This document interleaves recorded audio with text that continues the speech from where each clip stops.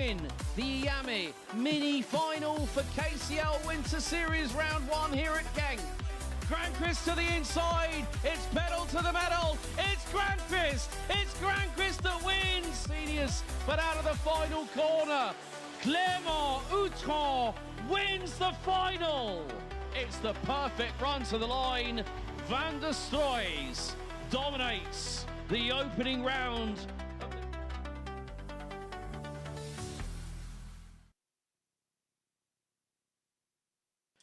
Good morning, hello everybody, and welcome along to southern Belgium, more specifically to the Corvin region.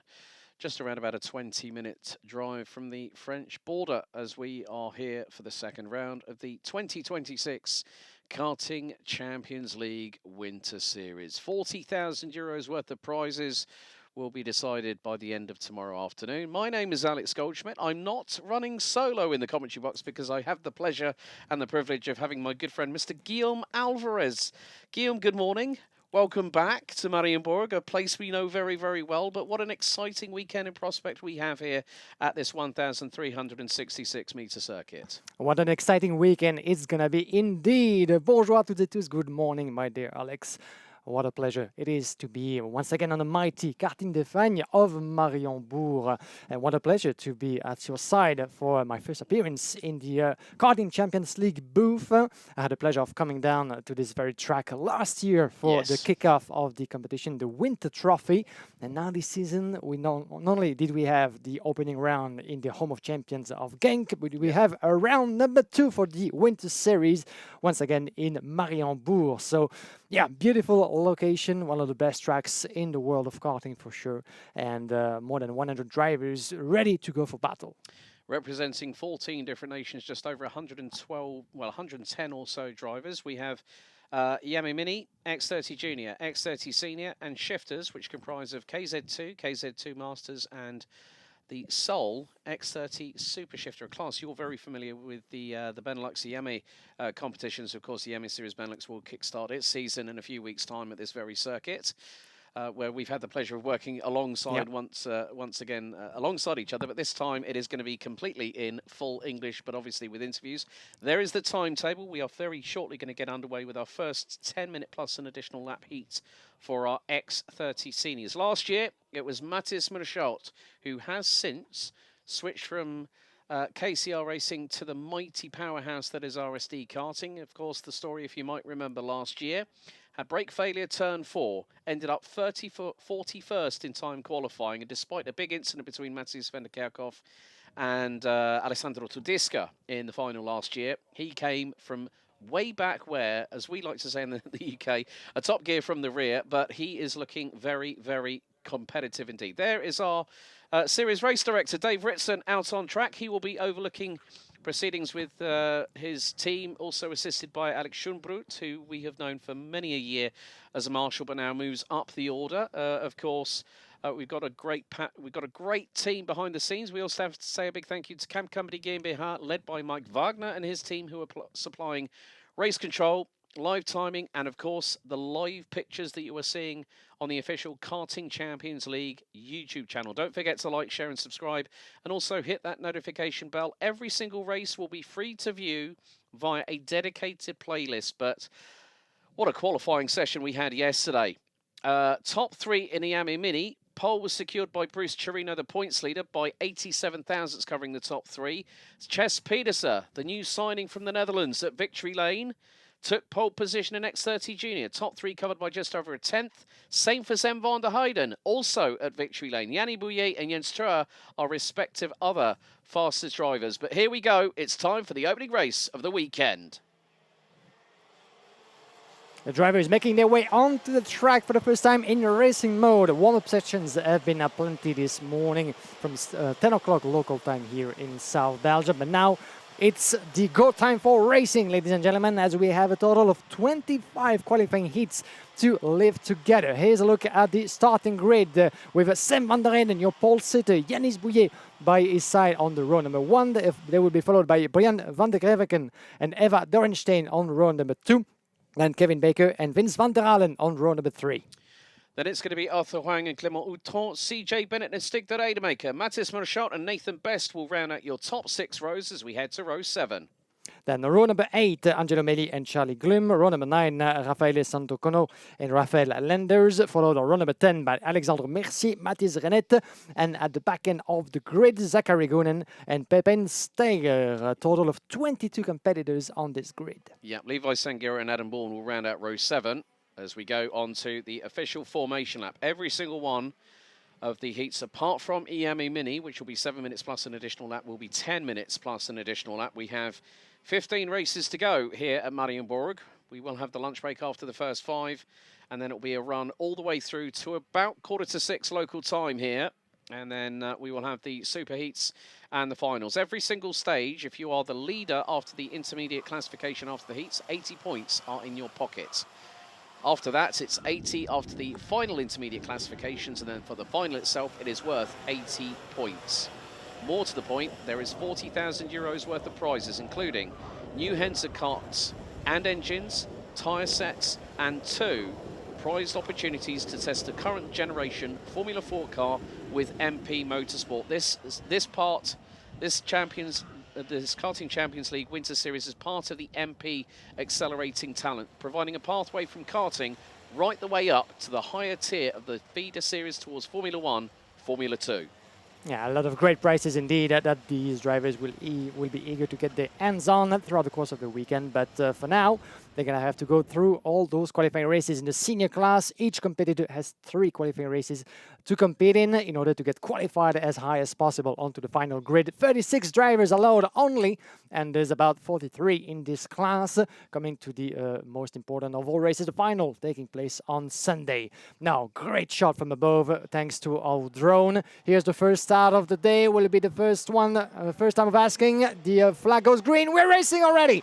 First time of asking, great start from Sam van der Eyden. Opposite and someone in trouble and kicking the wall. One of the here is the karting drivers, Stig de 316. Stig de Rademacher, unfortunately, being pushed. We don't get to see clearly. We might need to see that again of what happened to the RSD driver, but unfortunately got put a little bit in the green out there. But for Sam van der Eyden, as you can see from pole position, there was no trouble at all. Yeah, there was contact. I think there was a little bit of a touch to the left front axle, the right front of Stig de Rademacher, and his front axle went up in the air. He lost control. Pepin Steiger had to start from the dummy grid, so did not make it on time, but a lead here. This is an absolute country mile. It's like Sebastian Vettel in his Red Bull days trying to get out of the DRS activation zone, but Sam van der Eyden from victory lane was with Simon Haupt Racing Team last season in X30 Senior.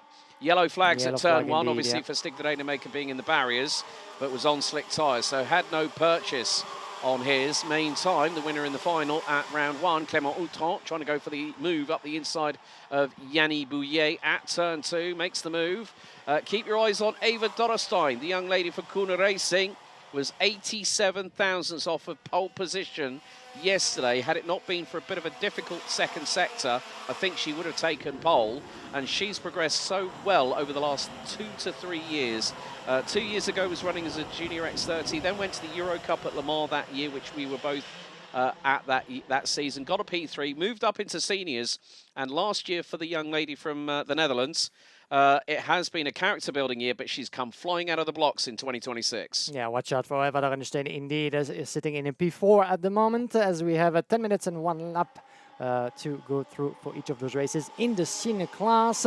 Another lap completed, 8 minutes remaining on the clock, plus that extra course around the track, and the battle with the 214. This is Jan Bouillet with Eva Dorrestein in the middle, the wheel of that machine by the Kuhne Racing team, with just behind Kevin Baker, the 255, trying to put the pressure on Eva Dorrestein outside of turn number 4. We're going to keep a good eye on this battle for P3. As for the up, around the inside goes Eva Dorrestein into the hairpin of the old railway. Beautifully made by Eva Dorrestein, now making her way up to P3. Yeah, nice move through Chemin de Fer as they go through the complex known affectionately as escargot. That is the French for snail, but it is not a so complex by any stretch of the imagination. as we're about to complete lap number 3. Sven van der Heyden absolutely dominating proceedings in this opening race of the weekend. His lead was over 1 3/4 seconds.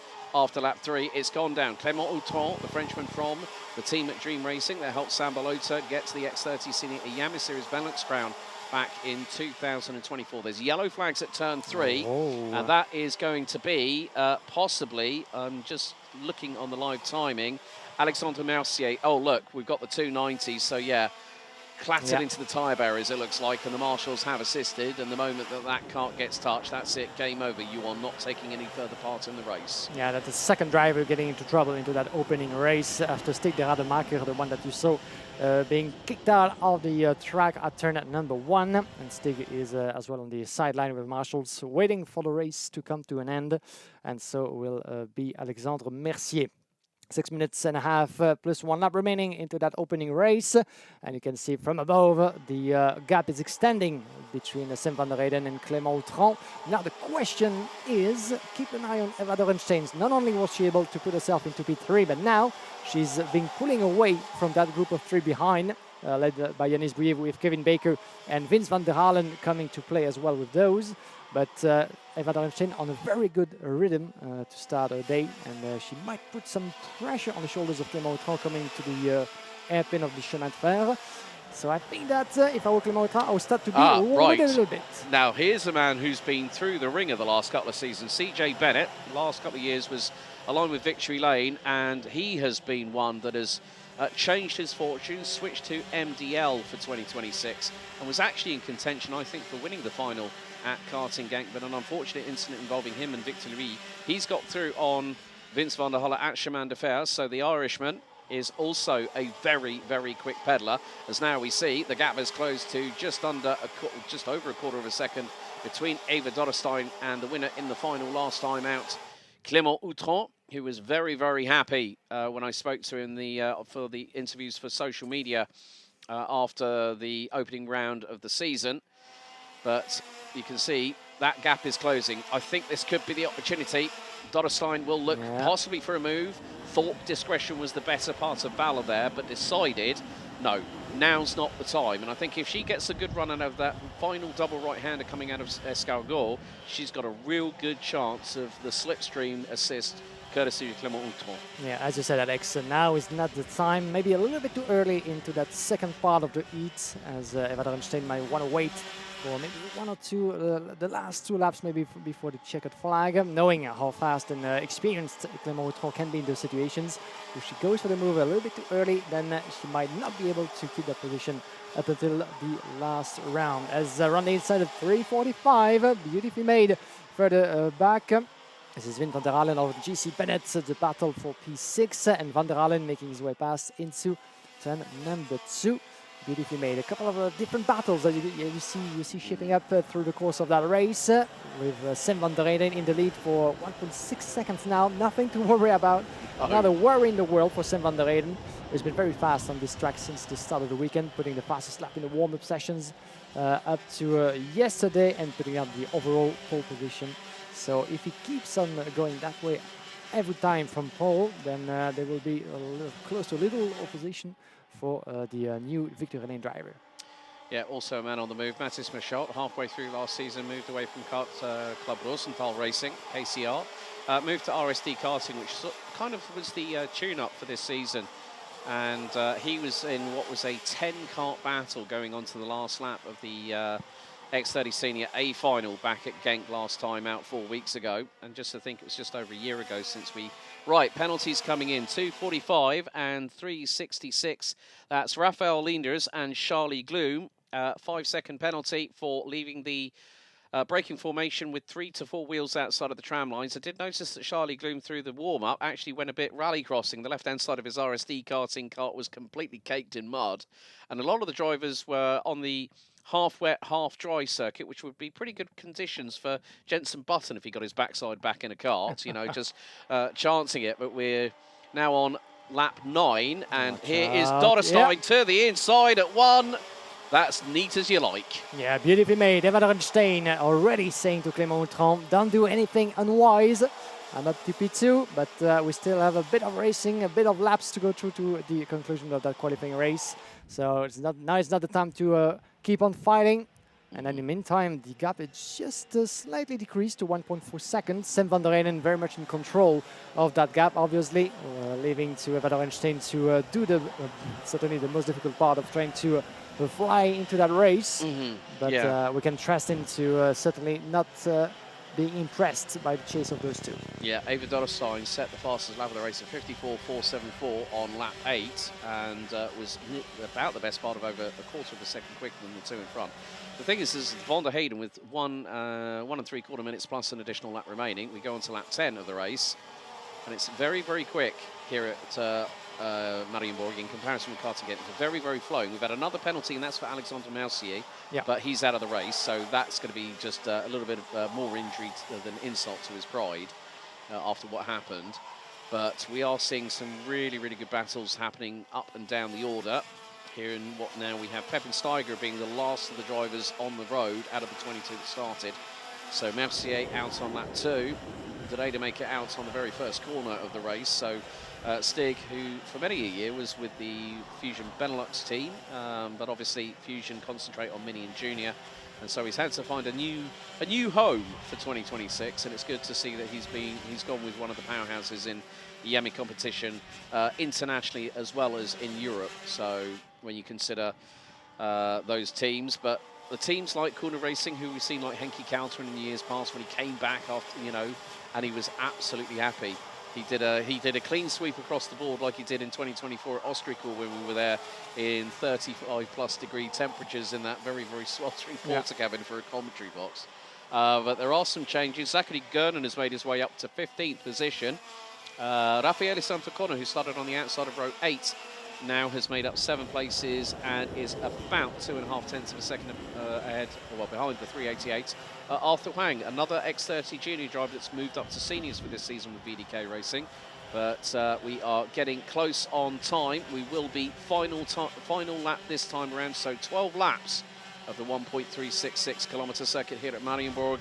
And it is still Sam van der Eyden. Last lap will be out this time. Right now, here we go, as the clock went to 0 before crossing the line. This is the final lap, and less than a second indeed between Sam van der Eyden and Eva Dorenstein.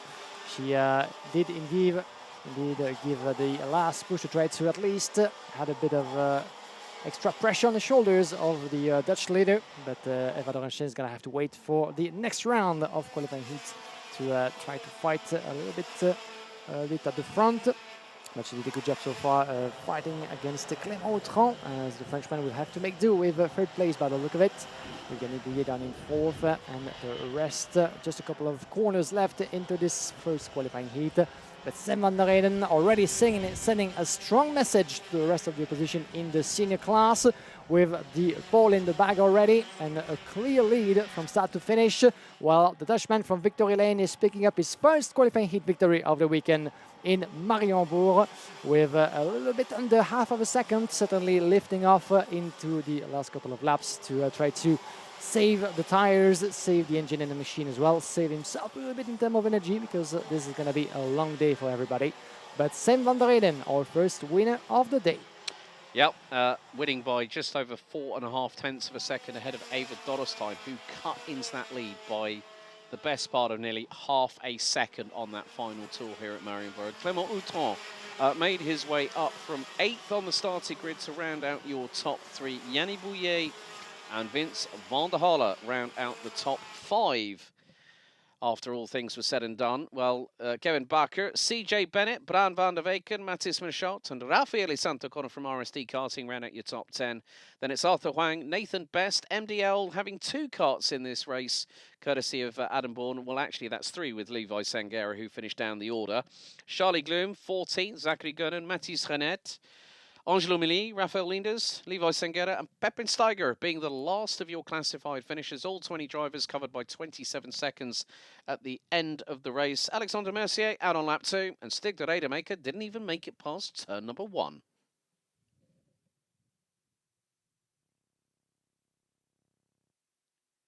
Yeah, sadly for Stig de Rademacher, he was left with no chance to fight whatsoever after that little incident at turn number 1 that saw him finish into the barrier wall. But no trouble at all for Stig de Rademacher, who will be back on his feet certainly in no time.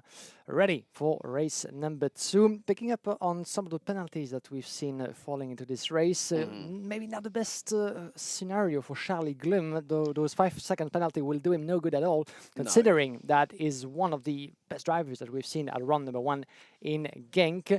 As Charlie, as you can see now, Stig de Rademacher being picked up by the Duval Dépannage truck. Yes. He's going to have for himself an extra lap of Mariembourg.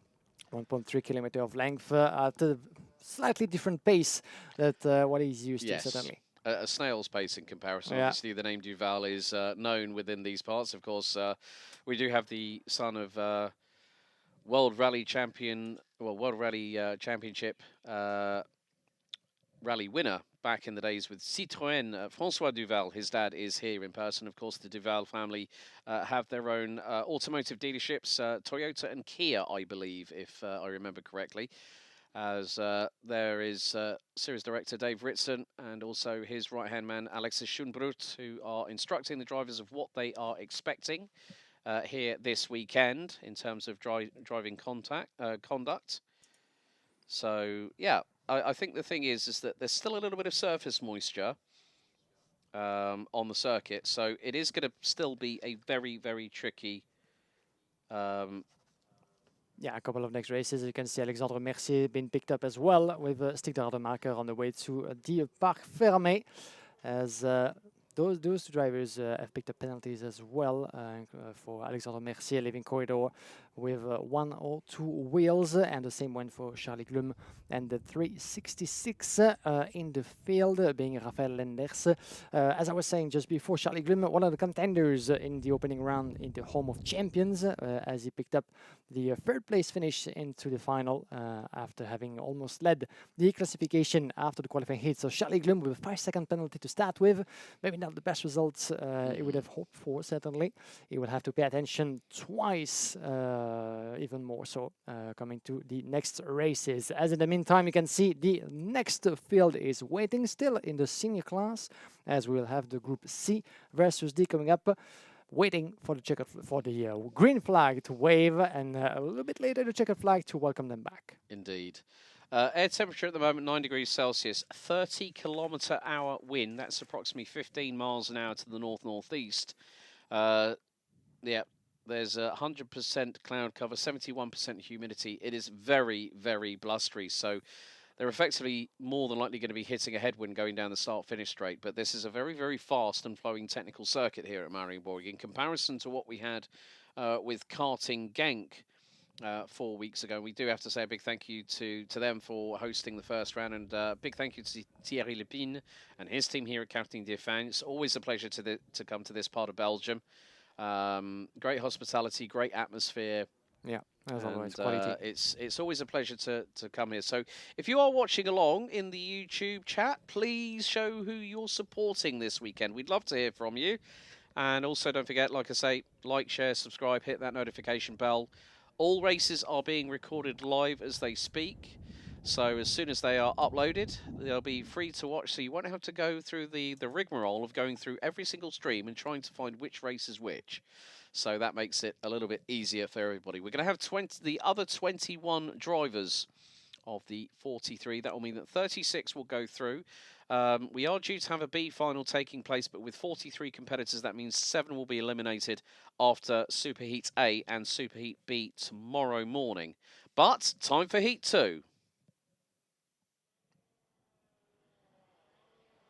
Let's take you through the starting grid of race 2 of the meeting. Heat 2, X30 Senior Group C and D.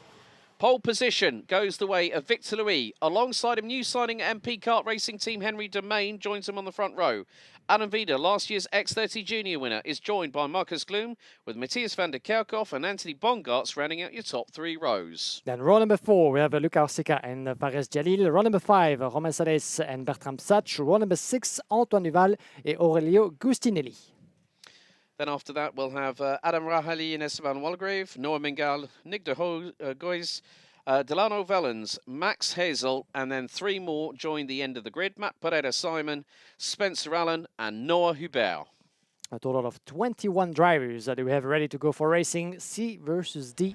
As we said, each of the drivers in the senior class, the prime category in the competition, has to go through 3 qualifying races to get qualified, to get the points for the championship, as well as the highest place possible coming to the final grid, if they can make the cut, because some of them won't have this chance, as only 36 maximum will be allowed on Sunday afternoon. Make sure to tune in as well, not only until the end of today, but tomorrow as well, because we will have 15 races today, 10 more tomorrow, to crown this year's winner of the Karting Champions League Winter Series. And this young man, the 216 on your picture, Victor Louis, your current championship leader in the senior class, picked up 232 points back in Genk with almost the maximum.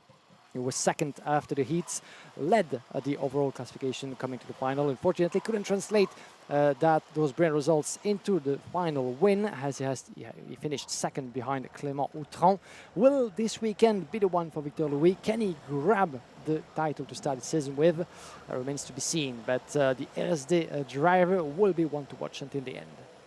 Yeah, and also for the top 3 in the following classes, Iame Mini, X30 Junior and X30 Senior.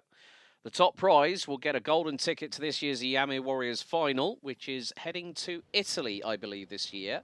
It was in Valencia last year after it had to be changed to Zuera the year previously due to the significant floods, but also the runner-up and 3rd place in the standings will also get a guaranteed spot to represent themselves and their nations at one of the most colourful global karting events, the Iame Warrior Finals, which is taking place in late November this year. But it is going to be Victor Louis and Henry Domain. I've known Henry and his dad for so long, and his mum, and it's great to see that MP Kart Racing team are really starting to put together a crack squad of drivers. I mean, Adam Vida has prowess on the Henser kart from last season, but it is going to be Louis and Domain on the front row of the grid as we get set and ready for heat number 2. 10 minutes plus an additional lap await these 21 drivers. Everyone is going to be in the rolling start as we head into the tram lines. So now it's revs up, lights on. And lights are out, we're underway here for heat number 2. Good start by Victor Louis, nearly 3 wide behind him as Marcus Gloom tries an offensive move to the outside of Henry Domain. To the outside, it's side by side between the Henser karts. And I think that might have been Adam Vida that might have just gotten through. Gloom down to 4th. And I think maybe, well, we've got the sole Algerian in the field in this heat, Adam Rahali, who is starting 13th, but at the moment through into Chemin de Fer. Good start by Victor Louis. Controlled the racing line through turn 1 as we head into the Piff-Paff section before Escargot, but it is 2 of the MP Kart Racing teams behind him as Victor Louis comes out of Escargot. Going to be looking like that's Marcus Gloom in 4th position, the brother of Charlie Gloom. Marcus running in the 226 as they come over the crest for the first time. Lap 1 in the books. And it is pole sitter Victor Louis leading the way. Second, it's Henry Domain. Adam Vida went toe-to-toe with his teammates for the briefest of moments, but they decided, well, we don't want to take each other out. We've got to work together to catch Victor Louis up ahead. Yeah, just like Sam van der Eyden in the opening race, Victor Louis managed from pole to have a clean opening lap and to keep that gap alive. There's going to have a lot of work behind because look at them both. Henry Domain and Aaron Vida coming ever closer to the breaking point of the hairpin, and Marcus Gloom certainly will try to give a little bit of help to his teammate. Starting first with Aaron Vida into the escargot. Look how close the Belgian driver is, but there's no way, at least for now. Oh yes, as I said, he finds a spot a little bit and exploiting brilliantly up to P3 for Marcus Gloom. That's the sort of move into the escargot section that we don't get to see that very often here in Mariembourg, but taking advantage of those conditions. A little bit slippery in parts, but mostly dry. And you could see that Gloom just, did a brilliant move there to put himself into P3. And at the same time, it allows the VDK driver just behind Adam Rahali to try to make his move as well, but the door was shut. Actually, yeah, that is no, that's Matthias van der Kerkhoff. Oh, sorry, my apologies. Yeah, well, he's just that's strange because it's a VDK Livery Republic chassis and he's in a Victory Lane, so Victory Lane race suit. Yeah, that's right. Exactly. So it's Adam Rahali, the young man from Algeria who I first came across, funnily enough, at the Lusail International Karting Circuit at the MENA Karting Championships Nation Cup, and then I saw him again when we were at Le Mans for the Euro Cup. He was running under a French flag, so he's Franco-Algerian, just like new Oracle Red Bull Racing driver for 2026 alongside Max Verstappen, Isaac Hadjar. Yeah, definitely so. As another lap completed, you can see Victor Louis, Henri Domain, and Marcus Glum on the inside. There goes Matthias van der Kerkhoff in the strangest of ways. I'd like to ask him a couple of questions about that. Why is actually... You and me both. Yeah, we might have a bit of a talk with Matthias van der Kerkhoff later on into the paddock, asking him why he's having a VDK livery on his Car Republic machine from Victory Lane. Same chassis, you might ask, indeed, but different team. That's interesting. At least the suit is accurate, at least based on the entry VDK Racing, according to the official... So on the official results, he has switched. So that's the answer to the question. there's been a bit of a significant change of drivers in the off season. So he's switched to VDK Racing, which probably means that his race suit is on order. Yeah. And if it's free, we know that sometimes it can take a little bit of a while. So you've got to use what you've got at the moment. 6.25 minutes to go, and Henri Domain is the MP meat in an RSD karting sandwich right now. He's right between the two of Victor Louis and Marcus Glum as they head towards the left-hand hairpin here at turn 3. And then it's the short blast to turn 4. Now, if anyone might remember... Domain got very, very close. Yeah. I mean, if it's a little touch, that's fine. But if it's a hard hit, that bumper will be in. And that's an automatic 5-second penalty. Through goes Domain at Chemin de Fer. And he leads Heat 2. Great textbook move by the young Briton, only moving up from X30 Junior to X30 Senior for this season. And now, well, they do say strength in numbers, Guillaume, because he's got Louis and Glum right on his case. Yeah, and now it's about time for the teammates to work it, quite wisely as well. Try to maybe take advantage of the best opportunity that might come their way. But as teammates from RSD karting team, they don't want to do anything unwise in those conditions. They know how to handle that kind of situation, obviously, having raced together for the past few seasons. But now, let's see if Victor Louis will be able to keep on tailing Marcus Glum. Will Marcus feel a little bit, pushed down, maybe with the opportunity to get past his teammate and maybe have a shot at the position in front? And as I say that, there's a switch between Victor Louis and Marcus Glum into the hairpin. So now Marcus Glum up into second place is becoming the chaser and trying to decrease that gap on Henri Domain, because the more time they would have potentially wasted, trying to argue between themselves about who's gonna come into P2, trying to take the other to the next position, maybe the more opportunity that would have opened for Henri Domain. But now the gap has not extended quite dramatically. Let's have a look now as they come across. 0.3 of a second. Still, everything's possible with more than 4 minutes and 1 lap remaining into that race. Henri Domain now with Marcus Glum behind him. Victor Louis is going to have to give it everything if he wants to have one more shot at the win.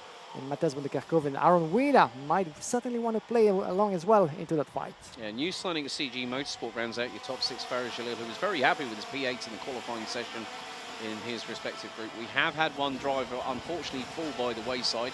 The 399, Germany's Max Hirzel, out on lap 3, did not make it into sector number 2. But Henri Domain starting to put his small stamp of authority on this second of what will be a total of 6 qualifying heats for our X30 seniors.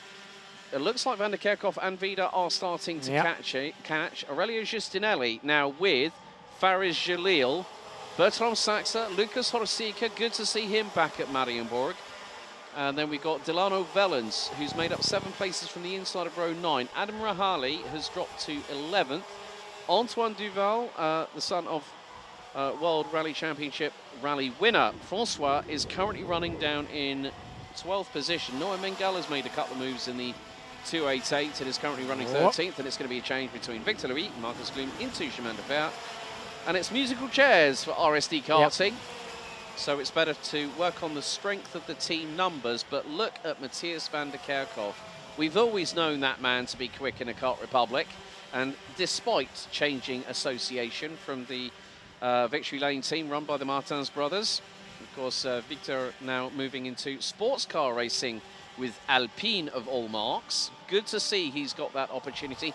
Very much in the vein of Logan Sargent becoming a Ford Works driver for their hypercar program in 2027. More to the point, there is a little bit of battling a little bit further back as we've got the 3-2-3. Antoine Duval gets through on the Algerian. He's got the move done out of turn 1 on Adam Rahali. So the Dream Racing driver drops down into 12th position, having moved his way up to 6th in the early skirmishes. But the top 5 now covered by just probably less than a second now, based on how close they are in terms of the gaps between them.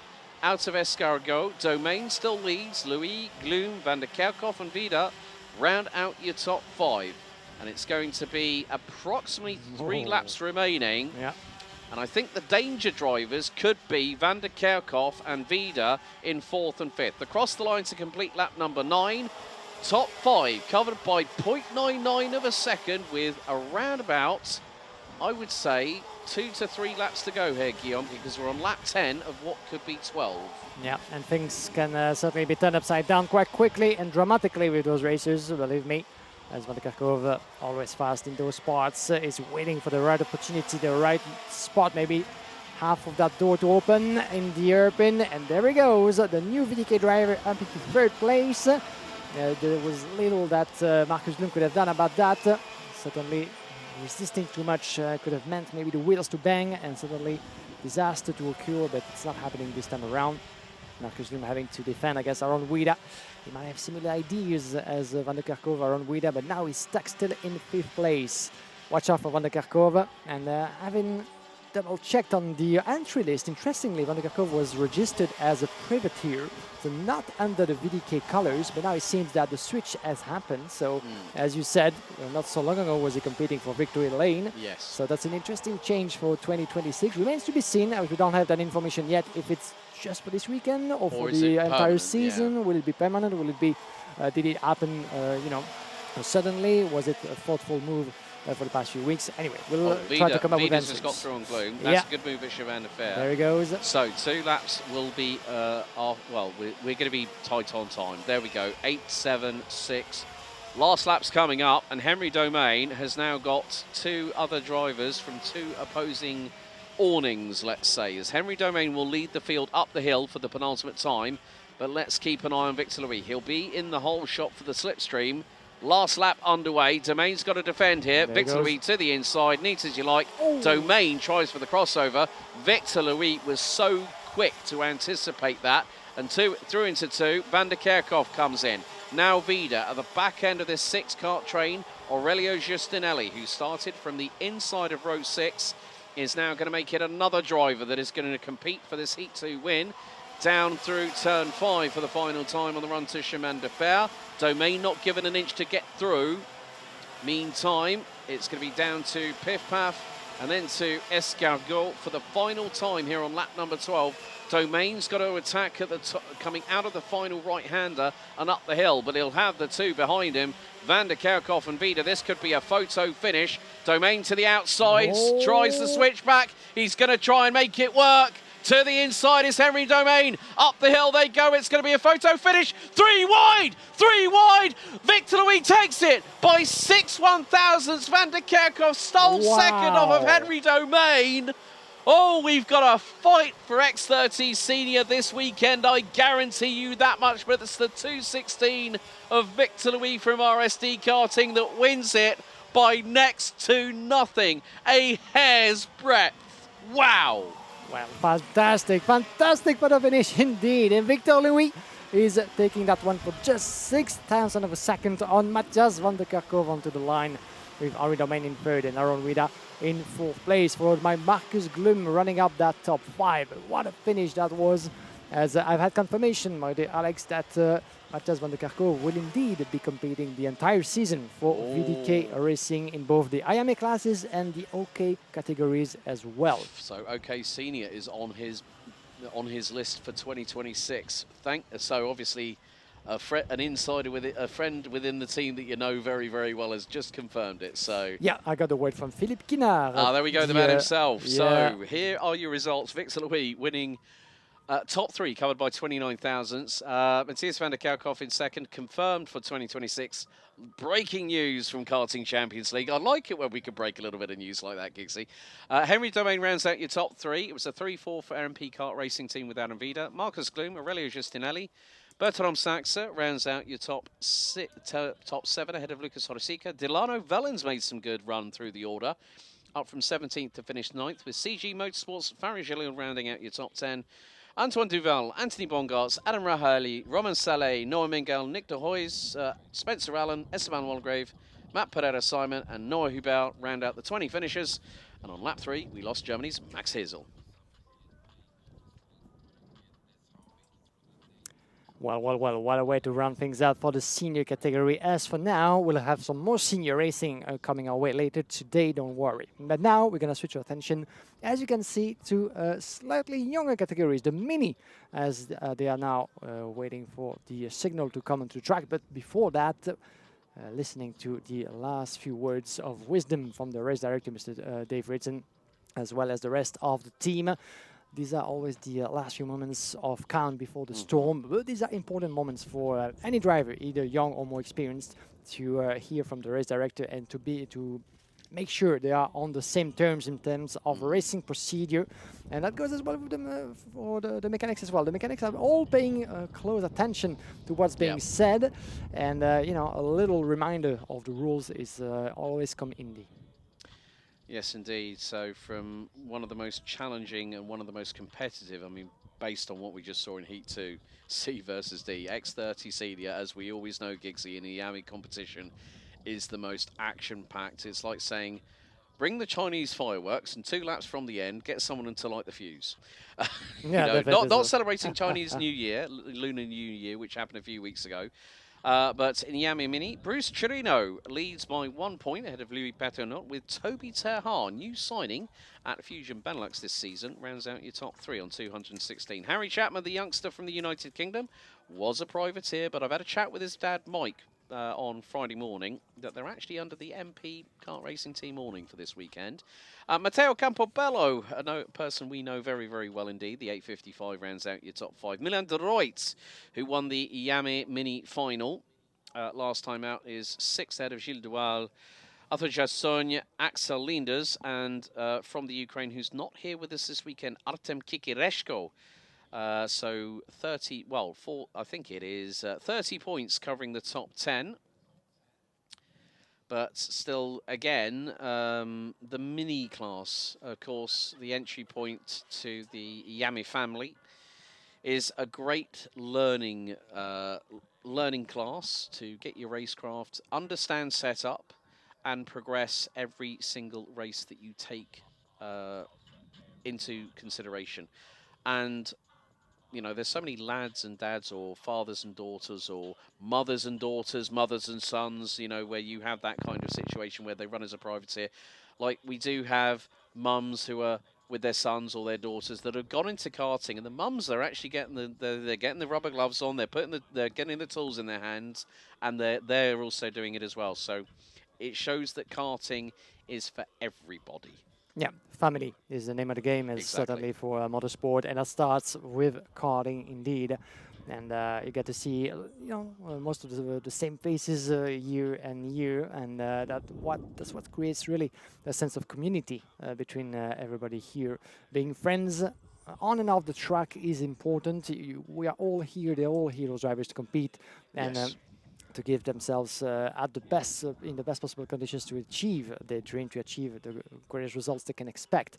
But at the end of the day, we're all friends on and off the track, and this must be met with respect for everybody here. And certainly part of what Dave Ritson and the rest of the team was saying as well to the drivers, you know, keep reminding them how important those values in motorsport and karting are.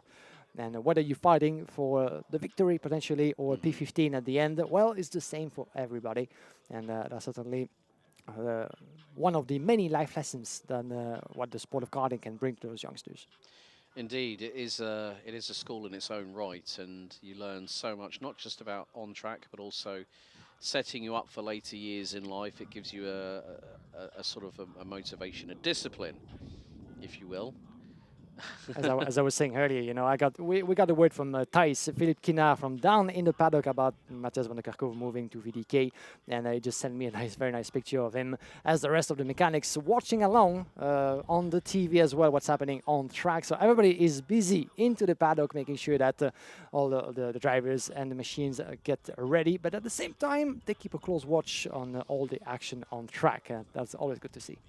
Yes, definitely the case, as we are not that long away from getting underway with our next race, which will be the first of 3 qualifying heats for our Iame mini drivers. So set to go underway very, very shortly. We're just waiting for being given the signal to go and get the green flag waving. Qualifying for X30 Junior, Iame Mini, and our shifter classes. The heats will start in the same order as they qualified yesterday afternoon. We managed to dodge a proverbial bullet, let's say, because it was sunny. It was 18.5 degrees at its highest, closest to 18.5, 19 degrees centigrade. And then just after the shifter qualifying had finished, the heavens started to open. And we did have some overnight rainfall as well, but it cleared up. I mean, on my way to come and pick you up from Mariembourg train station this morning, the rain had sort of, it was kind of very, very patchy, and it was sort of like more like a spittle of rain as opposed to a deluge. And we've seen it here in previous years where we've gone from bone dry to within a 5-minute window of there being an absolute avalanche of rain. And I remember one year, I think it was 2023, you were in the box here, and then we had a heat that was red flagged with about 3 minutes to go, and then there was a significant delay for about 45 minutes because the heavens, like, literally unleashed a biblical deluge of rain here at Mariembourg, and then it was like, okay, right, we're going to be here for a little while, folks, so bear with us. And I think you were back in the booth about an hour later, ready to rock and roll. Something like that, yeah. I must say, you know, since I've had the chance to come to this track on many occasions for the past few seasons, you know, for national or international races, the weather has been always one of the surprises here in Mariembourg. So let's see now what the weather will be like for the rest of the day. Seems to be very much dry. That's what we like to see for the youngsters of the mini class. Let's take you to the grid as well with Brice Chirino, your pole sitter, and Martin Sechin-Gomis by his side. Then we have Eloane Poissonnet and Musab Bera Agbaba on row number 2, Milan de Reut and Toby Terrard on row number 3. Then it's going to be Matt Cooper and Gilles Duval on row 4, Louis Pettenot and Harry Chapman row 5. Completing your top 12 will be the 8.55 of Matteo Campobello and Lucas van der Heerde in the 8.05. On row number 7, Arba Diljanov and Arthur Jassogne. Row number 8, Axel Lenders and Bram Konix. Row number 9, Lewis de Ridder and Mathis Lambrecht. After that, Kian ten Hav, Matthias Cavulea, Victor Adu, William Sitio and Mads van Alst, rounding out your grid. 23 mini drivers here, the youngest drivers of this competition, and the prizes that are up for grabs for them for the champion, a brand new Karting engine and a golden ticket for the IWF 2026. Guaranteed spot plus a new kart for the runner-up, and third gets a guaranteed spot and a new engine. Yeah, a lot of great prizes, but to get your hands on that, you need to perform, and those prizes will only be delivered towards the end of the day at the podium ceremony that will take place after the finals on Sunday afternoon. Make sure to be with us up until the conclusion of that weekend. A little bit of running from one of the officials in the middle of the track as the drivers complete the second warm-up lap and formation lap. I think that might be Mr. Dave Ridzen, indeed, who was called out a little bit towards the end of the straight, having to come across the track to make sure that the drivers respect the rhythm imposed. And if you're not too familiar with the procedure, well, this is down to the pole sitter to show everybody the pace, and it has to pace himself down in order for all the rest of the pack to get close. And we have one driver, as you might have seen on the left, that is lagging behind. Hopefully we'll get enough time to join the rest of his friends before we go green. But once we pass the red line, well, everything has to be in order, and the drivers are only allowed to make a move once they pass the yellow line across the start-finish straight. So let's see what's going to happen this time around. With Chirino, Martin Sechin-Gomis, Eloane Poissonnet, Dave Ridson is in place. The drivers come across, the light goes out, and we go racing on the inside line with Chirino, Martin Sechin-Gomis by side, incident. and a couple of drivers involved into an early crash, unfortunately. The 884, the 804. Milan de Ruyt. Milan de Ruyt, unfortunately, one of the contenders Arthur of the Jasson championship. Arthur Jasson in the 884 was another one, so it was like Skittles going into turn one. You know, too many drivers getting, and it happened from around about P5, and there was a Fusion kart that I think might have been possibly, I think it was, well, there's the 805 that's just rejoining, and that is going to be Lucas van der Heerde on the representing CRG Belgium. Good thing that he was able to come back onto the track, which is not the case for the 804 and 884, and that's important for Milan de Ruyt and Toby Tenrare. And Milan de Ruyt was the winner of the round 1 in Genk, so disaster occurring for Milan de Ruyt, unfortunately, as drivers complete the opening lap with maybe some move coming up with the yellow flag still waving by the look of it.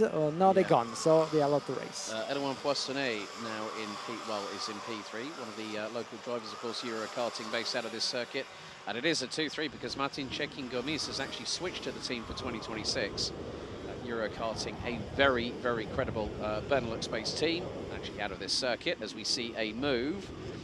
And that is the 828 of Lucas de Ridder, I think just being overtaken by Kian Tenhaven in the 870, who's made his way up 19th on the grid, and now runs 9th. Change for the lead, so Brice Chirino has had Martin Sechin-Gomis go through in the 812 for the lead of the race. Poissonnet is keeping them both very, very honest.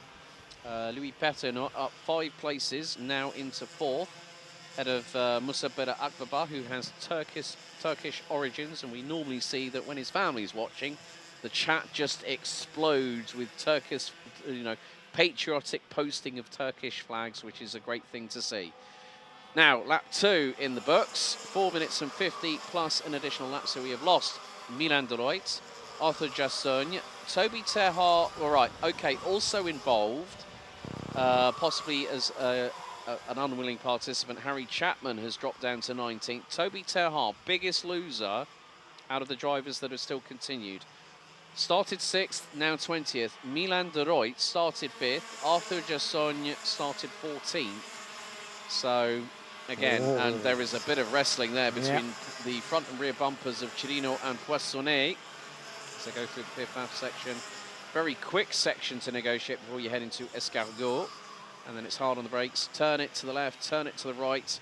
And then now you can really put the accelerator down to the floor. But Chirino is not letting Sechin-Gomis, the youngster from France, who's got the Ayrton Senna style helmet tribute there. Lovely little bit of detail from whoever did the design for that. But we're going to see a possible change. And that is Moussa Beda Akbaba for the UN1 team, who I think had Beitske Visser as part of their coaching team last time out at Karting Genk. He's running on the Cali Kart chassis. Change for second, though. Poissonnet through on Sechin-Gomis as Chirino continues to lead. Yeah, let's see what's going to happen to those three. Around the inside goes Poissonnet with Chirino on the outside of turn number 4. That was a very, very tight call, but they're still all onto the track. That might allow, actually, the top 5 drivers to get into one, pretty much as switch for the P3. Yes, indeed. Look at Louis Paternotte on Eloane Poissonnet. That was an interesting move indeed. And the switch again, Eloane Poissonnet into the escargot, picking up again that P3. And look out, because we can actually end up with more than 5 drivers into the same picture. On the inside goes another driver. I think that might have been Moussa Beda Akbaba. Yeah, and Matteo Campobello as well. Campobello's in there in the 855. Yeah, so true too. 4 laps completed, and Poissonnet leads from Chirino, and then there's a further 1 second back to Sechin-Gomis, followed by Paternotte.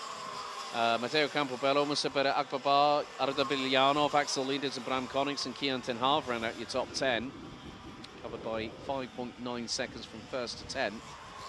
But again, we are seeing a lot of elbows out, as in the Gandalf from Lord of the Rings, thou shalt not pass kind of thought process that the drivers will have.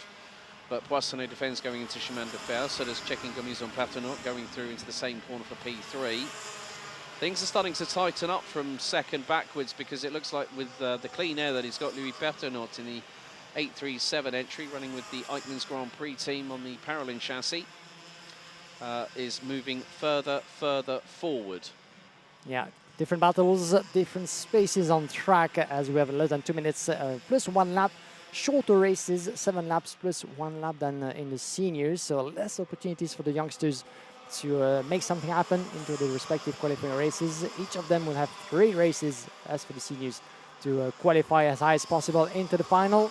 But now things have come into a quiet status, shall we say. The drivers have now, suddenly those in the lead, have come up with the conclusion, as you can see with the 837, Luis Paternat, they've come to the conclusion that it's better to align forces than to fight just too much into the pack, because otherwise you might lose time and any touch to any of your rivals in front. And we can see that Chirino, or pole sitter, second as we speak, is waiting for the right opportunity.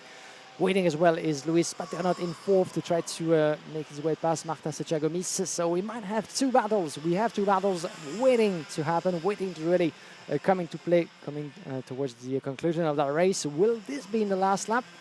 That might be a little bit dangerous. They still have time on their hands. As for now, Edouard Poissonnet is controlling this qualifying heat. A quick look over the shoulder for both Poissonnet and Chirino. As for the back, the 815 of Moussa Bera Agbaba is making his way past Matteo Campobello. Matteo is trying to fight back, run inside, going for the switch. Again, this is battle for P5, and we haven't seen the end of it just yet. Yeah, my apologies there. Actually, according to the official results, Louis Paternot is actually with KBK Competition, Belgian squad. So we are going to be very tight on time. So the leaders are now coming through chemin de fer at this particular juncture. So Chirino still in the wheel tracks of Éloi Poissonnet, the 816. So we will very shortly be hitting the time, and it has hit 0. So just over about 1.5 kilometers of competitive racing, which will mean we will hit a total of 8 laps per qualifying heat for Iame Mini. Up the hill they go. It's not even 0.2 of a second. It's more like just under a tenth as we go on to what will be last lap.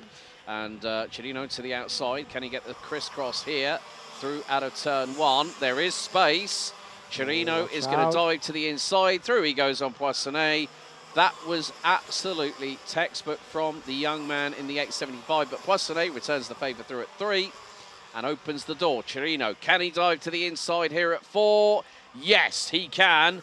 Does he run wide? No, he does not. But this is allowing Checking Gomis and Paternot to close on in behind as they head down to chemin de fer for the final time. Yeah, great piece of racing as well for the back between Martin Sechagomis and Luis Paternot. Paternot is trying his way past as well, but he's being stuck at the moment in P4. The escargot could provide an extra opportunity for any of those 2 drivers to maybe gain a place, but Chirino, is really shutting all the doors at every corner. Look at him going defensive into the turning point, the braking point of the last turn. Back on the gas into the last straight, and there should be enough for Chirino to settle this thing one for good. Yes, indeed, checkered flag and a win for Chirino, but that was a close call, less than a tenth of a second on the line.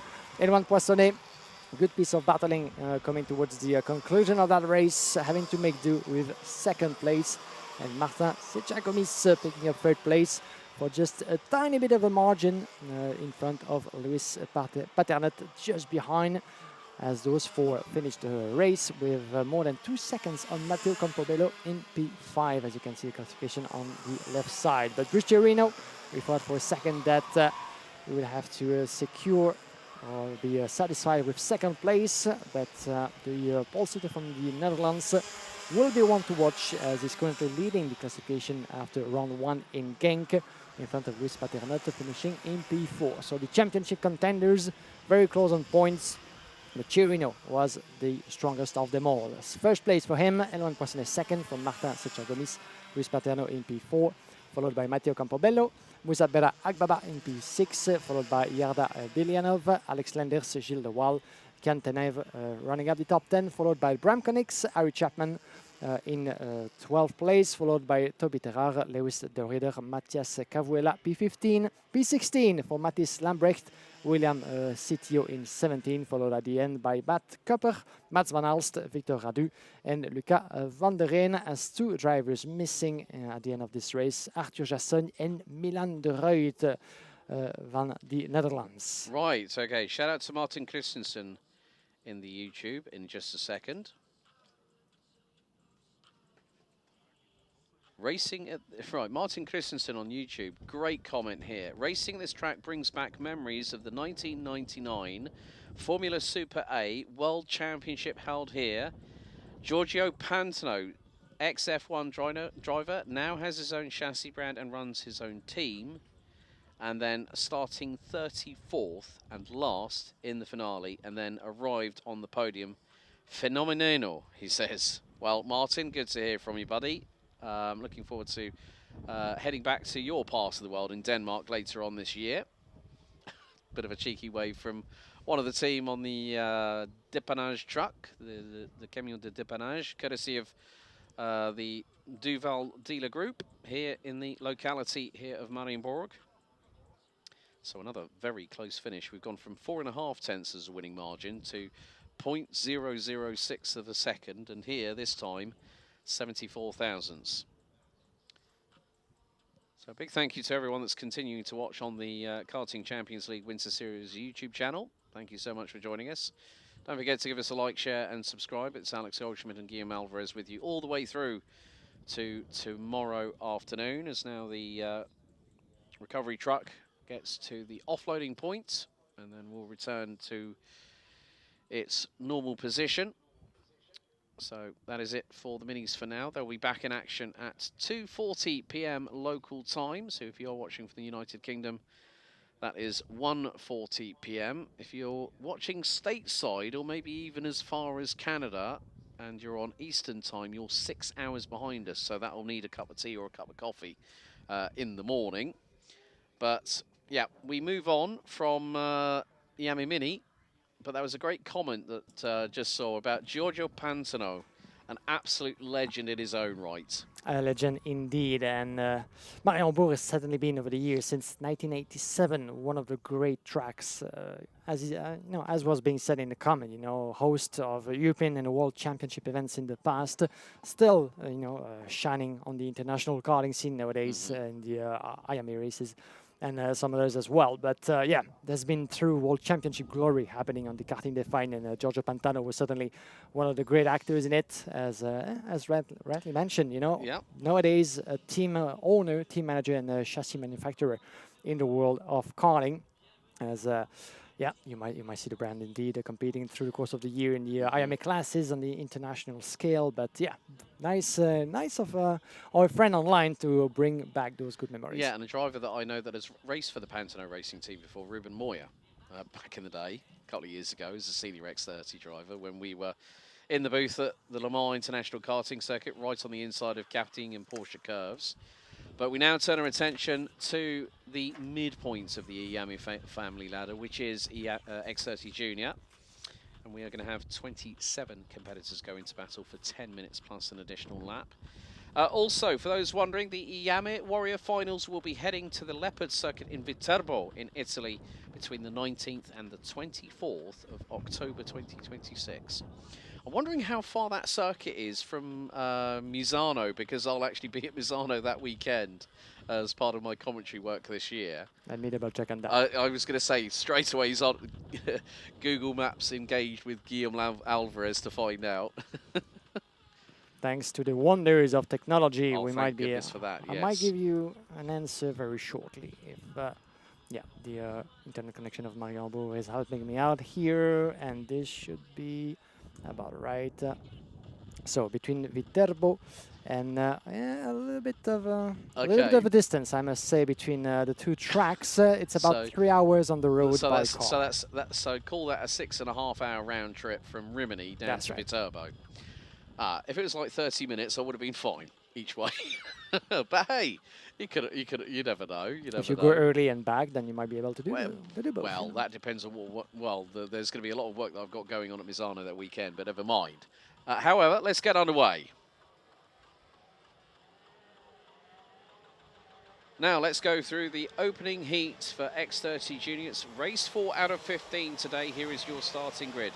Ches Pedersen, the Flying Dutchman for Victory Lane, will start from pole position. Theo Poliquin, who was runner-up in the final for Dream Racing, rounds out the front row. Louis Bielon from RSD Karting will be joined by Jules Decoune, Priam Bruno, and Luxembourg's Mathis Mouche rounds out your top 3 rows. Row number 4, we'll have Thijs Van Heijs and Noah Grenier. Row number 5, Lewis Boots and Antoine Boots, Ludwig Grankist and Edouard Godefroy on row number 6. So on row 7, it is going to be Lionel Munguia and Joris Verkaert. Ronan Kamphaus and Bruce Rambert will round out row 8. Completing row 9, it's Joshua Lauritsen and the 141 of Kiana Jolie Optoff. Row number 9, we'll have Joshua Lauritsen and Kiana Jolie Optoff, indeed, as we said. Linus Tisted and Yanis Van den Bosch, row number 10.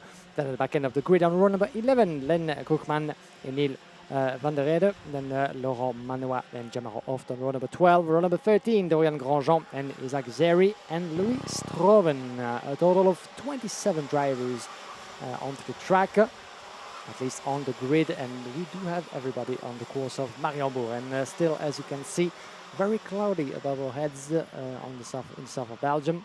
Still very much dry conditions, even though this was declared a wet race for the warm-up session of this morning. But now the course of the track seems to be completely dry, at least slick tires for everybody. And on all the classes, talking about tires as we do in karting, each of those drivers is allowed 2 full sets of slick tires for the entire weekend, 1 for the minis.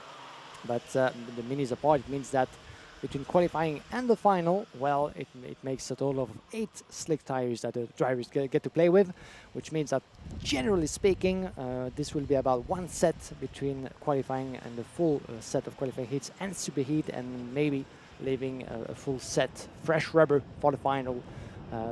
Different strategies might come into play through the course of the weekend. Always interesting to keep an eye on what's happening in terms of tires. Okay, race 4 about to get underway here for day 1. Into the tram lines we go, and we have gone green, and it is a good start by Ches Pedersen, the man with the best helmet hair after taking pole in qualifying. It looked like a flock of swallows, but look, 4 wide at the mid-pack as one driver ends up to getting 2 wheels on the grass. That's one of the RSD Karting entries.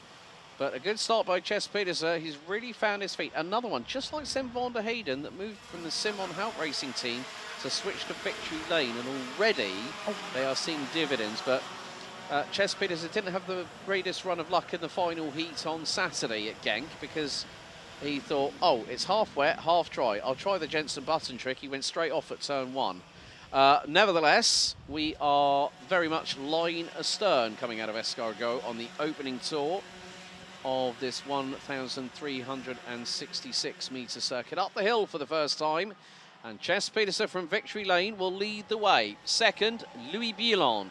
Third, Priam Bruno, Noé Grenier, Theo Poliquin, Mathis Mouche, Jules Decoune, Thijs Van Heijs, Ludwig Grankist and Edouard Godefroy round out your top 10. Grankist, who won the final at Genk, which was a 5-way scrap across the line, has made up 3 places already from the outside of row number 6. So good work by the Swede. Grenier, who was in X30 Juniors last year as a rookie, was the top rookie. But here we go. Bielon to the inside, mugs off Pedersen for the race lead, as the son of Sebastian Bielon, who we've seen in action in previous years under the same awning, father and son duo. But look, Priam Bruno has brought the fire. 2 Victory Lane karts versus an RSD. Well, count the numbers game in, folks, once again. Yeah, 10 minutes and 1 lap, a little bit less than that now, but let's see how it's going to play out between the teammates. And Priam Bruno goes first for the move. Up into second place for the young driver from Belgium. Priam Bruno, another change, interestingly, of colors for Priam Bruno, who up until last year we've seen competing with Pauline on the international scene of karting. Remains to be seen if the change... Oh, and a little bit of a wumble there for the 187. Théo Polican went wide on the outside of turn number 3. And he lost a bit of time, Théo Polican, I'm afraid, with Noah Grenier, Mathis Mouche, and Jules de Koon putting pressure on the Frenchman in 4th place. We might need to get back on that. But in the meantime, Priam Bruno as well stuck in P3, trying to catch up a little bit. Or did he make his move? No, not quite just yet. Still in 3rd place, indeed. Priam Bruno. The one, no, indeed, he's 2nd place. Yeah, I thought I've seen this. Priam Bruno up into 2nd, Czech Petersen down in 3rd, and Louis Bieland still your leader, but for how long? Look out for Priam Bruno, not quite this time into turn number 1. Théo Polican being chased down by Noah Grenier, side by side between the RSD carts there. 105 just got past, that would have been Antoine Bouton, Edouard Gouffoy. Meantime, Jules de Koon and Thijs van Housen both got through on Mathis Mouche, so the Luxembourger down into 8th position as the 150 CRG. That's Bruce Rambour for CRG Belgium. So there is going to be a lot of opportunities over the course of the next 6.5 minutes, plus an additional lap. But the top 3 have broken away. The gap between Ches Pieterse in P3, Théo Polican for Dream Racing, the young French driver. The gap is about 1.3 seconds. And of course, talking of Paralin, as a world and European champion driver, this works driving with that grid, of course, that I know very, very well indeed. You know very, very well indeed. And not just in direct drive, but in shifter carts as well. Yeah. And Lorenzo Travisanuto was the name that I had on the tip of my tongue, but I completely forgot it. Sorry, Lorenzo. But he's, you know, it's great to see that he's still very much involved in karting, not just from a driving aspect, from a coaching and a motivate, you know, like a management kind of individual. And that's what you see with a lot of people that decide, well, I'm going to stick to karting. You've seen, like, with a lot of drivers, Jeremy, you know, like, so many there now. There is a yellow flag out, and I think that might be at turn 4. Yeah, indeed. You might have seen the green flag on the corners. That means that there's indeed a yellow a little bit before. We'll get back to that, but they could be in the first part of the circuit.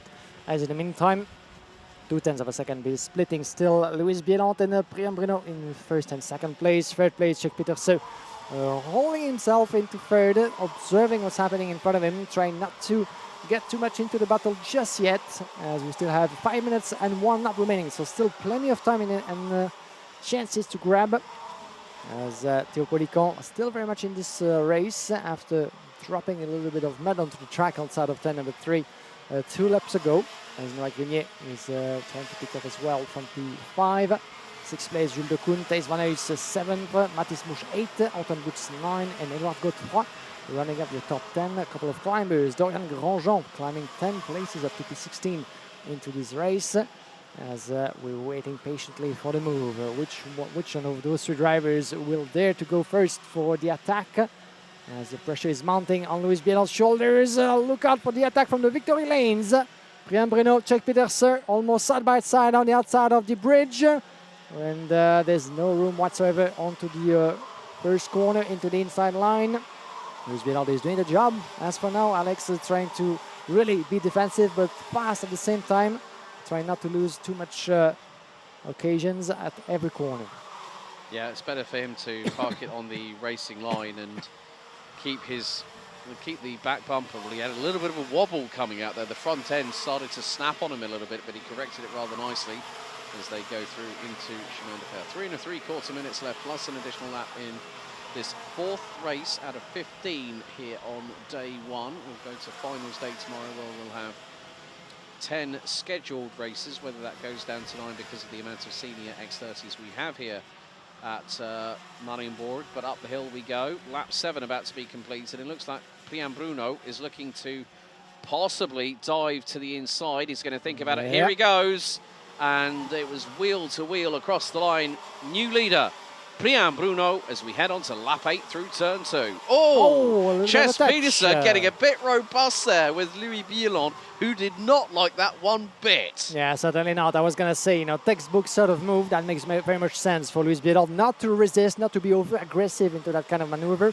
But didn't expect Czech Peterson to come from behind and tangle a little bit with the wheels. But fortunately for both of them, no drama whatsoever.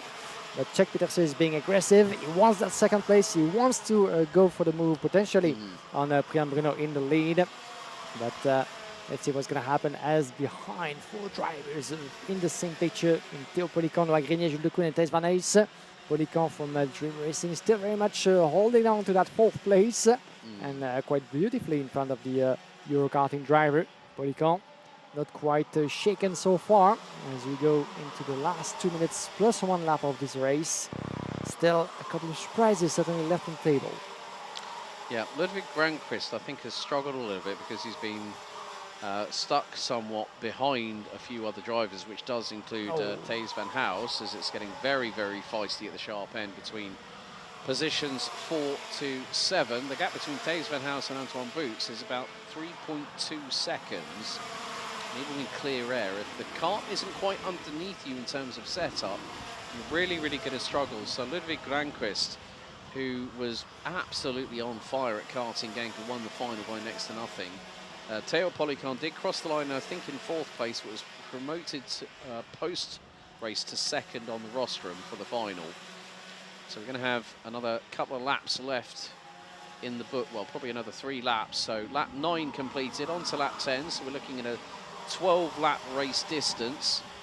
And Polican now starting to defend a little bit more aggressively, as Noah Grenier will have been given the hurry-up sign by his mechanic, saying, right, Noah, you've got him.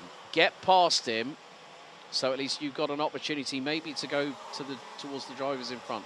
But time and laps are not on Noah Grenier's side because he's got Jules Decoune right behind him. So he's between a rock and a hard place at the moment. There are some time penalties coming through as we head into the final 50 seconds. 117 Dorian Grandjean and 182 Mathis Mouche both get a 5-second penalty for pushing. And it's double bubble for Mathis Mouche. Insult to injury, 5-second time penalty for completely breaking formation at the start. 2 laps to go, and still Mariembourg leads. Louis Billon and Chess Peterson rounding out your top 3. Grenier trying to still break the deadlock between where he's stuck in the middle of Polican and Decoune.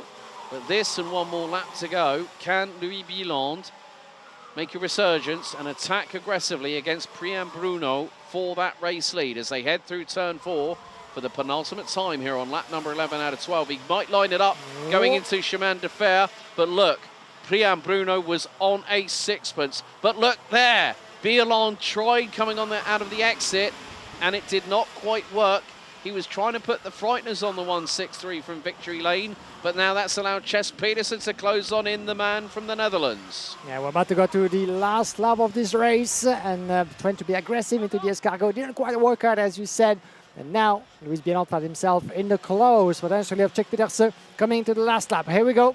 1.3 kilometer of length. That could go the way of Mariembourg. The more Louis Billon is put under pressure by Czech Peterson, the less he will be thinking of attacking him, and that's exactly what's happening. Czech Peterson calmly but firmly diving through the inside of Louis Billon for 2nd place, and yellow flag. Yellow flag is being waved into the middle sector of the track. Something happened outside of your view, but you could see that it was pretty serious. You could see the driver on the left side, and the tire wall has been decomposed just a little bit under the impact. So yellow flag is waving, and the good thing is the driver is on his feet. But it was serious enough for the marshals and the officials to stand onto the track to decrease the speed of the leaders coming. Oh, there's another couple off at Escargot. Yep, right. Indeed. What just happened there? Now I'm just wondering, because there are still dark clouds circling, but up the hill we go for the final time.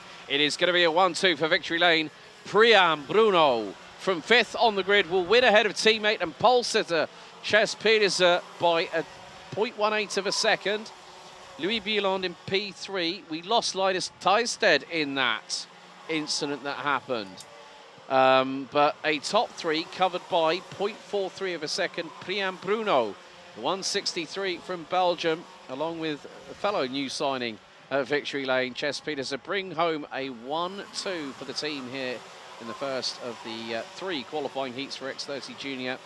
RSD Karting's Louis Bieland. Joris Verkerk had a bit of a drama as well, dropped down to the end ahead of Len Gugman, and Isaac Zairiri is going to be the last. Oh, there's 2 of those foam barriers.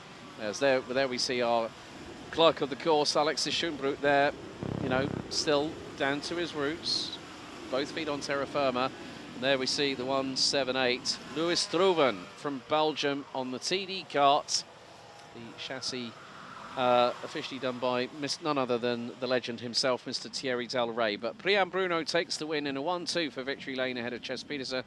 Louis Bieland, Noé Grenier finally got through on Theo Policon, who ended up 6th as Fusion Benelux's Thijs van House got through. Jules de Koen, Antoine Boots, Ludwig Granquist and Louis Boots round out your top 10. Good work by Kiana Jolie-Optov. She made up 6 places to finish 11th ahead of Bruce Ramboer.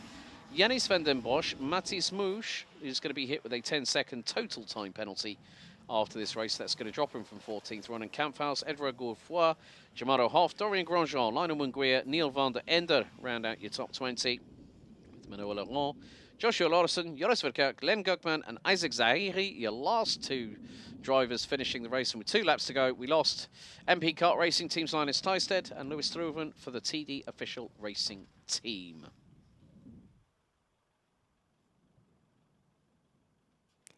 Well, a little bit of drama happening here and there into the last lap of this junior qualifying heat. And once again, the Duval truck and the team of the Mariembourg karting truck were quick onto the scene to rescue, so to speak, Louis Struven, whose TD kart chassis will be brought back to the Parc Fermé in no time. The time as well for the officials to get busy onto the track and repairing the safe area on the outside of turn number 5. That was a heavy hit for Louis Struven, but fortunately he was very soon on his feet and walking away from the site of the incident. The yellow flag were waving, and yeah, we've seen as well a couple of drivers maybe surprised or caught up into an incident into the escargot section of the circuit, going off a little bit as we've seen from above. As one of them might have been Joris Verkerk, sorry, that we've seen losing up to 10th place into the last turn and the last lap of this race, finishing only P23rd of that qualifying heat, won by Priam Bruno in front of Chess Petersen. A couple of different changes, as we said. Chess Petersen and Priam Bruno now wearing the colors of Victory Lane.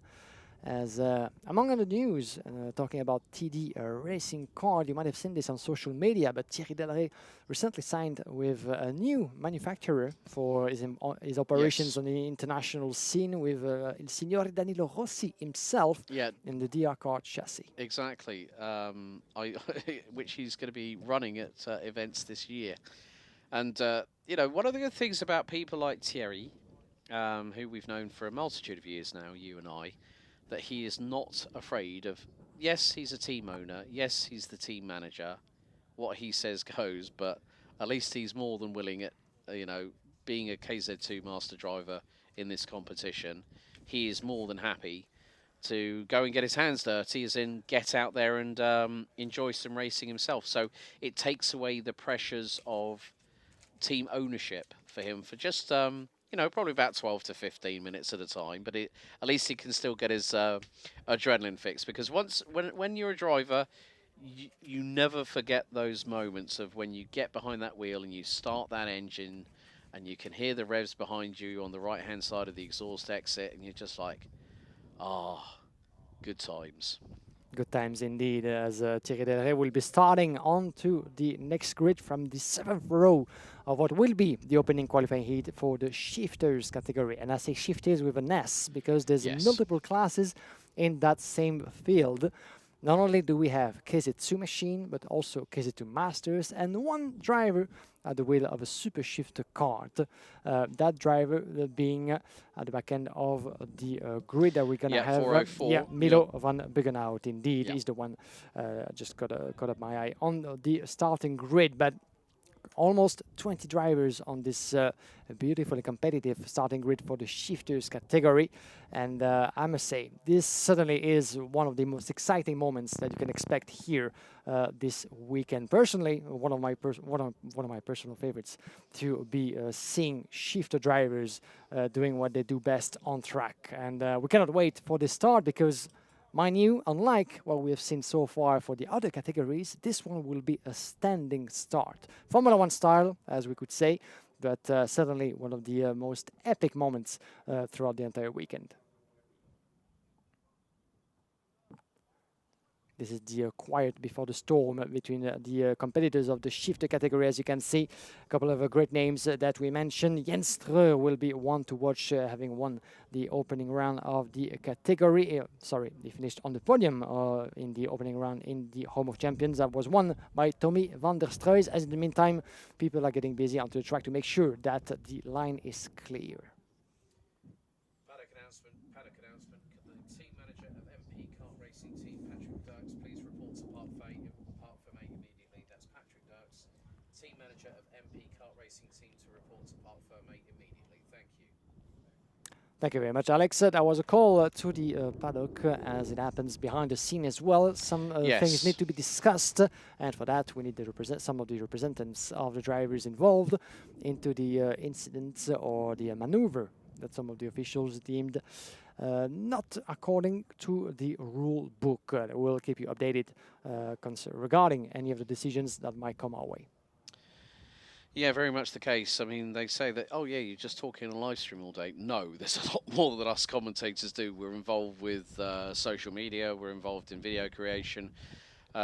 We do a bit of cooking as well. On the side, we clean the track. We might do a juggling act if our equilibrium absolutely. is in the right way. Yeah. So, but it's more the case of you know, we enjoy the atmosphere of what happens, but of course, yes, Formula One style starts.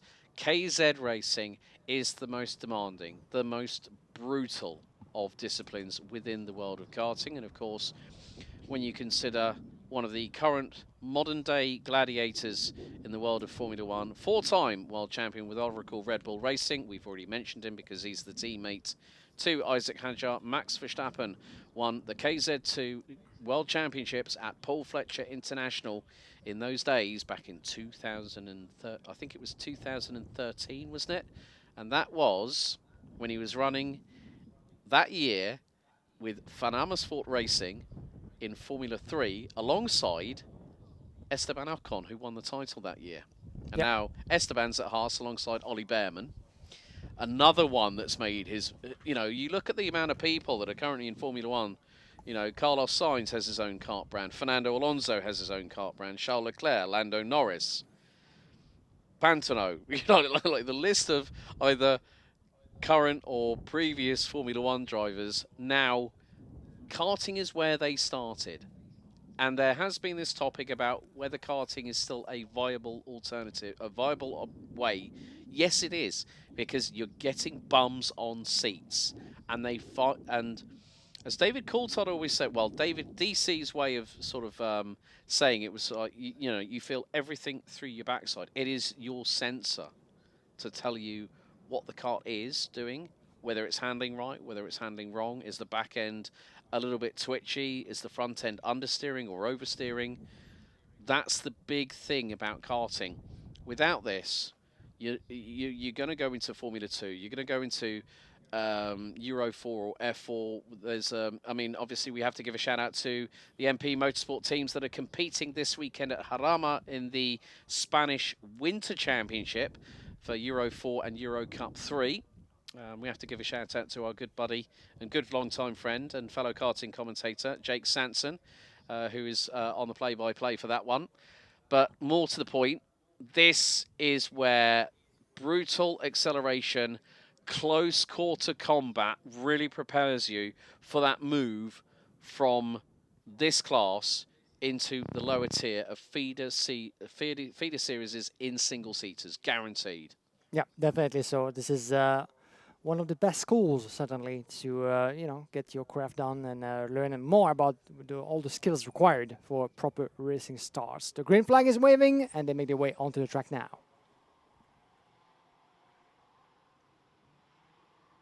get your seats, get a little bit of popcorn, grab anything that you have to eat or drink, and just enjoy the moment. Because in just a few minutes' time, get ready for the most epic and the most exciting of starts for the KZ2 Masters and the Super Shifter category, the Shifters, here as part of the Karting Champions League.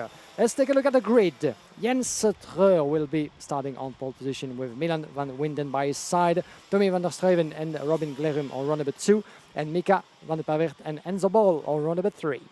Luca Bremer starts on the inside of row 4, joined by KZ2 Masters pole sitter Sam Clays. Quinten van Leeuwen and Gil Mertens ran at row 5 with Hjelte Bommer and Denmark's Christopher Zaxer rounding out the top 12. Row number 7, Luca Moulard and Thierry Delray. Row number 8, Anders Elka and Milo van Bergenhout. Row number 9, Kane Ince and Ricard Calcium. Then we have Kevin Stenauer by himself on row number 10. As we said, roughly about 20 competitors in the KZ2 category here this weekend in Mariembourg. A couple of great names, including, as we mentioned, Thierry Delray, two-time Iame International winner in his glory days. I will come back to Le Mans. This is official for the upcoming World Championship taking place in September, as it did 4 seasons ago in 2022, finishing on the podium for that matter that season. So Thierry still very much hungry for racing, hungry for sensations, for emotions of from a sport that has been bringing in so much over the years in terms of not only results onto the track, but satisfactions, as you said, as a team manager, as a chassis manufacturer with the Mach 1 factory, now a partner with the DR chassis from Italy. So yeah, this is going all over the place for our friend Thierry, and I'm certainly sure that behind the wheel of his machine right now is more than eager to go for the battle. Yeah, he is going to be competing at the event that's happening 3 weeks beforehand, the Grand Prix Karting Le Mans. And he's going to be up against quite a few people, including the legend that is Mr. Davide Fore, who's nearly 50, still competes across the world. He's a SCUSA Supernats winner on the streets of Las Vegas, and who's going to be running with the Formula K SRP factory team. You know, you've got like Jean-Baptiste Musnier, Ibrahim Wagner from Brazil. You know, he's also Loic Meunier, Michael Farshul, Charles Fillot. Quite a lot of drivers that are going to be heading to Le Mans 3 weeks before. It's a tune-up weekend for everyone to get themselves ship-shape and Bristol fashion, cross the T's, dot the I's, and get all the cobwebs out of the way before going for glory in the KZ2 Masters division. But yeah, Formula 1 style standing starts, and when these things rocket off the line, there's so much that goes through the back axle in terms of not just the horsepower, but it's the torque delivery. Because if you try doing a rolling start with a KZ, you're going to break the back axle before you even launch it off the line. Let's see so far if Jens Treur from pole position, the 401 on the left side of your picture, will be able to keep on going the way he started his weekend. Because so far, well, he's been the fastest in not only in free practice, in non-qualifying practice, in qualifying, and in this morning's warm-up. So Jens Treur at the wheel of that croc machine, will be the one to watch, is the one to beat. Is third is fourth in the championship, third in the opening round. Let's see this time around. Green flag is waving. Here we go. From the back end into the opening track, opening sector. That was a cracking start from Jens Treur and Milan van Winden as well. Up in the lead, Milan van Winden by the look of it, the 4.8. Yes, indeed. Where is Jens Treur? Just behind. He bogged down at the start. He got mugged. Yeah. So he dropped about 4 or 5 places. He's now in P6 as they head through into Chemin de Fer for the first time. But a great start by Milan van Winden, teammate to Tommy van der Struijs, the 454, who dominated with a perfect score of 240 points. He did have a bit of a difficult Heat 3 at Genk, and I spoke to him post the weekend, and he just said, yeah, it just didn't work well. Great move there. Rambunctious and robust by Jens Treur, who dives up the inside of the final right-hander. Change for the lead, however. And here goes Robin Glerum, who had an absolute shocker in qualifying. And now there's Enzo Bol for SP Motorsport. He robustly finds his way through on Milan van Winden. There's Van der Struijs. There's Treur. Right. Anyone got a powder keg? Because someone's going to light the fuse rapidly. Yeah, is really going left and right at the moment in this opening few meters of that qualifying heat. Look at them going side by side into turn number 5 before the braking point. We thought we almost lost them all just before hitting the brakes. But you can feel, you can see for yourself a difference of pace from the competitors of the shifter class. That's one step higher than the seniors that we had so far. As for now, while Milan van Weyden had the best of start into turn number 1, keeping away from Robin Glerum and Zobol, Tommy van der Struijs and Jens Streu, as you said, only down to P5 after dropping a couple of positions, missing out on the starting procedure. Yeah. The top 3 pulling away already by the look of it. 1.6 seconds is the gap between Tommy van der Struijs, your current championship leader after Genk, and Milan van Weyden down in 4th. Yeah, Jens Streu is the defending Karting Champions League Winter Series winner from last year. Took the opportunity to take a test day in a Formula 4 car with MP Motorsport, and the team owned and looked over by the man over proceedings, Henk de Jong, who is with us in person, and he did say on our social media that there will be close battles for this weekend's prizes. And with 40,000 euros up for grabs worth of prizes, new karts, new engines, test days for Formula 4, one for X30 Senior, one for KZ2, and all 6 scores will count towards the Winter Series points tally. So there is nowhere at all that you can hide. Van der Struijs now up into 3rd position. Robin Glerum, man on the Viral Art, for Power Kart Racing, who do compete in the Chrono Karting National KZ2 Championships, along with the Rotax division. They've brought some crack drivers, and Robin Glerum, he has made sure, he wants to make sure he gets noticed in the right way. Enzo Boll has been in KZ2 for the last couple of years now. Moved up into gearbox driving about 3 or 4 years ago, but has moved into shifter karting and has really, really found his pace. Obviously, with the team run and operated by Stan Pex, who is now going into rallying this year and is going to be running in a Skoda Fabia rally car this season. Of course, his dad Richard used to tune all the engines for Max Verstappen back when Father Jos used to run him here, there and everywhere, going for karting. But still, Robin Glerum holds on to the race lead. And at this point, well, looking at the KZ2 Masters side of things, Gil Mertens now leads as he's currently up 4 places from 10th to 6th. And it's been a reverse of fortune. Sam Clays started 8th, now down to P10 overall, rounding out your top 2 in the division. And Thierry Del Rey rounds out the top 3. Thierry currently running 15th overall in the classification, as we have just over 5 minutes and 40 to go, plus an additional lap. But it's getting very, very close at the front. The top 3 covered last time around after lap 4 were 5.5 tenths of a second apart. Yeah, another best of scenario so far for some of the contenders of what used to be the super shifter category of the Iame Series Benelux, the Belgian Championship. As run inside, beautifully done goes Jens Streu, indeed. Used to be a pole sitter, the 401, now making his way past Milan van Weyden, the 408. This is the battle for P4. Van Weyden stays where he is, having to close that door on Gil Mertens at the wheel of that CRG machine from the Belgium squad of the Italian factory. And now those 3 close, very, very close together. Mika Bremer down in 7, from Mika van der Pavert, Quinten van Leeuwen 9, and Sam Claes, as you mentioned, running up the top 10. Sam Claes, the multi-vice champion of Belgium in the super shifter category, who for years has been battling on national ground on this very track against the likes of not only Thierry Del Rey, but also Christophe Eubers, the multi-time champion, who is not competing this weekend. But we salute him. Sam Claes at the wheel of that Sodicat machine is on the inside. Goes the MP machinery of Enzo Boll on Robin Glerum. Change for the lead. SP colors leading the shifter category as we speak. Enzo Boll down into Robin Glerum down into 2nd. Enzo Boll in the lead, sorry. And Tommy van der Struijs keeping a close watch on what's happening in front of him. Maybe can he go for a similar move down into the braking point? Not happening quite yet. We have to keep in mind that in this particular class, the braking zones are thin as ever, though, because of the gearing problem and the fact that they have to brake while gearing down at the same time. it gives even less room, even less opportunity for a move into those tight corners. Especially when you've got one hand on the steering wheel and you've got one hand on the shifter lever on your right-hand side of the steering column. So, lap 7 of the books, Enzo Bol leads from Robin Glerum with Tommy van der Stoys. Jens Truer is now starting to make headway. He is closing quickly. He's only 1.2 seconds behind, and Jens Truer, new fastest lap of the race.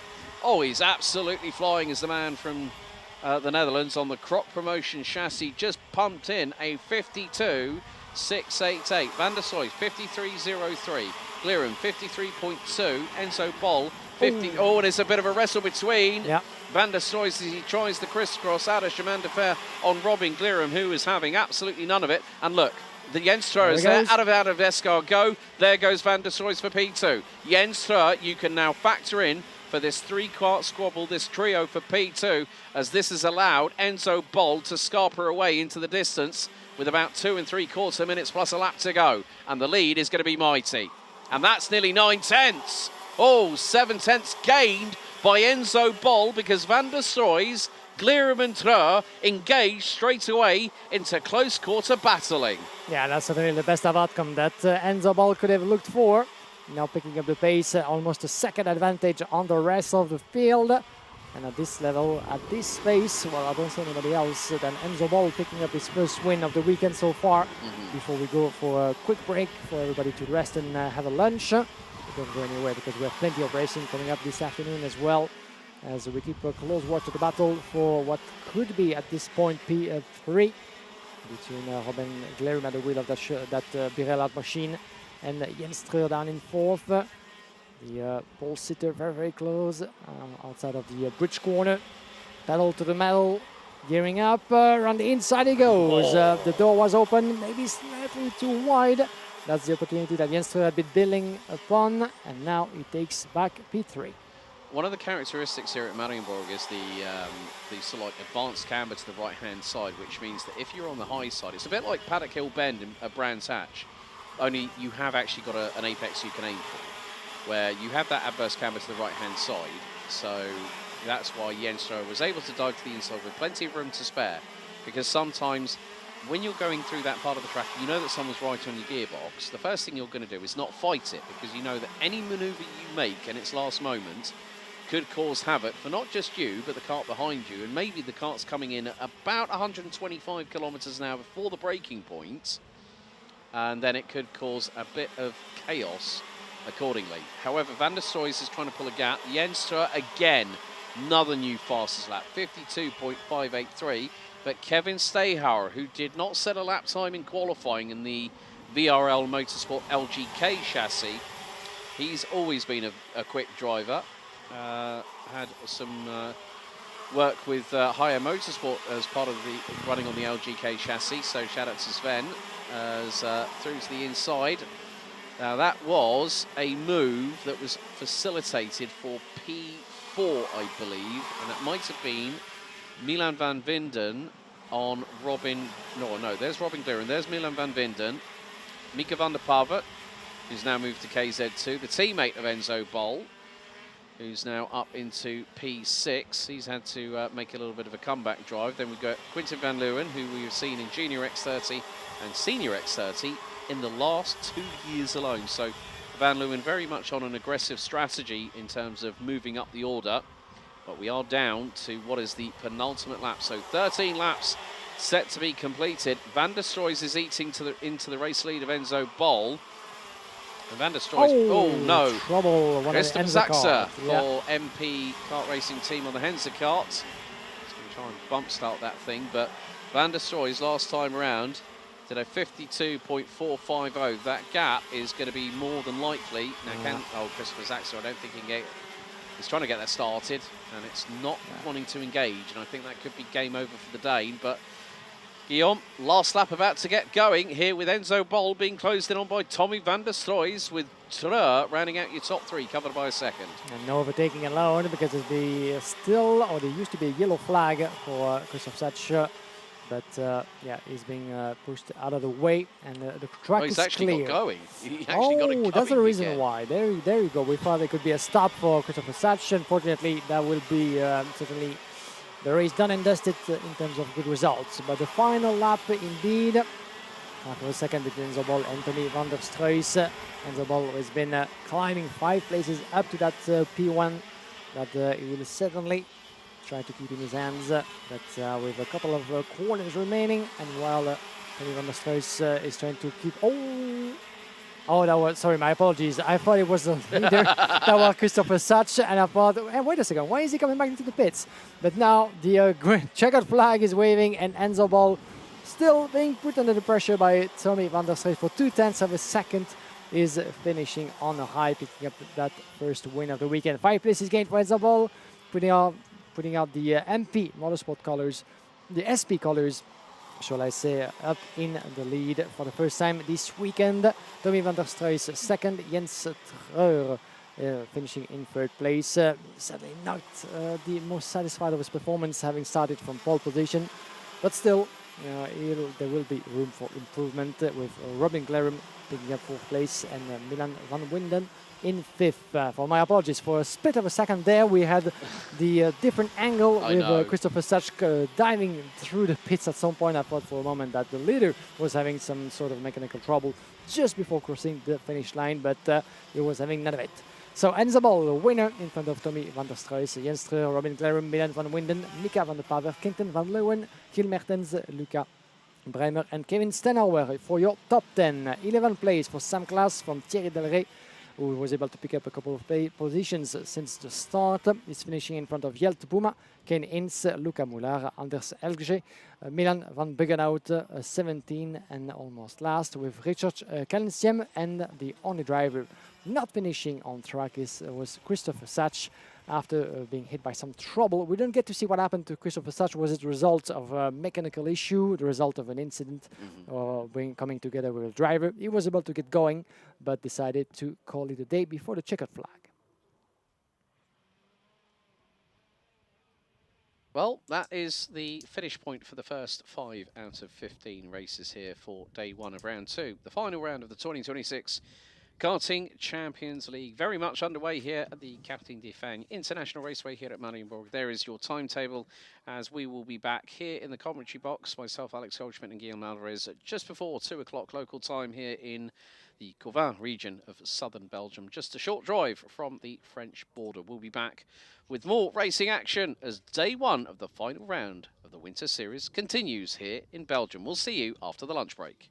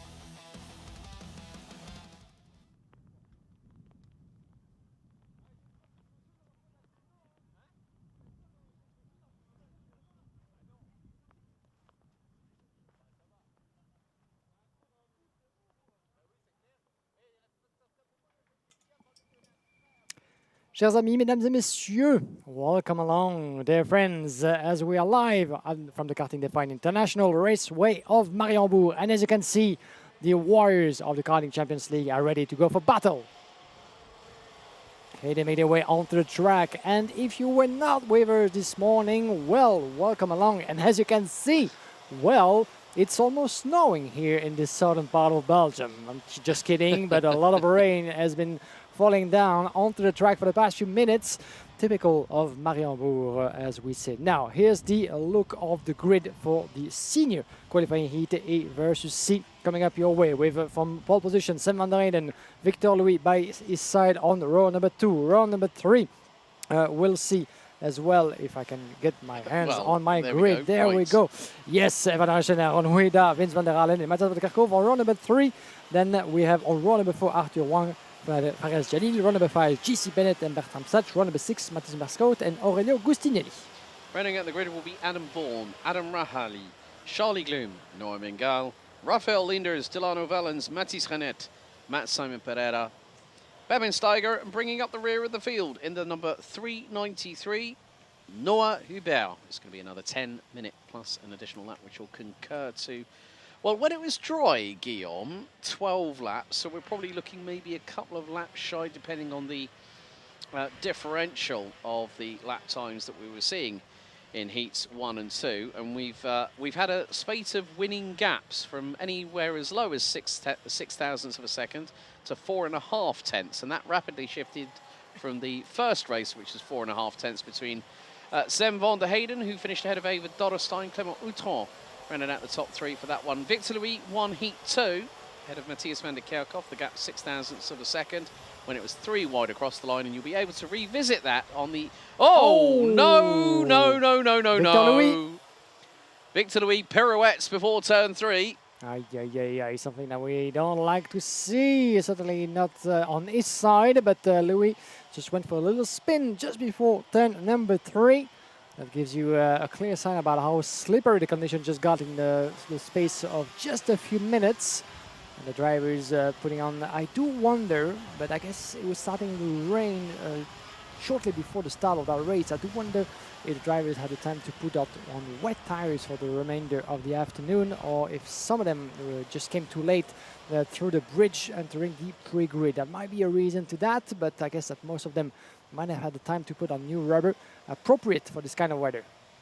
Right, thank you very much to Series Race Director Dave Ritson. Everyone is out on slicks. There you go. Now, wow. The thing is, now he has said to me directly, big thank you to Dave, that if it gets to the point that it is too cautious or too dangerous, he will throw a full course slow procedure circuit wide, which is actually because we've seen it before when heavy rain has hit and it becomes a deluge. So they are going to go on, and they're saying it's a full stop. They're going to send them round again. Now, this is very, very shrewd on the part of our series race director, Dave Ritson. So they are all on slicks. This is not going to be easy, because this is the... If anyone might remember the first time that Jenson Button was with McLaren after he won the 2009 Formula 1 World Championship with Braun GP, went to teammate Lewis Hamilton at McLaren at Woking. The first race, they had inclement weather conditions. Jenson was the first one to pit, put on brand new Bridgestone slicks, and made it work, and won his on his debut for the Woking squad. However, we've got that different change in dynamics, because we were dry beforehand. Wet race was declared at the beginning of the warm-up this morning. And shout out to Ethan on Pouce Neuf, petit coucou, à vous aussi. So this is where we really find out the wheat from the chaff. It's about who is going to be the bravest of them all in order to stay on slick tyres. But because of being given that information, everyone being on slicks, this means that everyone is in the same boat. Yeah, pretty much like skating on ice at this point with those kind of rubber on slippery tarmac. And you can see drivers of the experience of Sam van der Eyden or Paul Sitte, Victor Louis, Eva Dodderstein struggling to even keep their cart onto the line into the escargot section. That's going to be quite difficult for everybody involved in here because there's pretty much at some point no grip at all, especially on some part of the track where humidity kicks in more than on other sections of the Mariembourg layout due to the proximity of the local forest. So it remains to be seen how this will play out from that point on. Now, Sam van der Eyden and Victor Louis sharing the front row of the grid. That's going to be an interesting one. Van der Eyden just behind Aaron Weda, Vince van der Allen, Matthias van der Kerkhoff, who had picked up a strong result in his first qualifying heat. Can he do it twice over?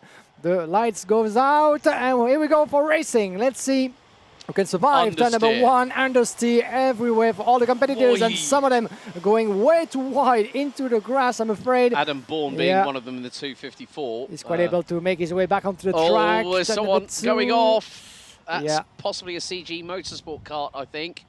Might be Faraz Jalil, who started in 8th. Meantime, there's a Dream Racing kart, exit stage right. And that is Adam Rahali. No, Clément Outron. That's Clément, Outron of all people. And he wiggles the kart's back end from side to side to get some warmth into the tyres. Now, this is like treading on eggshells as Sam van der Eyden has got Victor Louis. And right behind they've got, Victor Louis through for the race lead. Vince van der Holle in the 345 for Bouvin Power is ahead of Eva Dodderstein. This is probably one of the slowest laps I've seen. Slick tyres as Eva Dodderstein has to go a little bit wide to keep Arthur Huang at bay. He's trying to go around the outside of her, and he gets sideways, putting the traction down. And then goes to the outside through on that right-hander. There is no full course slow. Dodderstein, oh no! Arthur Huang's around at the final right-hander. Yellow flag's out. For the VDK driver, just putting himself in a very tricky positions out there. And look at them sliding their way around, trying to get some heat into those slick tires. Oh, a contact! Van der Eyden is out by the look of it with another drive. Oh no! We've had a crash. No, this is big crash into turn number one. Okay, multiple karts involved. Race director Dave Ritson's got to make the call here. Yeah, the rain is picked up by the look of it. That is. Oh, it's 2-3-5. That's CJ Bennett, the Irishman. He's stuck underneath the cart. Okay, full course slow engaged. Full course slow procedure. Oh. Wow, that was an impressive sight, certainly. Something that we hate to see on any track around the world. But it seemed to me, by the first look of it, that the driver beneath CG Bennett looked all right. We're going to have to wait. Yeah, he's on his feet. He's okay. I'm so happy to see that. On his feet, yeah. And being cheered out by Kevin Baker, who's alongside him there. Let's see. Pepin Steiger, who had made up third. Pepin Steiger, who was in, so it's Kevin Baker to his right, CJ, very, very lucky. I mean, it kind of reminded me of, you were in the commentary box with Jake Sanson at Karting Genk at turn 10 when they all went off on slick tyres in the wet. So, and then the red flag was brought out. 227, Pepin Steiger has managed to get going again in the KCR Racing entry. Also got, Matthias van der Kerkhoff's out. Oh, the 346 is out of the race as well. Helmet off. That's his race done and dusted. Yeah. Big rate of attrition here. Jesus, drama all over the place, as you can understand, with the conditions. And the 227, as you can see, was able to get back onto the track. This is as the rest of the field is making its way past turn number one. We're going to have to have a quick and overall update about the classification because... I'll go through the list, shall I? Now, it looks like Matis Merchant and Aurelio Giustinelli did not take the start of the race, which might have been a little bit of being on the wise side of a decision call. Matt Pereira-Simon, Mathis Renette, Charlie Gloom are confirmed as out. Matthias van der Kerkhoff out. Pepin Steiger has got going again. Ava Dorrestein, right, so it's changing all the time. Eva Dorrestein will be out. CJ Bennett will be out. That is at least 8 to 10 drivers of the field. That's nigh on 50% of the competitors out after that big melee at turn one. And it was all because of the fact that with slick tyres on a significantly deteriorating wet circuit, through turn one, you are understeering.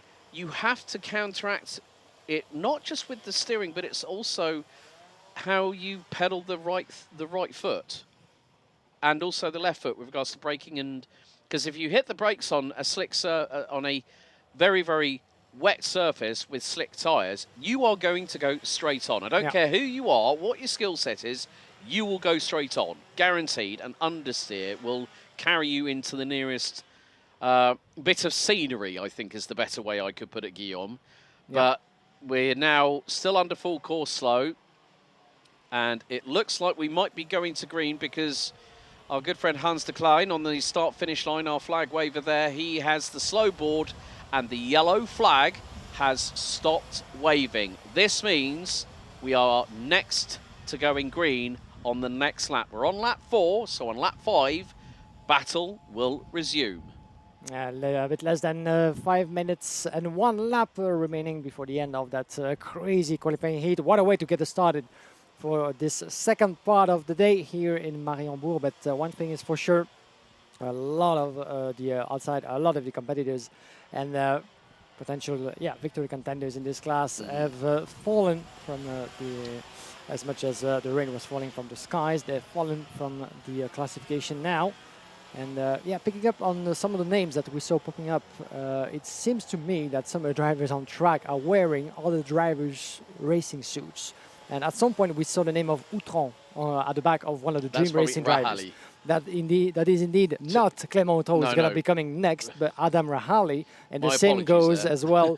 I did the same mistake, but the same goes as well with Pepin Steger, who's running with the racing suit of Kevin Becker on his back. So he's got a hand-me-down. Yeah, certainly. So apologies for that.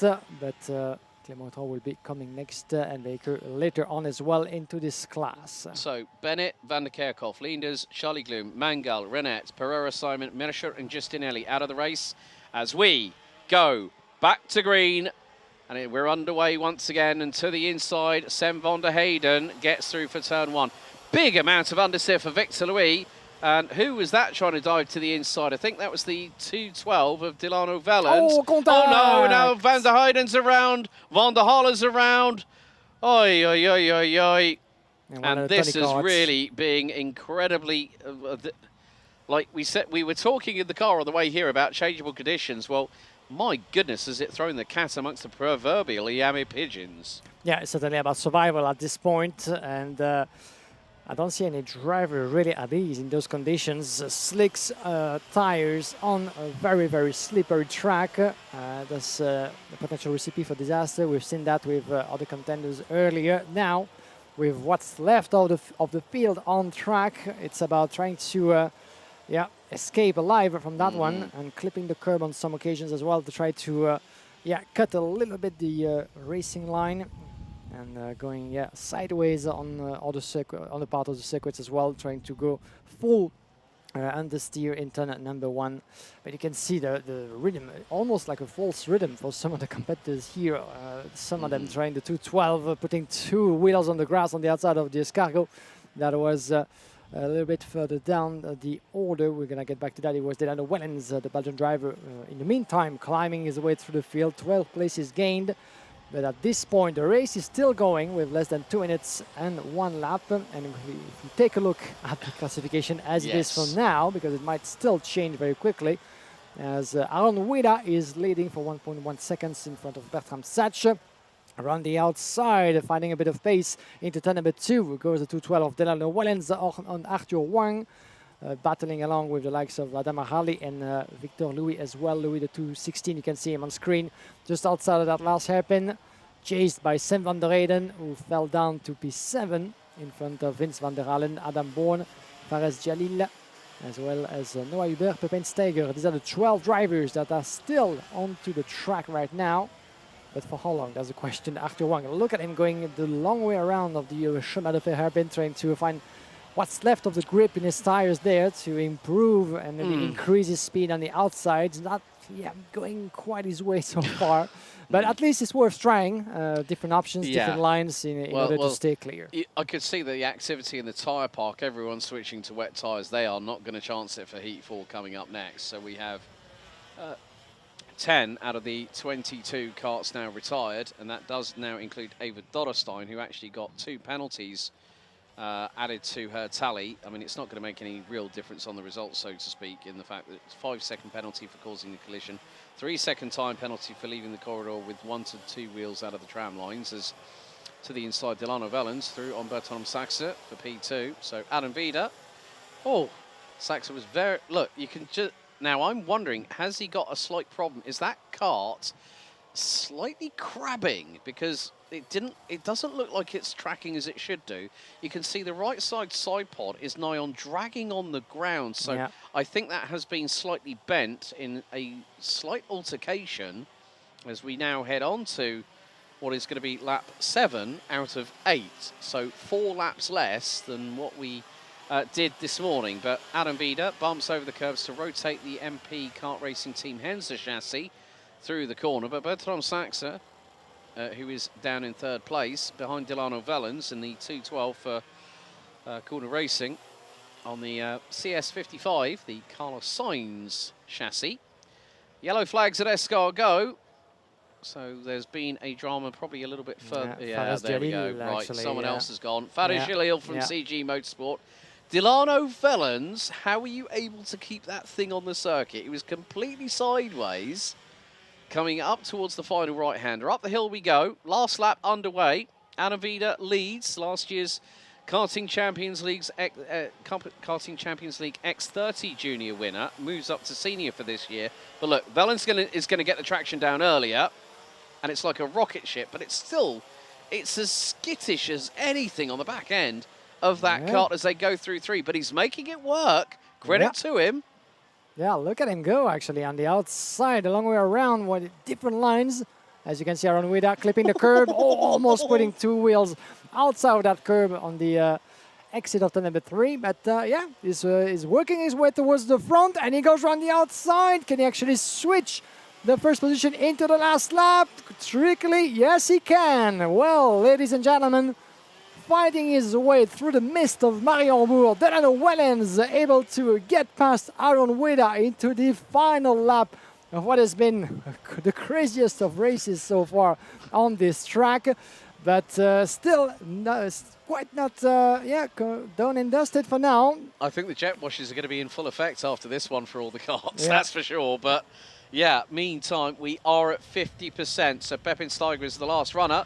But Delano Vellens leads us up the hill for the final time, Guillaume. Yeah, incredible ton of events here on the Karting Define. And in the end, the checkered flag, we had been waiting for him for quite a while, will go the way of Delano Vellens, picking up his first win of the weekend in the craziest of weather conditions, as the rain fell shortly but firmly just before the drivers would go out onto the track.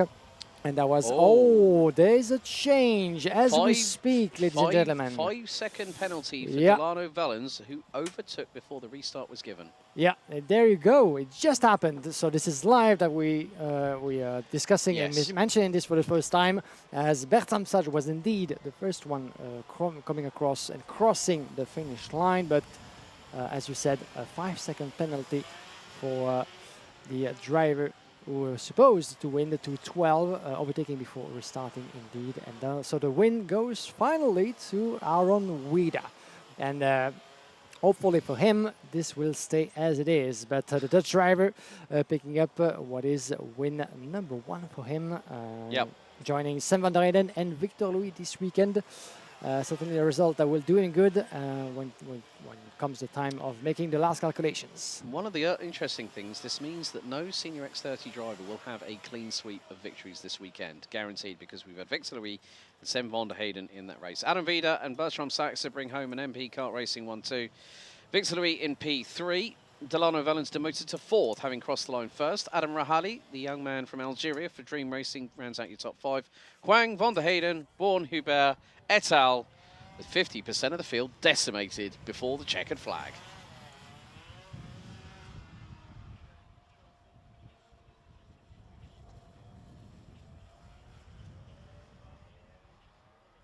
And here we see the aftermath of said first turn incident. It just goes to show that you never can tell how the word unpredictability can filter its way into a conversation. And that's the first time I have said that all broadcast long. So it just goes to show that even though with it being the final round of the Winter Series, we're on day one. Day one, we both know, Guillaume, is such an important builder of momentum heading into the final day of the Winter Series tomorrow, because it's then put up or shut up. And we did say, get your popcorn, get your cold beverage of choice. It's 5 o'clock at some point somewhere in the world, so if it is a cold beer, we won't hold it against you.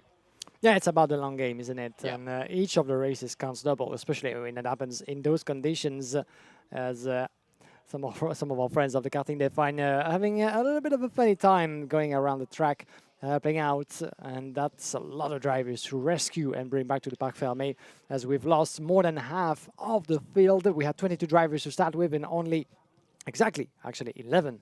Half of that made it to the checkered flag, with Fares Jalil being the last one to drop from that qualifying race. So, yeah, certainly one of the most bizarre racing procedures I can remember for a while, in terms of, the drivers being caught up into the worst of scenarios, being on slick when the rain starts falling, and transform the track into, pretty much a big slippery river. But yeah, watch out for the rest of the weekend. But certainly hats off to those who managed to finish in one piece. It hasn't been certainly the easiest of races for them.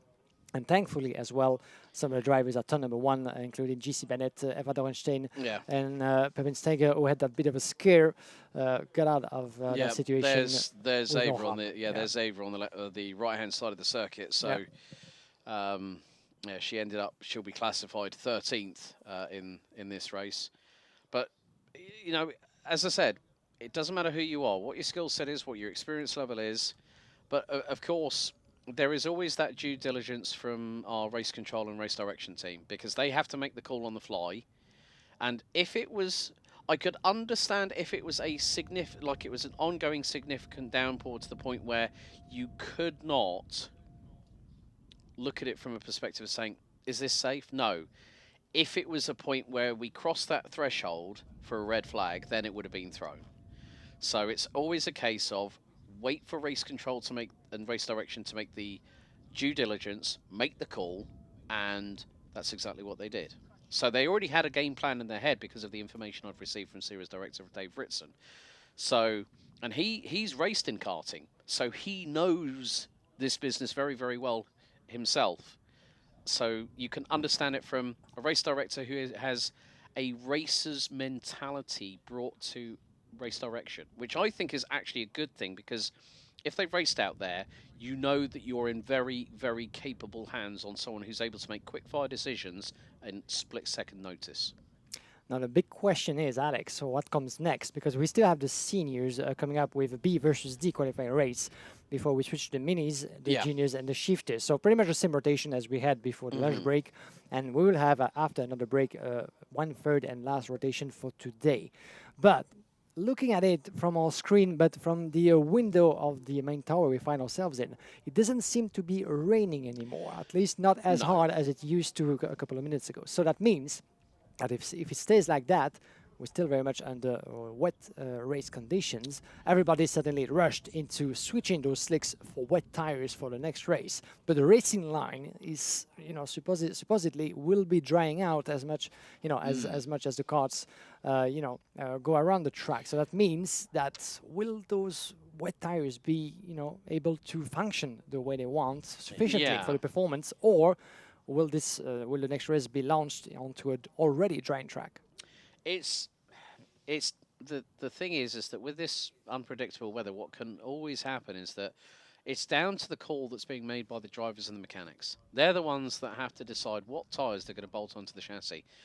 Looks like there is a slightly bent back axle on the back of the VDK Racing Kart Republic chassis of Matthias van der Kerkhoff. News coming in. Right, Bertram Saxe will not finish second. He has got a front-fairing post-race penalty, 5 seconds, as has Arthur Huang from VDK Racing. So that will change the top three to Victor Louis becoming second, Delano Vellens, despite getting that 5-second overtaking on the restart penalty, will put him P3 provisionally. All the results called up here in the commentary position. We are getting real live time information from Race Control and Live Timing. Big thank you to our partners on that camp company, GmbH, who are also providing the live stream. A big thank you to the team behind the scenes. There is so much technology that is being used by that crew. You and I have both looked into what we've got for the live stream here. Let's just say that the equipment is, once you look at it, the first 3-letter word that jumps into your mouth is wow. Yeah, definitely. So we are very privileged to be part of that crew and being able to give you guys the chills and emotions of car racing at its best here in those working conditions, among the best in the business, that's for sure. As now we find ourselves live from the Parc Fermé, ladies and gents, up close to the action.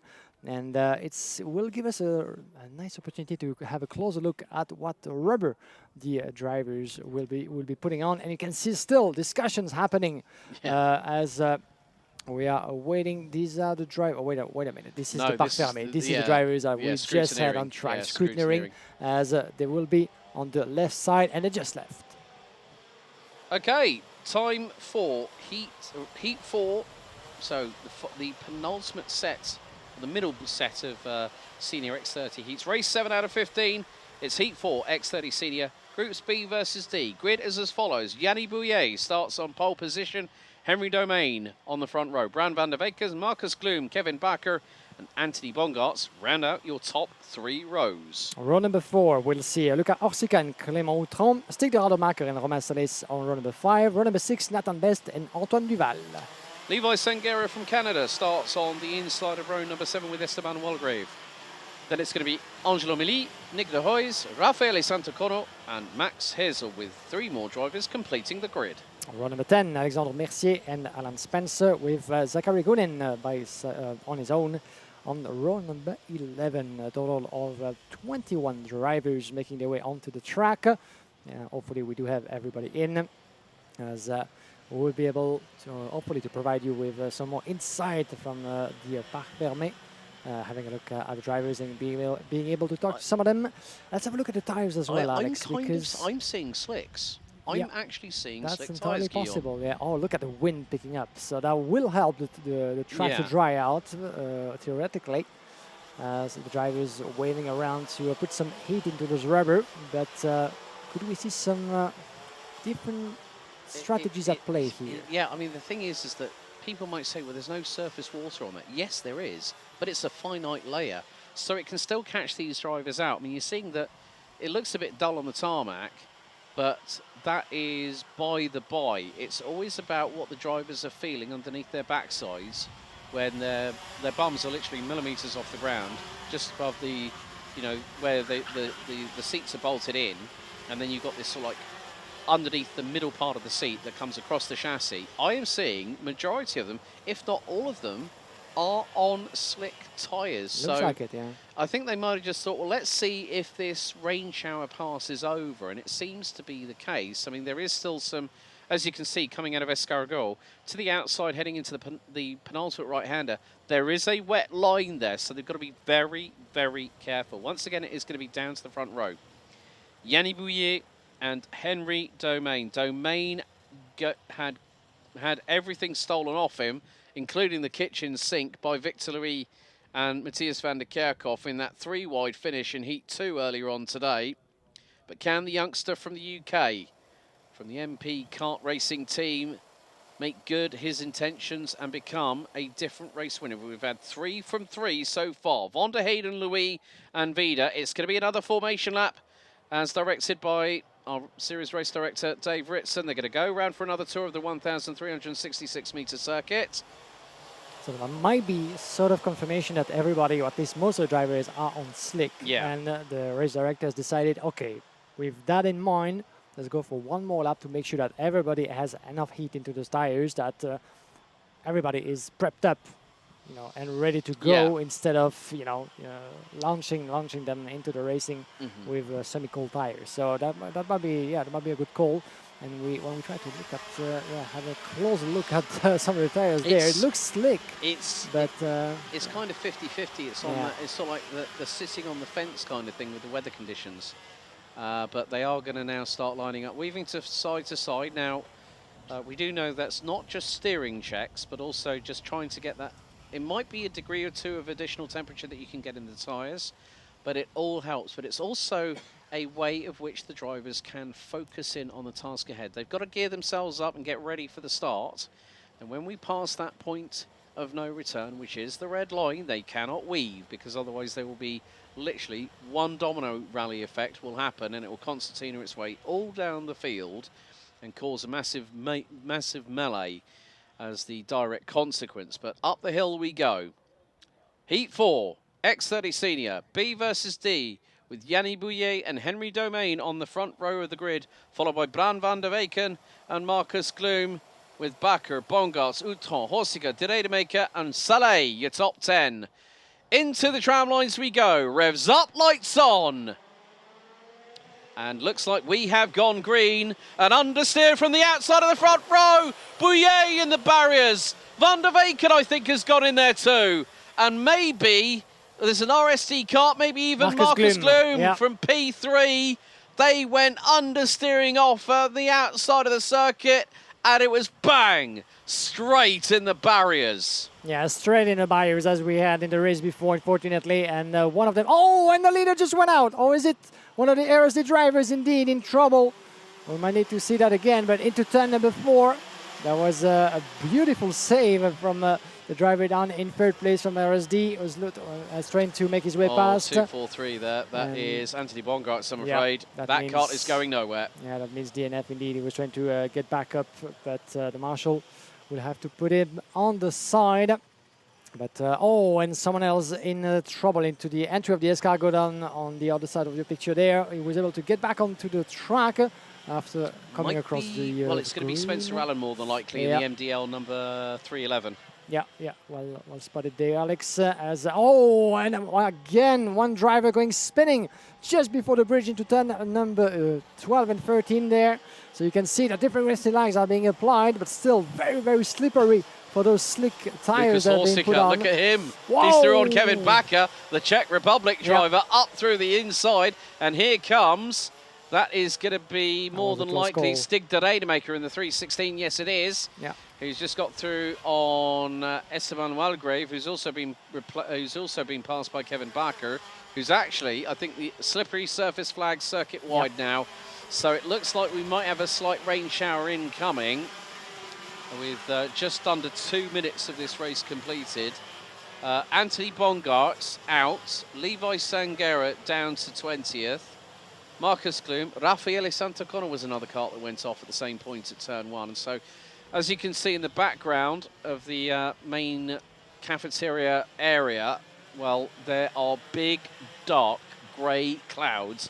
And that is never a promising sign, as up to the inside, through on Bran van der Weyken goes Angelo Meli, but the youngster from Belgium for Bouvin Power manages to get up the hill, gets the traction down and rockets away.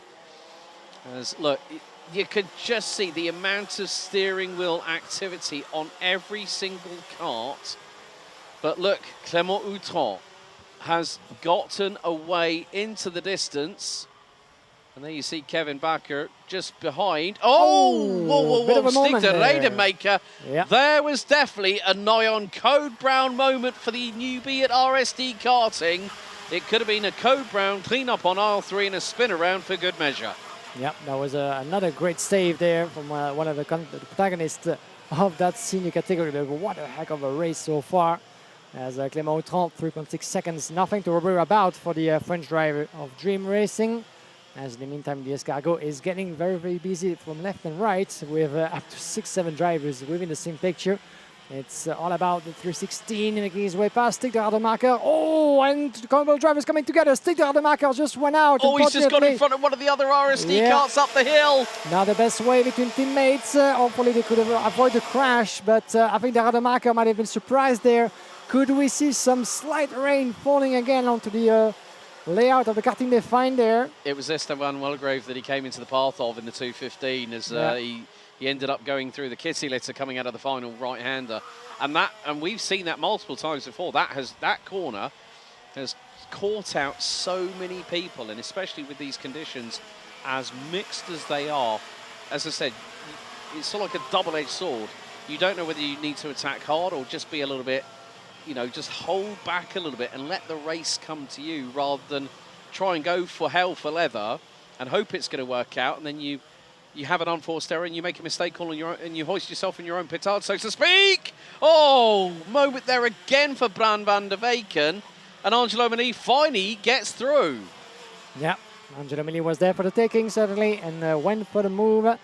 The advantage of the other driver's mistake. As we're back here with the leaders, so to speak, because with Clément Autran 6 seconds ahead from the rest of the pack. So it's Henri Domain in second, Luca Orsica, Kevin Baker, Angelo Mini, as the battle is raging with the 23 Antoine Duval just behind Bran van der Weyken. Does the battle for P6 with Romain Salis, Nathan Best, Eston Walgrave running at the top 10 as we speak. Now Domain and Orsica battling for second place, coming to the hairpin of the chemin de fer.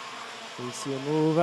Antoine Duval, as you can see in the middle, wearing the Euro Karting colors. Not going for the bid just yet, but he's going to have to do something, because look at the 3 drivers behind trying to do the same and putting the pressure on the young Belgian driver's shoulder. As we have Romain Salis, Nathan Best, Esteban Walgrave trying, at least thinking of switching those positions. And we have a great view trackside into 13 and 14, just under the bridge of the mechanics. No one dares to move. Antoine Duval needs to try something. There he goes. Oh, beautiful piece of driving there. Look at Bran van der Weyken. He got the whole shot through, and Angelo Mini with a sideways. Now that just goes to show. That's what we like to see. The apple doesn't fall far from the tree. It's very much in the vein of the matador of World Rally Championship himself, Carlos Sainz, and then of course his son Carlos, who will be in action with Atlassian Williams racing alongside Alexander Albon at the opening round of the 2026 FIA Formula One World Championship that heads to Melbourne and Albert Park next week for the first of 24 rounds. Oh God, I thought I had a packed calendar. These Formula One drivers have even longer trips than I do. But still, you can see that kind of rallying style flair in Antoine's style. Yeah, certainly so, as Antoine Duval, the father, is looking certainly from the trackside as well, coaching and coming with his son and making sure that he can improve through the ranks of crowd racing. Family business as it is. In the meantime, Henri Domain, Luca Orsica, Kevin Baker closing in. Those 3 on your picture into turn number 3.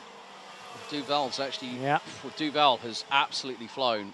58.4, dead on the nose by the young Belgian. And he's gone purple in the opening sector. Yanni Bouillet down in 13th has got the fastest lap of the race. Max Hazel for CV Performance and CV Motorsport by JP Performance has just put in a low 18.6 in the opening sector. So again, we are seeing that these drivers are really, really pushing like crazy.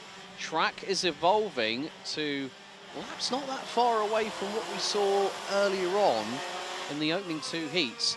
So this is really giving an indication that the track is evolving. And look, oh, what a move! Beautifully done there by Antoine Duval on Lucas Orsica. It was like the old Nigel Mansell dummy in Formula One back in the early 90s. Yeah, beautifully made indeed. And that's the battle for P4. Now in the hands of the young Belgian. Lucas Orsica knows what to do. He has to stick with the Eurocar driver, not let him get away. But always easier said than done with Bran van der Weyken just behind, trying to close up as well. Lucas Orsica, the wheel of that TD machine, as in the lead. In second place, the lead of that pack, because Clément Autran is out of reach. Henri Domain with the MP colors. Then we have Kevin Baker and Lucas Orsica with Antoine Duval just in between. Looking at the color of the sky and knowing that the wind has been picking up for the past few minutes, I'm slightly worried as well, as much as you are, Alex, with what comes next in terms of weather. Even now we have sun shining through those clouds. Blue skies. And that helps the racing line to dry out, so it means that you can see why the driver is behaving more, with thrust into the grip of the track that you can extract. That has improved the lap time respectively as well. Antoine Duval the fastest on track, trying to catch up with Kevin Baker down up into third place. He has 1 minute and 1 lap to try to switch those positions. Kevin Baker into the hairpin of the chemin de fer. He has another target at sight with Henri Domain. Domain not quite able to build enough distance for himself. Well, I think the thing is that with Outron, who's now making his way, as we see, picture in picture, as he goes up the hill and is about to complete lap number 9. So it's going to be 2 laps to go. Oh, moment there for the 3:44 of Nathan Best. Got 2 wheels onto the grass in the back end, tried to have a little bit of a skittish moment, wiggling from side to side. But Kevin Baker closing in on Henri Domain. They've actually moved away from Antoine Duval. Kevin Baker is the first driver in this race to go sub 56 seconds. A look at that, through at turn 3, he goes through on Henri Domain. I think Domain's probably playing a little bit of a strategy game here. Keep yourself as high up the order in every single heat so you get the maximum amount of points whilst exercising a little bit of damage control. But look, Duval was 7 tenths back. Now he's right with them. And we are, right, okay, kart 396. Van der Weyken gets a 5-second time penalty for pushing. The timer has it 0. So Clément Outron will now bring us onto the last lap. Meantime, they have been closing the gap. It was 7.3 seconds at one point. It's now 6.4. Last lap underway as Clément Outron has already crossed the line. Kevin Baker finds himself 6.5 seconds adrift. In P2, Henri Domain, Antoine Duval up from 12th to P8. Lucas Horsica started 8th and now is currently P5. Angelo Meli, the hardest charger in this race, up 9 places from 15th on the grid in 6th, ahead of Romain Saleh. Stig de Rademaker, Nathan Best and Yanni Bouillet, who started on pole position in 10th. But it is going to be the case that Clément Outron is going to make it 4 different winners from 4 different heats, as the remainder of the field starting to make their way through into Escargot for the final time on lap number 11. But it will be the fact that when we do catch eyes on him, Clément Outron in the 2:89 is clearly ahead of everybody else and will pick up the win for Dream Racing. The winner of the A final at Genk a month ago is going to take the checkered flag, and his winning margin, the biggest so far today, 5.896 seconds. Outron victorious in the 289 Dream Racing EOS chassis. Kevin Baker, Henri Domain, they round out your top 3 positions in this 4th heat for Senior X30 Groups B and D.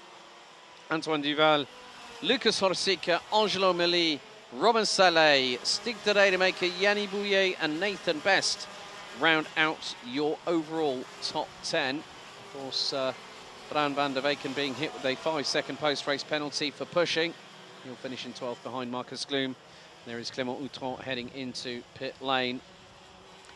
Max Hazel, Esteban Valgrave, Zachary Gunnen, Nick de Hoys, Alexandre Mercier, Raffaele Santacono, Levi Sanguera and Spencer Allen rounding out your 20 finishers. And unfortunately on the opening lap, it was game over for the 2:43 of Anthony Bongartz as Outron makes it 4 from 4 in X30 Senior so far.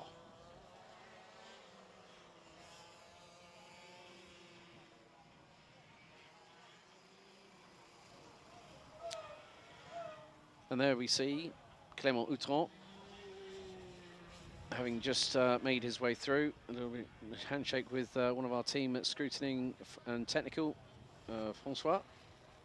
The scrutineering team headed up by Chief of Scrutineering Paul Clarkson. But a good run by the man who did a great job at the final at Genk.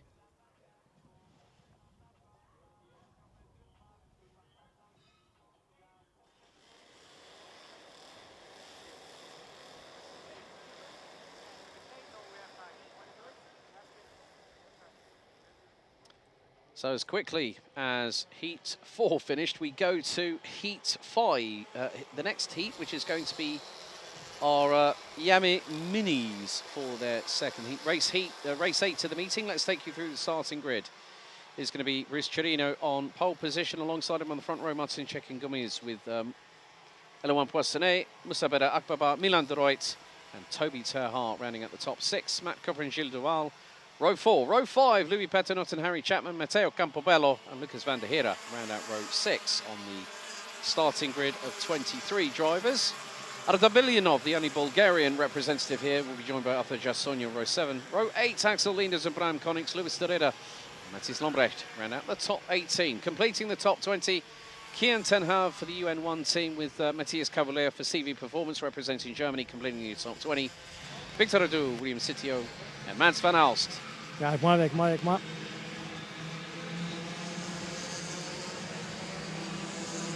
So I can hear in the background. Guillaume, over to you, buddy. Clément Outron, what a race this has been. Not the easiest, certainly, for you guys out there, but you managed everything at the start, and then from then on, that was a perfect call for you. Perfect start. I just overtake one guy in the second lap, I think.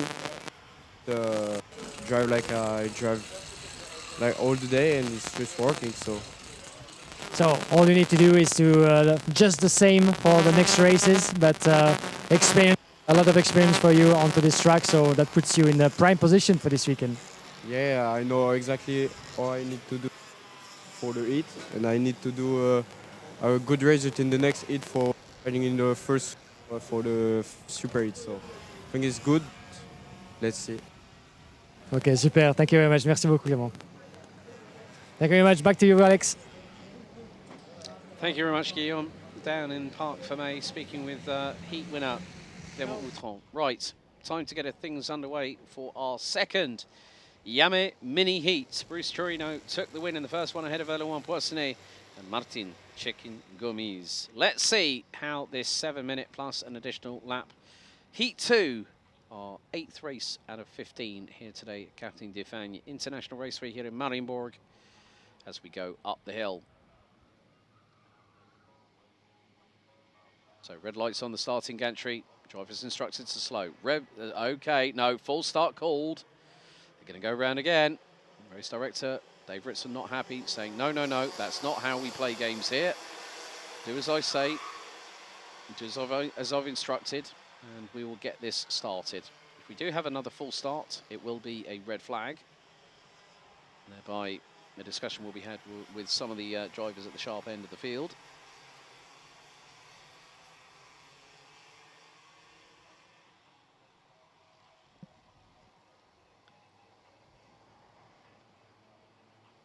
So this effectively takes us into the second half of the first day of the final round of the 2026 Karting Champions League Winter Series live here on the official YouTube channel.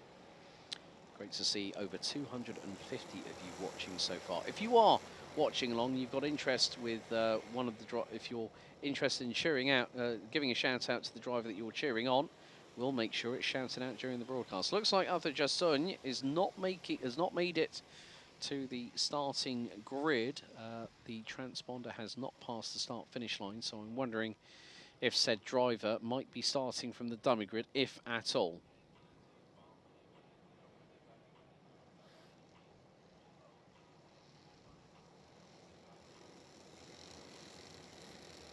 So the tension builds once again as we are set and ready for the second time of asking for Heat 2 Iame Mini.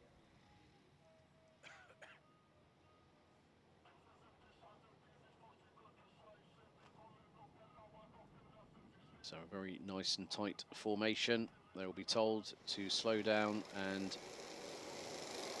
Bruce Torino just signaling, come on, just slow it down, everybody. Into the tram lines we go. Revs up, lights on. Second time of asking, and we are green and underway. Good start by the front row. Torino gets positioned correctly, nearly 3 abreast towards the bottom part of the top 12 to 15. As Torino leads a line of 5 karts, which will include Toby Terhart towards the back end of that. Now through into turn 3, side by side between a couple of drivers at the mid-pack as they head into the left-hander that sweeps down into the sweeping right at turn 5 on the approach towards the Chemin de Fer.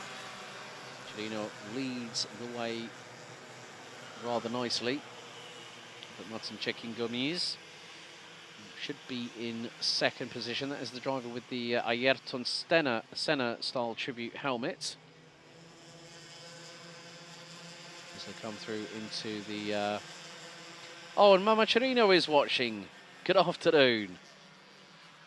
Welcome along as we complete the opening lap, and Chirino leads the way. Could be a possible change for second, where Eloan Poissonnet has already got through on Martin checking gummies. They've got Milan de Ruyt, who was unfortunately eliminated in that first lap, first turn melee. Milan de Ruyt trying to see if he can fight his way through for third position fast, the young French driver. Moussa Bera Agbaba has dropped 3 places. There's Toby Terhar now up into fourth. Gilles Duval ahead of Matt Cooper. Louis Peternot and Harry Chapman round out your top 10. Cooper does the opening fastest sector of the race so far, 20.611, as it's a quartet leading the lengthening train here in Iame Mini. But Chirino very much under pressure, courtesy of Eloan Poissonnet from Euro Karting.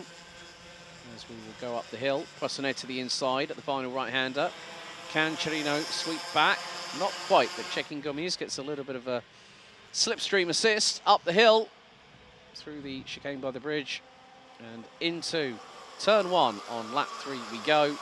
Gap between the top 3, exactly 0.2 of a second. Harry Chapman, the youngster from the UK, new fastest lap of the race, 1 minute 3.376 for the 832. Matt Cooper was the fastest out of everybody. Oh, Toby Terhar!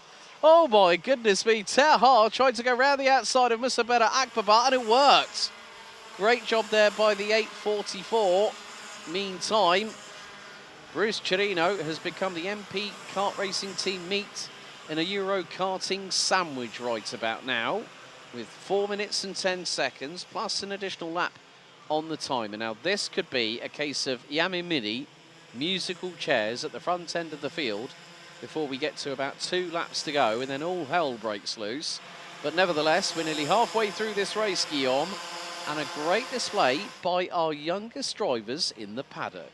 And that's the least that we can expect from the mini competitors in this category, always providing with excitement and emotions in this mini class. Watch out for turn number 2. Eloan Poissonnet, Bruce Chirino, Martin Sechan-Gomis, the protagonists of the opening round of qualifying races that we had earlier this morning. And again, themselves in the same picture on their own little planet, with Toby Terhar trying to follow through the footsteps, a little bit on his own as well. He has a 1.5 second advantage on Gilles Dewal. And there's the move into the hairpin. Bruce Chirino dives on the inside, but there was a switch already by Eloan Poissonnet. Wow, that was a close call. But those two are going to keep on battling, certainly, with the likes of Martin Sechan-Gomis, who just made his way past. We're going to have to look at that again. But the 8.16 of Eloan Poissonnet is back in the lead. Chirino still in sandwich in between. Martin Sechan-Gomis trying to keep up as well. Here they come again with less than 3 minutes and 1 lap. Poissonnet, Chirino, Gomis. On the side goes one of the MP drivers further down, making his way down on the inside of turn number 1. The battle with the 8.15 is raging beautifully. Moussa Bera Agbaba, Harry Chapman, Luis Paternot battling away. So many drivers, up to 6 of them in the same picture, with the 8.13 of Matt Cooper in P10, running up the upper part of the class. He rides on Harry Chapman, the youngster in the 832. He's made up 4 places already, but it is a battle between Poissonnet, Chirino and Checking Gomis. It looks like these are going to be the main protagonists for this weekend. And then you have to take into consideration where the respective drivers do sit in terms of the point standings. And that's going to be quite crucial. Oh. Now, that was Matthias Cavulea retiring, the youngster from Germany, in the 8.55. Now, bearing in mind, right, let's look at it from this perspective. Eloan Poissonnet did not take part in the opening round of the series. However, a lot of the drivers that we know, and we've got to know over the last couple of years, are getting ready for a multitude of races that are happening, which does also include the opening round of the 2026 Iame Series Benelux calendar, which traditionally starts and finishes here at Mariembourg, as it has always done over its history. So Poissonnet is using this as a real-life taster weekend about how things and a big incident. And that is one driver who got basically thrown into the air. All four wheels, luckily enough, landed on the tarmac. Now, who is that? That 855. That is Matteo Campobello, I'm afraid. In P9, he was battling along with Gilles de Waal. And just outside of turn number 4, we just got up the action quite quickly. But it seems to me that, the wheels tangled together.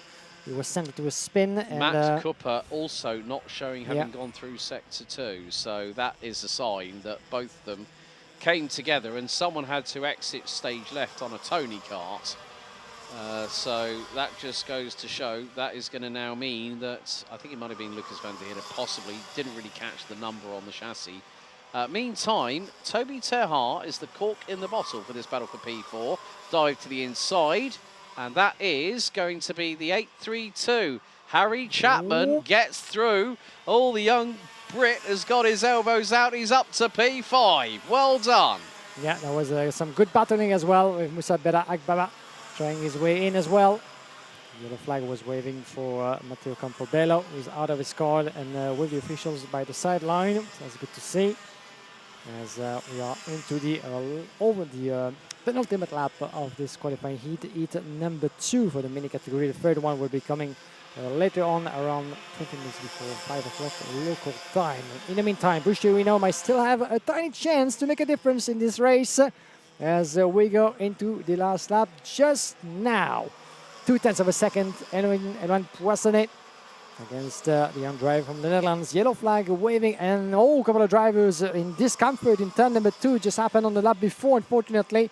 We'll get back to that. The battle for the lead and the win is raging on. Bresciarino having a good call on the outside of turn number 3. Watch out with Gomis just behind Matasucha Gomis, who might have a shot maybe at the win. If you can take advantage of that battle in front of him, maybe dive around the inside of that hairpin. There's nowhere to go. Poissonnet is closing in. He's shutting all the door. Chirino's trying again, and the escargot might be a tiny bit too late for him. Yeah, it might be the run up to the line coming through the chicane at the bridge, just by the mechanics gantry.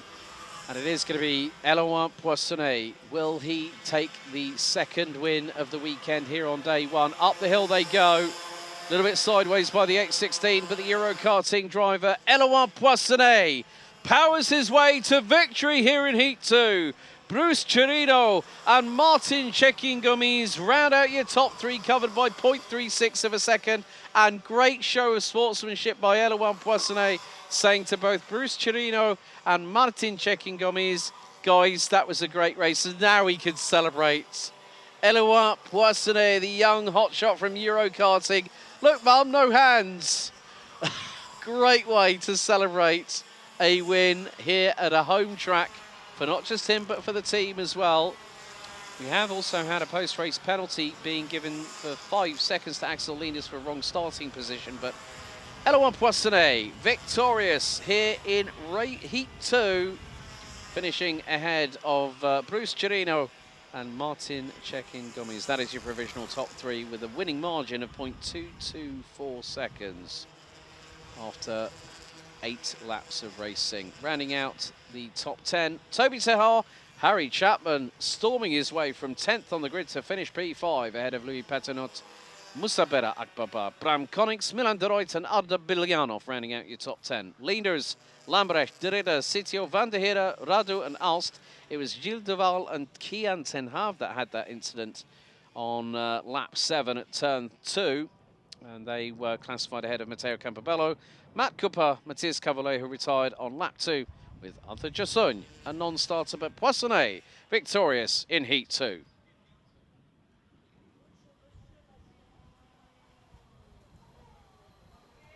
And there is Eloin, having just gone over the weighbridge. Absolutely jubilant was the youngster from Belgium for the Euro karting outfit.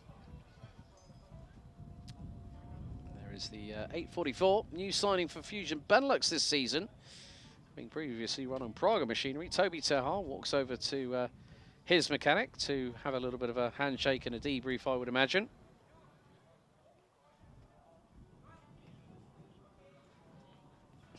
Oh, here he goes. Brilliant to see the energy from these youngsters, especially when they get a victory like that under their belt. It's not easy by any stretch of the imagination, no matter, and a little fist bump as well. Ah, liking the Mario Kart style livery there as well, and it's got Elouan's name in Mario character letters there. And with the checkered flag banner around the majority of the middle of his race helmet. Great stuff to see. And it looks like we are going to get a word with our young winner as Guillaume Alvarez is just having a little chat with him. So let's hand it down to Guillaume down in Parc Fermé with our winner of Heat 2 in Iame Mini, Elouan Poissonnet. Giggsy, over to you.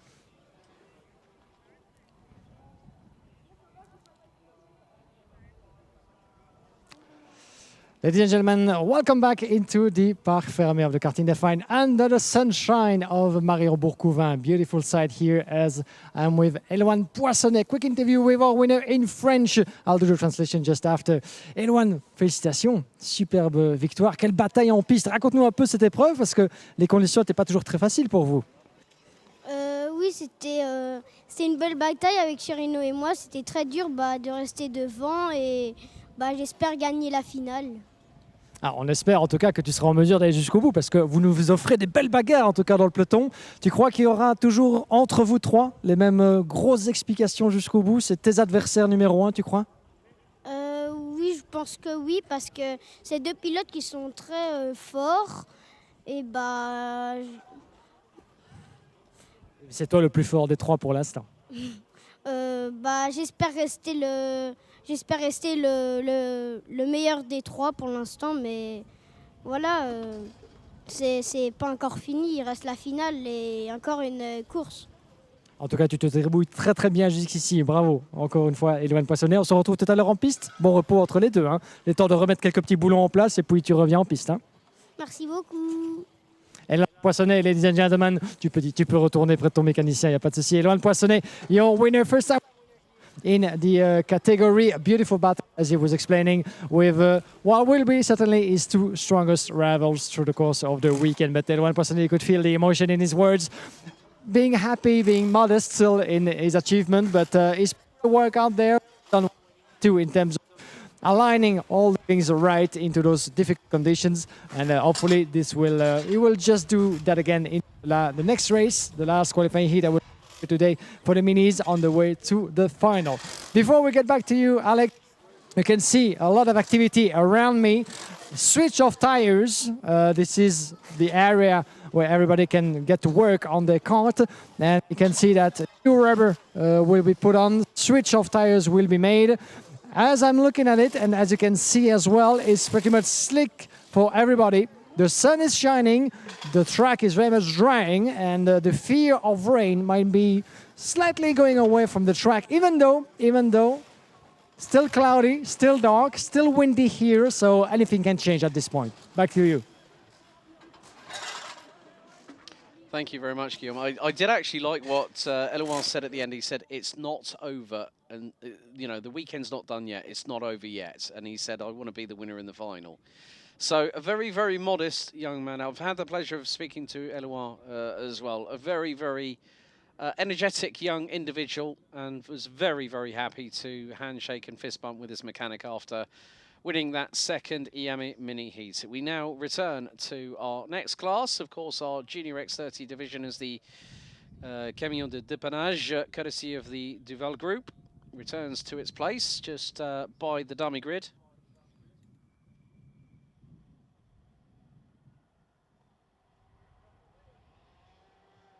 Now we go to race 9 of the meeting, Heat 2, X30 Junior. Grid is as follows. Chess Petersen starts on pole position. He'll be joined by Theo Polican front row. Luis Bieland and Jules de Koon row 2. Priam Bruno and Mathis Mouche round out the top 3 as someone's had a spin. Oh, we've had a little bit of a moment with a couple of karts coming together. One of which, I'm trying to gauge the number. Well, it was a Euro karting kart. It might be Dorian Grandjean. Noah Grenier, Thijs Van Haus, Antoine Boots. Louis Boots, Edouard Gauffoy and Ludwig Granquist round out your top 12. Joris Verkaert, Gleiner Munguia, Bruce Ramboa, Ronan Kamphaus, Kiana Jolie-Hoptoff and Joshua Lauritsen round out row 9. Jannis van den Bosch and Louis Thijsted. Linus Thijsted ran at row 10. Neil van der Ende, Len Gurkman, Jamaro Hoft, Manoa Laurent, Isaac Zairi, Dorian Grandjean and Louis Stroven round out your 27-strong grid. So we go back to 10 minutes plus an additional lap. And in the opening heats, it was a 1-2 for victory lane, courtesy of Priam Bruno and Ches Petersen, with Luis Bieland rounding out your top 3. The top 3 were covered by a couple of, I think about 0.3 of a second or so. But, right, okay, 1:55, that is Joshua Lauritsen, who is due to start 18th. And it's going to start from the dummy grid. So, on the Tony Kart for CS competition, according to the information that we do have.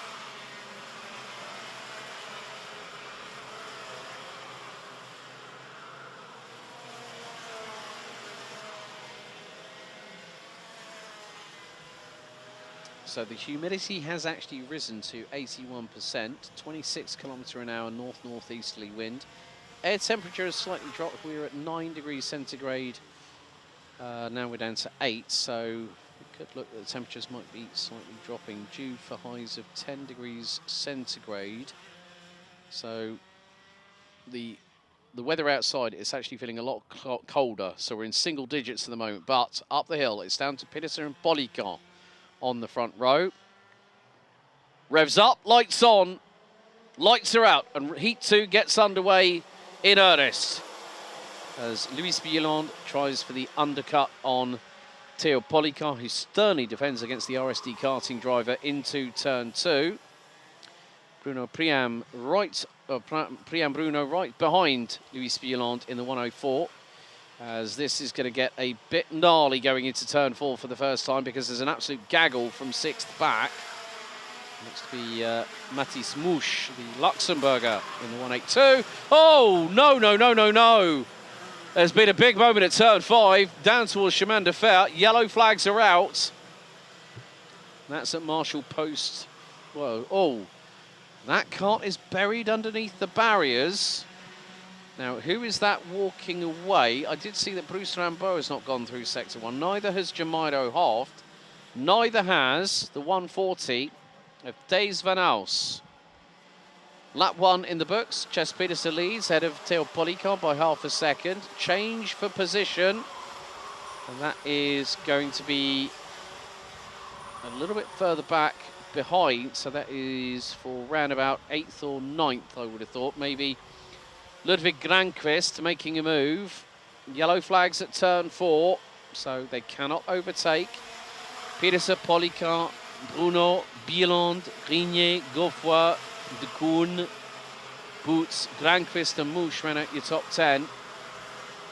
And it was Thijs Van Aus and Bruce Ramboa, one of which was buried deep underneath the foam barrier just off of turn 5, nose end in. And the barrier getting pushed up by the front bumper and the nacelle panel.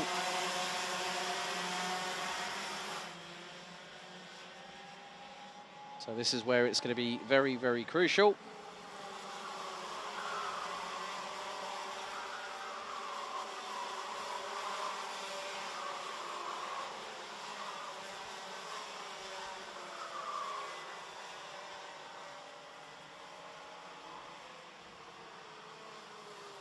And we see some retirement, unfortunately, for one of the drivers from CRG Belgium, by the look of it.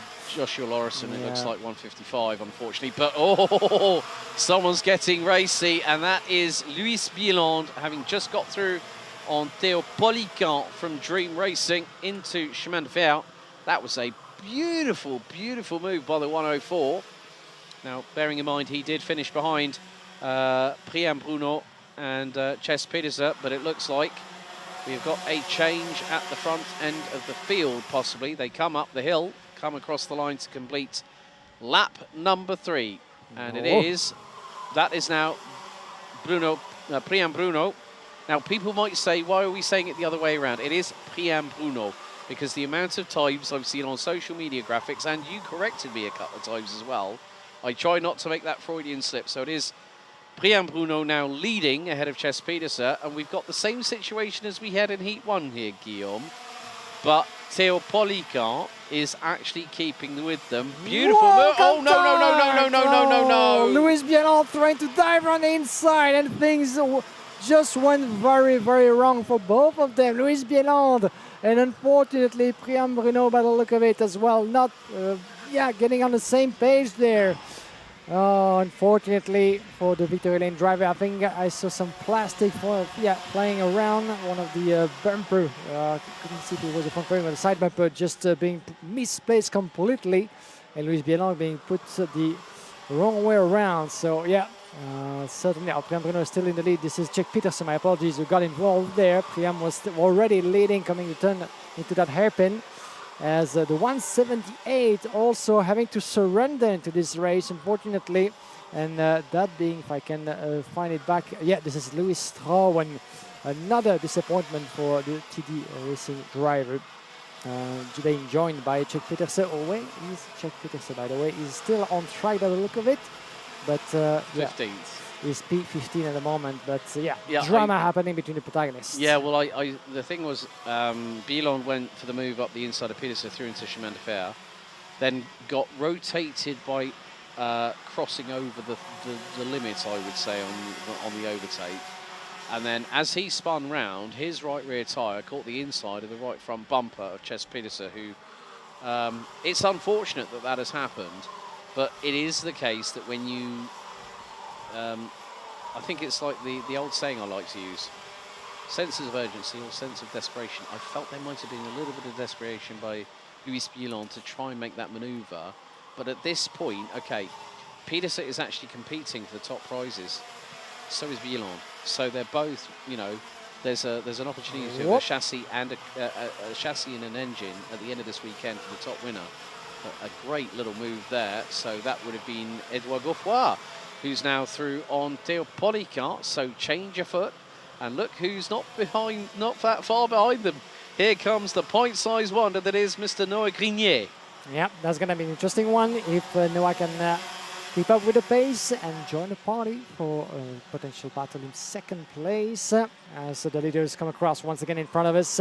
Priam Bruno, Edouard Godefroy, Theo Polican, Noah Grenier. That's your top four at the moment. Fifth place in the hands of Jules Decoun, Antoine Boots, Louis Quankitst, Lionel Mungia, Ronan Campus, and Linus Tistedt. That's for the top 10 at the moment. The battle is raging on screen with one of the MPs, the 110, further back Louis Quankitst and Antoine Boots battling for P6. Look at this, the size of those clouds and the color, really warring color of those clouds around the track, because it's sunny, it's dry, but it looks, not very, very reassuring in terms of weather for the next few hours. That's what Mariembourg is all about, and I can tell you that it's still windy and cold. And Zolder, all in that little microclimate. Yeah, it doesn't matter. Let's call it Belgium, shall we? And then get on with it, because the Belgian microclimate is so finite, folks. That's all we can say about that one, because I was at the CrowdStrike 24 Hours at Spa-Francorchamps in 2023. And it was dry before not the battle for Super Bowl, which happened the following day, but for the initial stages of qualifying. But a big wrestle there, Ronan Kamphaus, and that is through on Ludwig Granqvist. No, it's not. It's from Lionel Munguia from the Rebecca Kart Racing team. It's a nice move there. But just before pre-qualifying, well, qualifying itself before Super Bowl happened the following day for the top 20. It was fine in Q1. Q3, the heavens literally opened, and I contacted someone who I know in Germany, and I said, "How's the weather in North Rhine-Westphalia, just outside of Düsseldorf?" He said, "It's absolutely teeming it down." He said, "Where are you?" I went, "I'm between the straight heading to La Source, and then also the run down towards the hill towards Eau Rouge et Radiant, and it's absolutely pelting it." And he said, "Well, microclimate, what can we say?" And it wasn't just Belgium that night. No, the Venezo has run inside the 110 of Quankitst and Antoine Boots. There is D against MP, and there he goes through. Beautifully made for what is a P6 still. As we have another great view from the skies. As into the corner number 4 in the middle of the track. We get back here with the leaders Priam Bruno and Edouard Godefroy. A little bit less than 2 minutes plus 1 lap remaining into that junior race. Heat number 2. They will have a third heat coming up later this afternoon. But for now, it's still very much undecided between Priam and Edouard Godefroy, the 105, very much on the tail. The 2 young Belgian drivers, Theo Polican, seemed to have lost a bit of momentum for the last 2 laps. Look at him, he had 1 second of disadvantage, 1 second down, still 1 second, but not quite able to decrease that gap as Edouard Godefroy just put the fastest lap in this race and trying to intense the pressure, increase the pressure on the shoulders of Priam Bruno, not doesn't seem to be that much shaken by the pressure. He's doing his thing, keeping the racing line as it is. And the question is, will he be able to do something the last lap? Has run inside. Close call. The 119 on the inside of the 130. Still the battle between Lionel Munka and Lewis Bolts for P10. Lewis Bolts, we fought for a second that the 2 were going to touch and send each other around, but he just made his way past. Phew. Breathe in, everybody. Exactly. Breathe in. We're fine. We're good. But still, Priam Bruno keeping Edouard Godefroy at bay. Victory Lane versus RSD Karting. It seems to be the Hollywood storyline of the weekend. If you see a Victory Lane car, there's an RSD not that far behind, or either that, there's a Dream Racing kart involved. And a little bit further back, about 1.4 seconds adrift, is the youngster from France, the 187 of Dream Racing's Theo Polican. Here goes Godefroy. Bit of a moment there for Priam Bruno, side by side. Bruno was sideways and Godefroy went, thank you very much, I'll take that. Yeah. But we're going to come down to 1 more lap after this as they head towards Chemin de Fer at breakneck speed, hard into the braking zone. And Godefroy parks the kart on the apex with absolute precision. Through into Escargot for the penultimate time.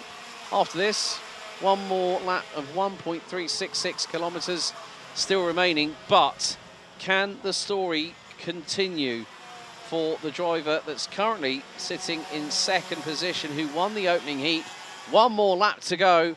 Priam Bruno hunting down Edouard Godefroy, and through to the inside he goes. It was wheel to wheel for the briefest of moments, but Edouard Godefroy held his line and, more importantly, held his nerve. Yeah, brilliant piece of racing between the 2. Godefroy still in the lead. Priam Bruno just behind. For how long will they be staying in that order? That could be a chance of Theo Polican maybe joining him and catching him in one of the corners, but he won't have just enough time left, and the gap is just too big at the moment.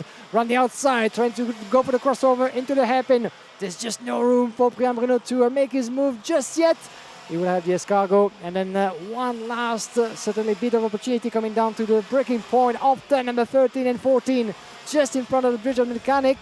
Will he go for the move? Will he dare taking that risk around the outside? Could it be a photo finish between the 2 onto the line, with Edouard Godefroy having the upper hand as it seems? That's going to be a close call, but Godefroy is first on the line and takes the win at the end of a crazy battle. 77 thousandths was the race victory difference between Priam Bruno taking a 2nd win of the weekend, but it is Edouard Godefroy in the 105 that takes the victory in Heat 2 for Junior X30, ahead of Priam Bruno, and Theo Polican hits the top 3 for the first time this weekend. Great way to finish the midway point of the qualifying heat stages for the Junior X30 division. Look at that. Wonderful helmet design there for Edouard Godefroy. So Godefroy, Bruno, Polican, Grignier, Granquist. That's your top 5. Antoine Boots, Jules de Koen, Mathis Mouche, Ronan Kamphaus, Lionel Munguia round out your top 10. Ches Pedersen recovers to finish in 11th ahead of Lewis Boots. Kiana Jolie, Optoff, Neil van der Ende, Yannis van den Bosch, Linus Dijsted, Joris Verkerk and Dorian Grandjean round out the top 18. Manoa Laurent, Isaac Zahiri, Len Gökman, Luis Bieland ending up down in 22nd after the incident. And Joshua Lauritsen being the last of the classified runners and riders. Louis Struven, Thijs van Hals, Jamaro Hoft and Bruce Ramboa out of the race. But it's 2 for 2 so far. Priam Bruno in Heat 1, now at Edouard Godefroy, here is winner of Heat 2. Loving the... Oh, that is a That is a heck of a race suit choice there as well from Edouard Godefroy with the Brazilian-style colourings on there. Taking the win by just 77 thousandths of a second. So another close finish. And, well, we've had the upper extremes. We've had Victor Louis winning Senior X30 Heat 2 by 6 thousandths, and then Clément Outron has had the biggest win margin this weekend in Heat 4 X30 Senior of 5.896 seconds.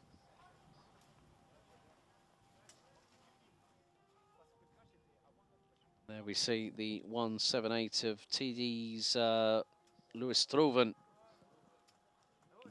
Not a great weekend so far as the recovery truck, courtesy of the Duval Automotive Group, comes around to pick the 178 up.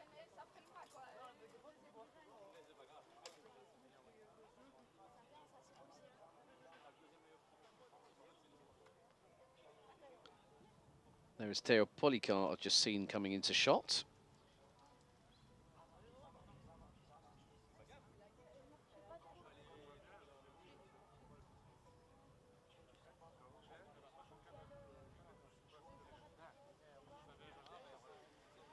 So after this race, we will have one more to go before a short interval before we head into the final 5 races of Heats Day here for the second round of the 2026 Karting Champions League Winter Series, part of the MP Accelerating Talent Programme,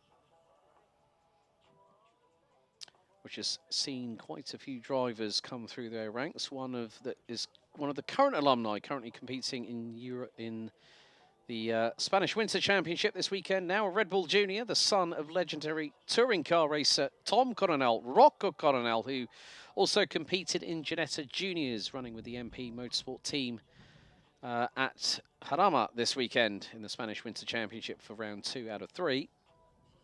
And quite a few other drivers have come through the ranks, the late Delano Van Toft, also Javier Segrera, Owen Tangavello, amongst others, have made their mark with MP Motorsport.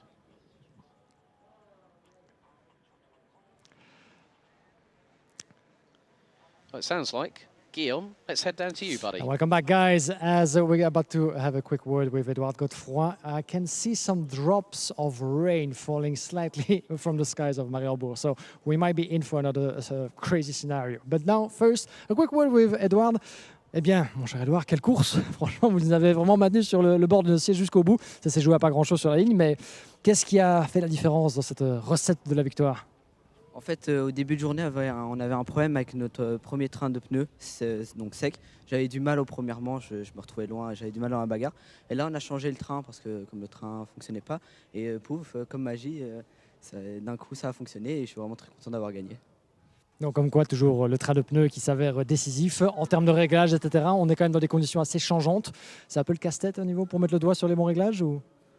C'est pas moi qui fais les réglages, c'est mon mécano, mais sinon c'était un peu les mêmes réglages que les derniers jours, mais je suis vraiment très content. Et qu'est-ce que tu penses du niveau ici de la compétition de manière générale? Quand même pas mal de têtes connues que tu as l'habitude de voir en championnat de Belgique par exemple? Ouais, je reconnais plein de monde ici. Ouais. Allez, bonne chance pour la dernière et pour la finale demain, on espère pour toi. Merci beaucoup. Edouard Godefroy, ladies and gents, telling us that, one of the keys to his great performance was switch off tires. So there you go, going from one setup to the other, and you can unlock some other performance. Thank you very much, Edouard. We'll let you go back to the business, and there's still one more race for the category to go, and then on the way to the final tomorrow. But as I said, Alex, slight rain falling over here in Mariembourg. Not really concerning at this time for the drivers making their way onto the track. But that's going to be interesting if it keeps on raining coming towards the end of the afternoon. Back over to you. Thank you very much, Guillaume, as now we head into battle for our shifters. Heat number 2, and it's race 10 of the meeting. Let's take you through our starting grid. Jens Stroh, the defending KZ2 Karting Champions League Winter Series champion, has once again Milan van Vinden alongside him on the front row. Tommy van der Stroys and Robin Glier in row 2. Mika van der Pavat and Enzo Bol lining up on all SP Motorsport row 3. Luca Bremer and Sam Clays, row 4. Quinton van Leeuwen and Gil Mertens round out your top 10 with Jelte Boma and Christopher Saxe completing the top 12. Luca Moulin joined by Thierry Del Rey on row 7 with Anders Alkier. Milan van Buggenhout, the only X30 Super Shifter driver here this weekend on row 8. Kane Ince, Ricard Kalsims and Kevin Stehauer round out your 19-strong grid. Once again, we will have the traditional standing start, not the rolling start, as I said. Now, these karts can accelerate about as quick as a 911 Turbo S from 0 to 100 kilometers an hour. They rocket off the line. 6-speed sequential gearboxes operated by a push and pull lever on the right-hand side of the steering column. And what Guillaume said earlier on in Heat 1 was very, very true. That when you're in the braking zone for respective corners, they are so finite. You're banging down the gears, you're on the brakes, you've got one hand on the wheel, and you're banging down gears. That is a lot of multitasking to do in a short stretch of time. Now, you think that 150 meters might be a big tall order to break from, let's say, in Formula 1, 320 kilometers an hour from 8th gear all the way down to first at 50 kph. That's a big braking distance. The distances here in KZ. Now, I do have to correct myself that Max Verstappen in 2012 won the FIA European, well, he won 2 European Championships. Now, I'm going to actually look. In 2013, he won 3 CIK FIA Championships in that year. 2 European Championships and a World Championship, which is at Varennes, where he beat chief rival, who's now at Scuderia Ferrari, alongside Lewis Hamilton, of course, the Monegasque, Charles Leclerc. And Leclerc has his own kart brand. Max Verstappen is more interested in his sim racing activities, as the team that he now has in the GT World Challenge has now become a Mercedes AMG performance team. So it's now a Mercedes team, I think Verstappen.com Racing. And they're going to be running a Mercedes-Benz. They've actually made, they've helped Team Redline driver Chris Lullum, and the rain is, you can see the raindrops coming down now. This is going to make the standing start very, very difficult, especially when you've got a lot of torque going through, and these engines have north of 50 horsepower going through the back end, and the amount of torque will be at least double that, maybe treble that, as Jens Steur pulls onto his slot Van Vinden alongside on the front row. The engines are being revved. This is to help the oil circulate around the piston, the conrod, the lower and the big end bearings at the bottom of the engine. If that lubrication is not happening, the engine will have a strategic weakness on its performance. Looks like Anders Alkier will not start on the grid. The 4 red lights, they ignite here, and Heat 2 gets going right now. Great start by Jens Steur. Milan van Vinden did not have the greatest line, and Jens Steur has understood off the track, and that's Thierry Del Rey straight on, I believe. Yes, it is. Oh, dear.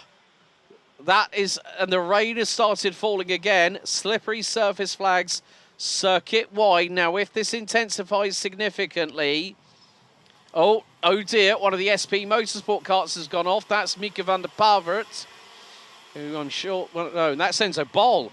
Enzo Bol has dropped from 6th position right towards the end. It is like tippy-toeing on trainers on an ice rink once again. This is not going to be easy for these drivers, but you look at, well, that's Van der Stroy's up at the front of the field. He's away by a good couple of seconds. Robin Glirum is in P2. Someone's trying to get going again. Yeah, it was a 4:12 by the look of it, who had a bit of a moment into the breaking point. Yeah, over there in the chemin de fer. Was about to get going, but that's just like the same situation as we had with the seniors early on, with a slight rain lottery. That race turned into a lottery because of very late rain. As we were having that interview with Edouard Godefroy, I could feel the drops of rain slightly falling and then intensifying as the drivers were already into the warm-up lap. And now it's a case for disaster for those still experienced drivers in those conditions. But with slick rubber on such a slippery track is never certainly an easy task for them.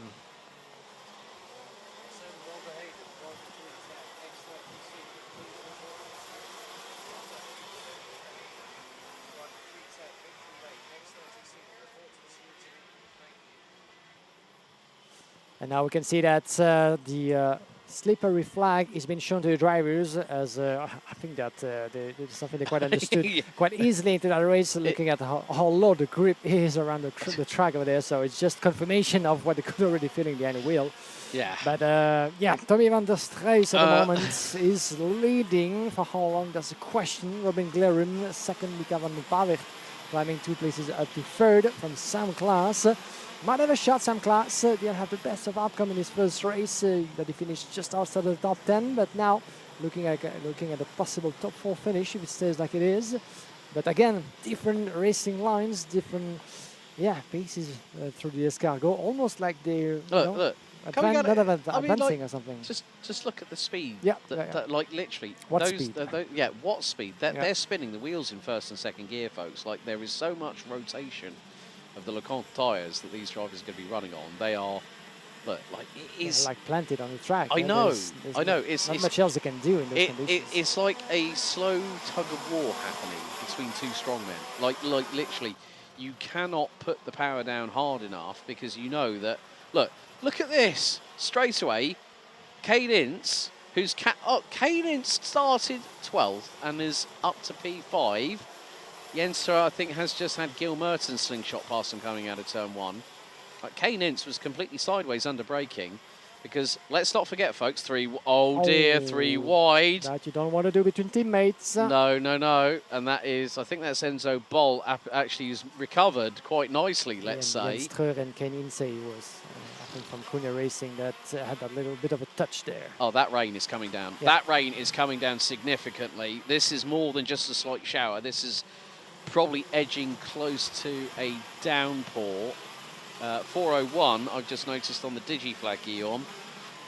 Jens has just been given a 5-second time penalty. We'll wait for the timing to update, and this is not getting any easier. Yellow flags at Chemin de Fer.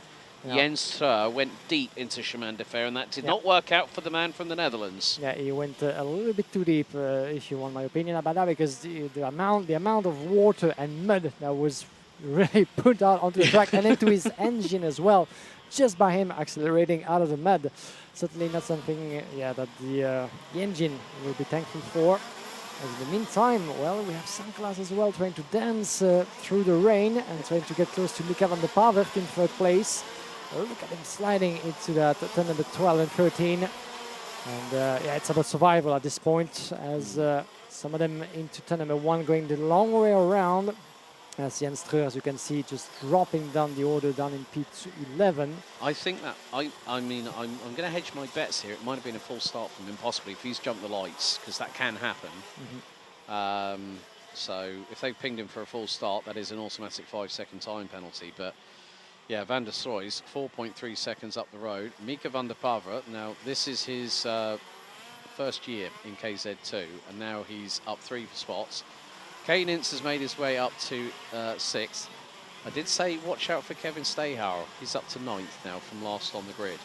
So we're seeing that the ideal lap, well, judging by the live timing, is saying that in combination of the best lap time it should be a 1:24.681, and that is Van der Stroys, who is now ahead, and that gap looks only to be expanding. And we've just seen as well Luca Muller, the 444 from Victory Lane, getting ahead of Jens Streur, I think, from P11 outside of turn, the Chemin de Fer hairpin. And that might have been certainly the slowest overtaking maneuvers I've ever seen into that hairpin. It's like happening in slow motion, isn't it? It's like a true slow motion maneuver, but they made it, it made it stick beautifully on the outside and on the exit. But like the two couldn't do much more about this than just stay on the track and survive this particular sector. But I can only imagine how frustrating that must be for those competitors, knowing that they have a shot at maybe winning this thing or overtaking another rival, but they cannot go beyond a certain speed, a certain pace onto that track, knowing that they will finish into the wall. But the same goes for everybody. So you're stuck into that false rhythm without much else you can do to make a difference. Otherwise, you'll be into trouble.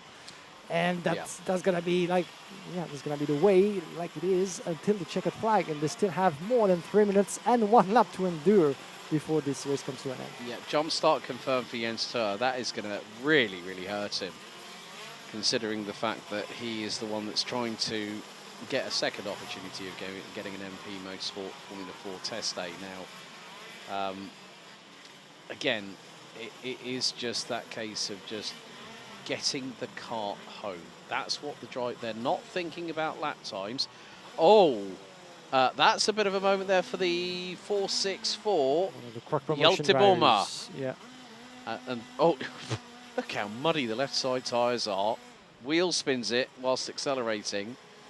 That's going to be concerning with the amount of mud that you can see on the outside lane of that hairpins. If some of the drivers get stuck in there, or if there's too much of those gravel onto the racing line, maybe they might need a little bit of cleaning in between races. Well, I did say about jet washers earlier on, didn't I?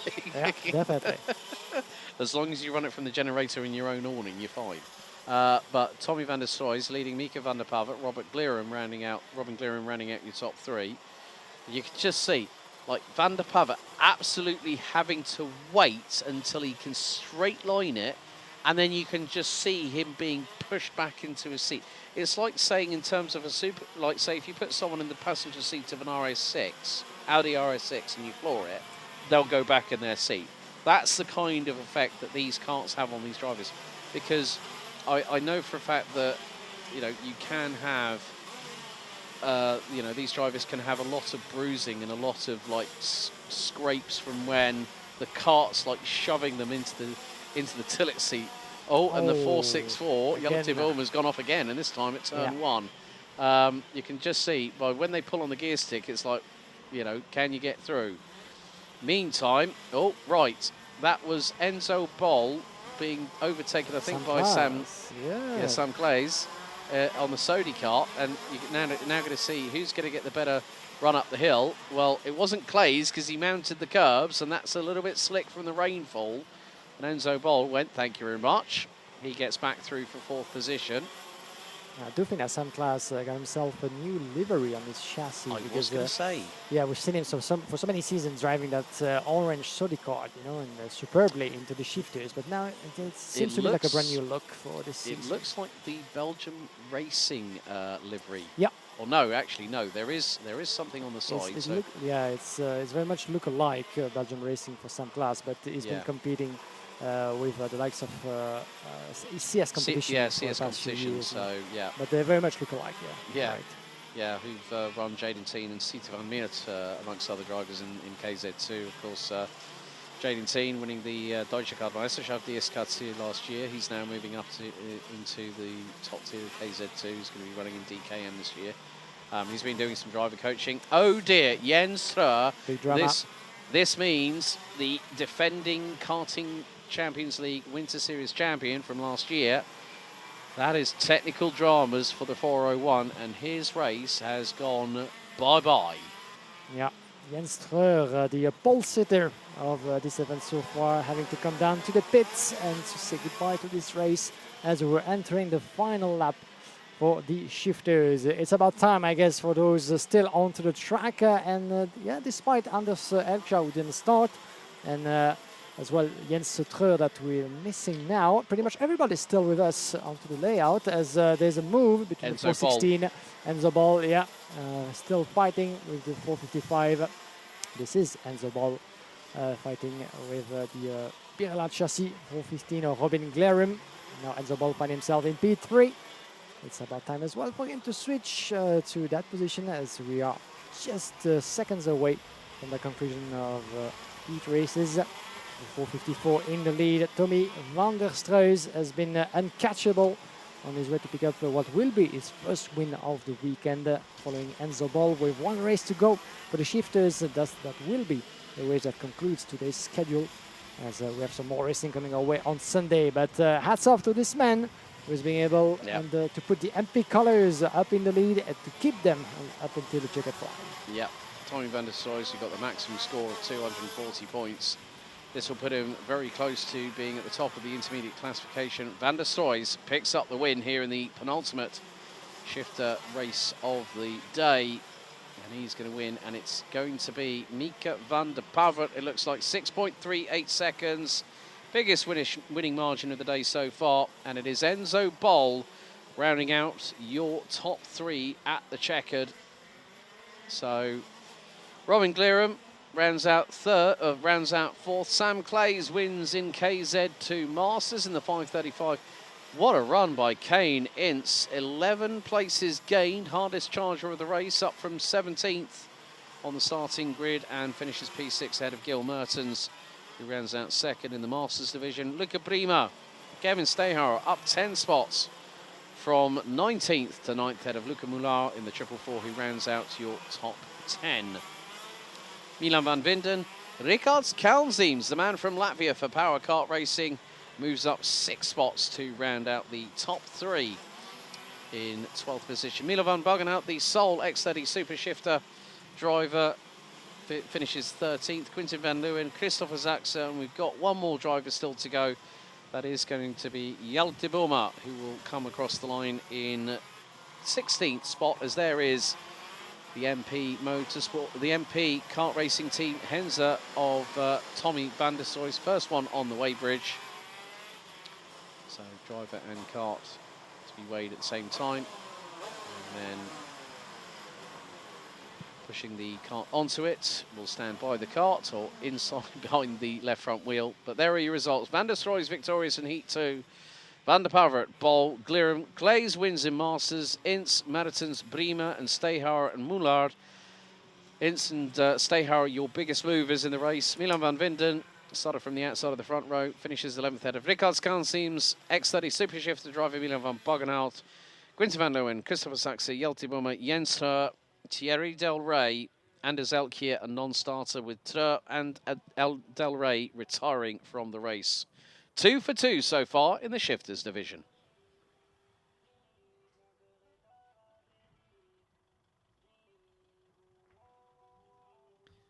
Well, as Thierry Del Rey gets recovered by the Camion de Dépannage, courtesy of our friends at the Duval Group, the Garage Duval, the local providers for both Toyota and Korean manufacturer Kia as well here in the locality. That is it for the second set of heats. We're going to be back just before 4 o'clock this afternoon, as we'll have our final 5 races to decide the initial intermediate classification and who will score 80 points towards their tally for the 2026 Karting Champions League Winter Series. Join myself and Alex Goldschmidt and Guillaume Alvarez just before 4 o'clock this afternoon when we return to racing action. See you again soon.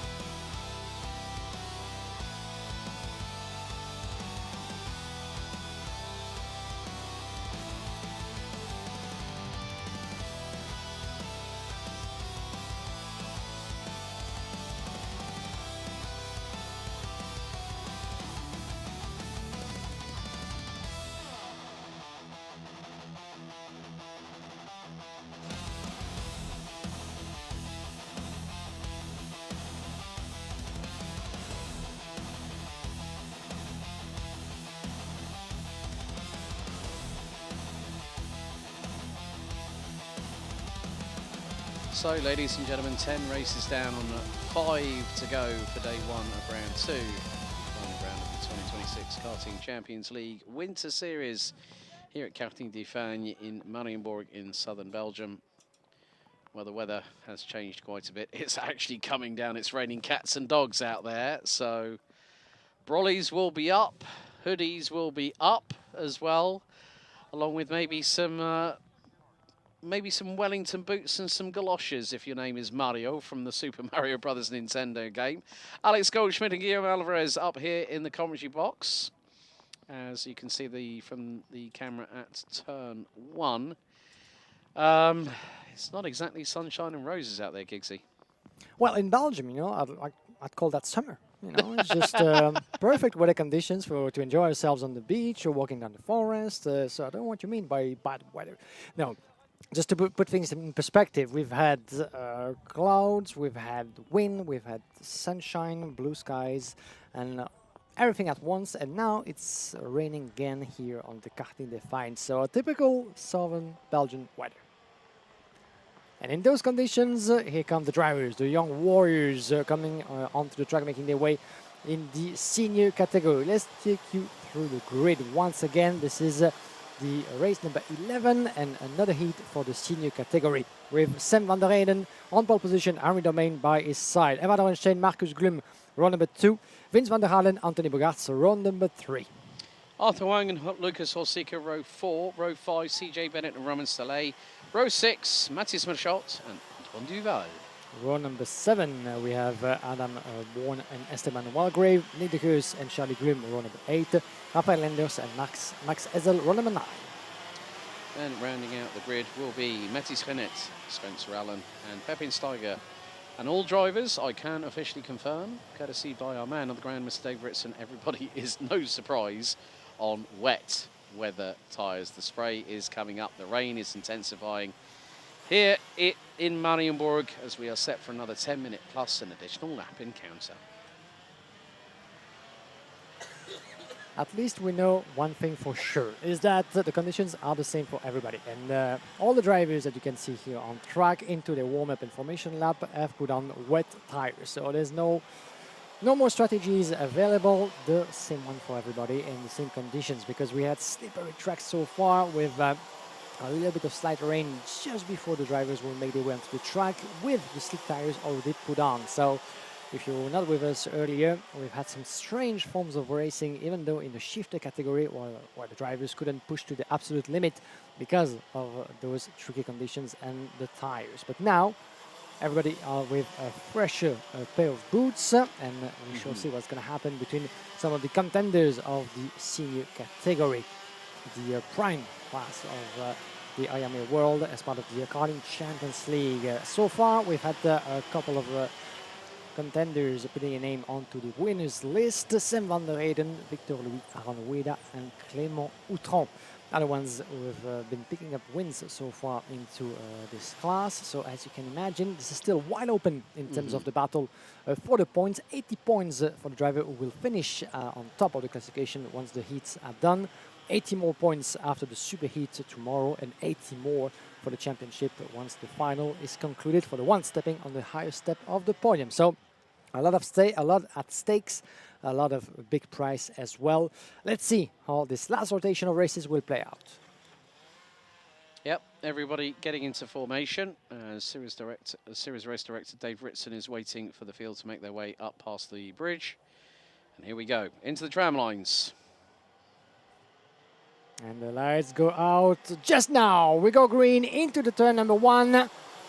Watch out as everybody makes it through in one piece. Now the wet tires operate at high level, and this is a close call for some of them into the second hairpin, but everybody makes it through once again. Cracking start from pole position from driver Sam van der Eyden from pole, who kept it going in P1. And as I say that, drama for the 215, unfortunately for the down. And this is Esteban Walgrave, the Belgian driver, who found himself into a bit of a discomfort, spinning into turn number 3. He was hit, I think, slightly by one other competitor, but not too much drama going on. He was able to get going.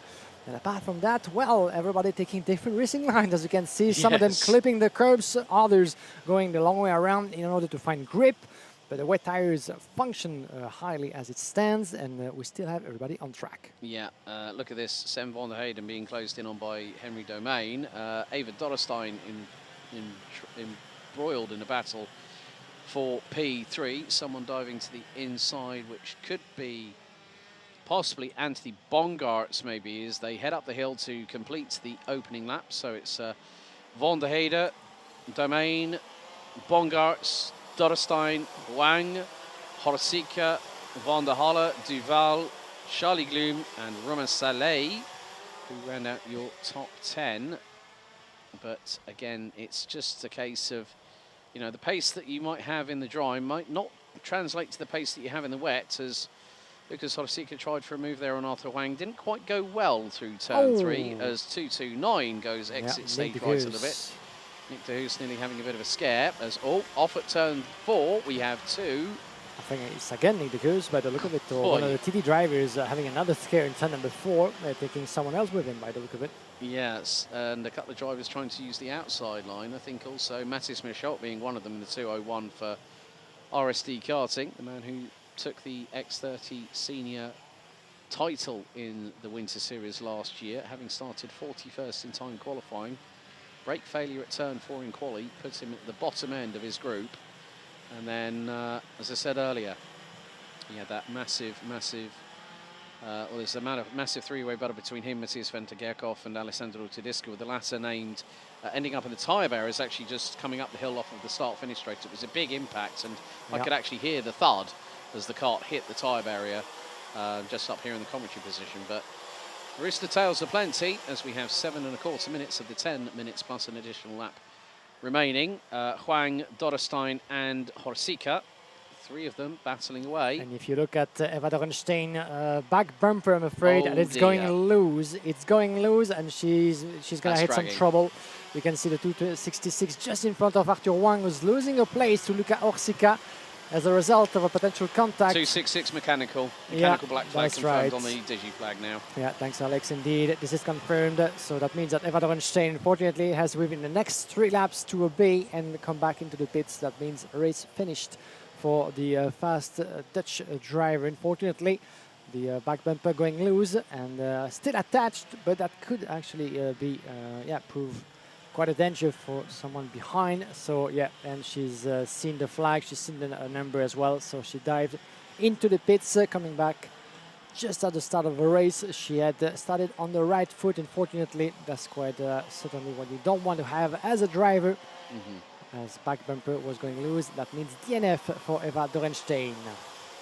Yeah, not exactly the way that you want to end your final qualifying heat, as we have Henry Domain and Anthony Bongaerts. This is the battle for P2, so Sam van der Heyden is 1.8 seconds up the road and starting to pull clear. So the man from Victory Lane, Bongaerts, dives to the inside. Massive chronic understeer in the Henzer kart for Henry Domain, but he tries to go to the outside, uses the grip and the purchase through turn 5 into Chemin de Fer. Domain might have the lunge up the inside. He goes. Bongaerts to the outside. Oh, that was close. But Bongaerts squeezed through with millimeters to spare. Yeah, beautiful indeed. He didn't back up, just went on the inside, clipping that curb. He forced his way in onto the space. We've had a spinner at turn 3 off of Marshall post 4. So trying to pick out who that is. That is on a Tony kart. Oh, it seems to me that we can hear the rain dropping on the roof just above our heads in the main building, and you can see that the conditions have worsened for the past few seconds. Now the rain has been picking up quite badly onto the course of the Karting des Fagnes. It's about survival, and it's a lot of spray around the drivers as for now, for the battle between Henry Domain and Anthony Bongaerts for second place. 3.5 seconds. Sam van der Heyden now is really flying away into those conditions. Incredible demonstration of driving, and in those conditions, let's see if the drivers will be able to make it in one piece, as those conditions certainly not the easiest that we've had so far. Look at different racing lines going the long way around for Anthony Bogarts and Henri Domain trying to do the crossover at the same time. Yeah, even the tractor behind the building next to us is absolutely getting a pelting. So 4 1/4 minutes still to go, plus an additional lap. So Sam van der Heyden, 3.5 seconds up the road. 2:11 has just been, Romain Saleh has just got a 5-second time penalty for pushing. So Sam van der Heyden starting to stretch the legs on the Victory Lane Kart Republic chassis. The 310, the young man from the Netherlands. Bongart's 3.2 seconds behind, and it is absolutely starting to get that little bit darker. So peripheral vision will be compromised for the drivers. And Charlie Gloom goes on the offensive towards Vince van der Halle, who has been passed by Mathis Mirschout. So Mirschout up from 11th position, now runs P6. He seems to be finding his stride as the man from Belgium, formerly of KCR Racing as to the middle of last year. And I've just seen on the 229 Nick de Hoy's, his front bumper is doing this. It's like one of those nodding dogs that you, like those nodding statues that you put on your dashboard in your car. It's going like this. So I think that could be a possible bumper penalty, and that's 5 seconds added to Nick de Hoy's race time there. Yeah, quite unfortunate. The front fairing seems to be going loose for this one after the back bumper for Evan Orenstein was going loose as well, leading to a DNF, unfortunately, according to the rule book. But look at those conditions now. There's nowhere near any drying out of the racing line so far, as the rain keeps on pouring here. And with the light through the clouds, it gives you those spectacular images of the spray of the water being spread around by the wheels. So always an impressive display of racing racing and driving skills by the competitors of the Karting Champions League here. As a little bit of a touch there between it was Mathis Mirschout and Vince van der Halen. They won the Tonys at 3:45. Van der Halen and Charlie Gloom just behind with the 2:26 of Marcus Gloom, the brothers of RSD Karting team. Currently in P8 and 9 in front of Antoine Duval. About this time of the race, with less than 2 minutes plus one lap remaining on the clock. It's about seeing the checker flag in one piece. And as I say that, it seems to me that a little bit of lightning from the sun is piercing through those clouds. So again, we have all 4 seasons in Mariembourg in just the course of one day. That's what makes the racing even more epic to follow. As the leader, Sam van der Heyden, seems to be no trouble at all for the Dutchman ever since the weekend started. Really making his way through with ease in those conditions. Yeah, obviously race 2 didn't go quite to plan for the man from the Netherlands, but nor did it in Heat 3 for about 11 drivers out of the 22 that started. We nearly had 50% rate of attrition, which is, in some respects, very faint. It's a very faint occurring of that happening, where you have nearly half the field go off and the rain is still pelting down. It is not easing up out there by any stretch of the imagination. Darkness edge feels like we're about to go into sunset on one half of the track, and it's just like Spa-Francorchamps. It could be raining at one, it could be sunny at one point, and dark as heck on the other. And that's a circuit that's 7.004 kilometers long, whereas we are just shy of 1.4 kilometers. But nevertheless, 34 seconds to go. Sam van der Heyden is more than likely going to become the first driver to pick up 2 wins. But meantime, we had see Henri Domain might go for the move here. Did he? Well, no, that's that's a little bit further back. We had a move from Romain Saleh on CGP on Pepin Steiger, I think it was. We'll get back to that because it's happening outside of the top 10. But here are the drivers fighting in second. That rain is coming down. Wow. That's biblical out there. That has changed within the last 10 minutes from a shower to an absolute torrential downpour. We're now on the penultimate lap, and these drivers will be thinking, oh, thank goodness I can get dried again. And the drivers waiting in park on the dummy grid are going, oh, great, just what we need right now. But we are coming towards the end of this race. We are on lap 9 out of 10. The rain's still coming down, as you can see, bright and brilliant sunshine here through at Chemin de Fer. There's Arthur Huang closing in on Lucas Horsica. There is Henry Domain in P3.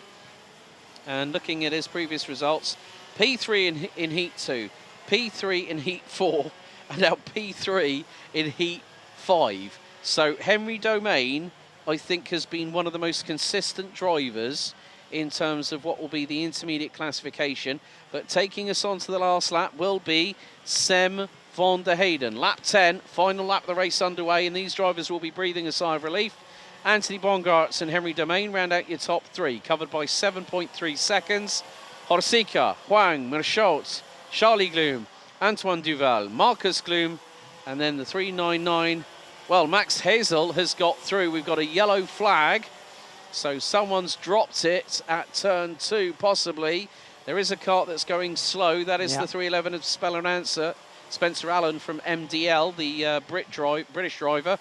But Sem van der Heyden has made sure that he will be at the sharp end of the field for more than likely what will be Super Heat A tomorrow, based on the results of what will happen in Heat 6 through Escargot for the final time. Sem van der Heyden, in these very rapidly deteriorating conditions, has set the standard, apart from what Clément Outron did in Heat number 4. Out of the final right-hander, up the hill, the Flying Dutchman wins Heat 5 here in X30 Senior by a country mile after 10 laps of racing. Second victory so far this weekend out of 3 attempts for Sem van der Heyden. They're more than ever the current leader in points in the senior category. Well done to the victory lane driver. 4.3 seconds on the line in those treacherous conditions. But he showed everybody that he is the man to beat, certainly in those slippery weather conditions here in Mariembourg. But whether it is wet or dry, Van der Heyden will be certainly the man to beat up until the very end of that weekend, after starting on a slightly more disappointing foot back in Genk in the Home Champions for round number 1. Currently P12 in the classification, but looking to finish on a high this year's Winter Series. Anthony Bongartz finishing courageously in second place of that qualifying race in front of Henry Domain. Luca Horsica and Arthur Wong running up your top 5. But once again, as the drivers make their way down to the Parc Fermé through the pit lane, another very interesting set of laps here for this qualifying race, my dear Alex. As again, we've had all sorts of weather conditions so far.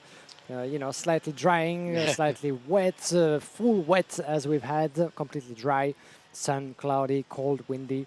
You have it all here in Mariembourg as always, and some of them drivers are more able than others to see the light of day into the darkness. Yeah, the humidity level has raised up to 81%. We've gone north of 30 kph winds to the north-northeast for the first time. But yeah, Van der Heyden, Bongartz, Domain, Horsica and Huang round out your top 5. Post-race penalty for 311. Spencer Allen gets a 5-second time penalty post-race for pushing. Mathis Merchant, Charlie Gloom, Antoine Duval, Max Hazel, Marcus Gloom round out your top 10 ahead of Nick de Hoys. Esteban Valgrave, Roman Saleh, CJ Bennett, Vince van der Halle, Pepin Steiger, Adam Bourne, Raphael Leenders, and Spencer Allen finishing a lap down off of the leaders. Ava Dotterstein, lap 7 due to a right side rear bumper that was not compliant, and Mathis Renette out on lap 3.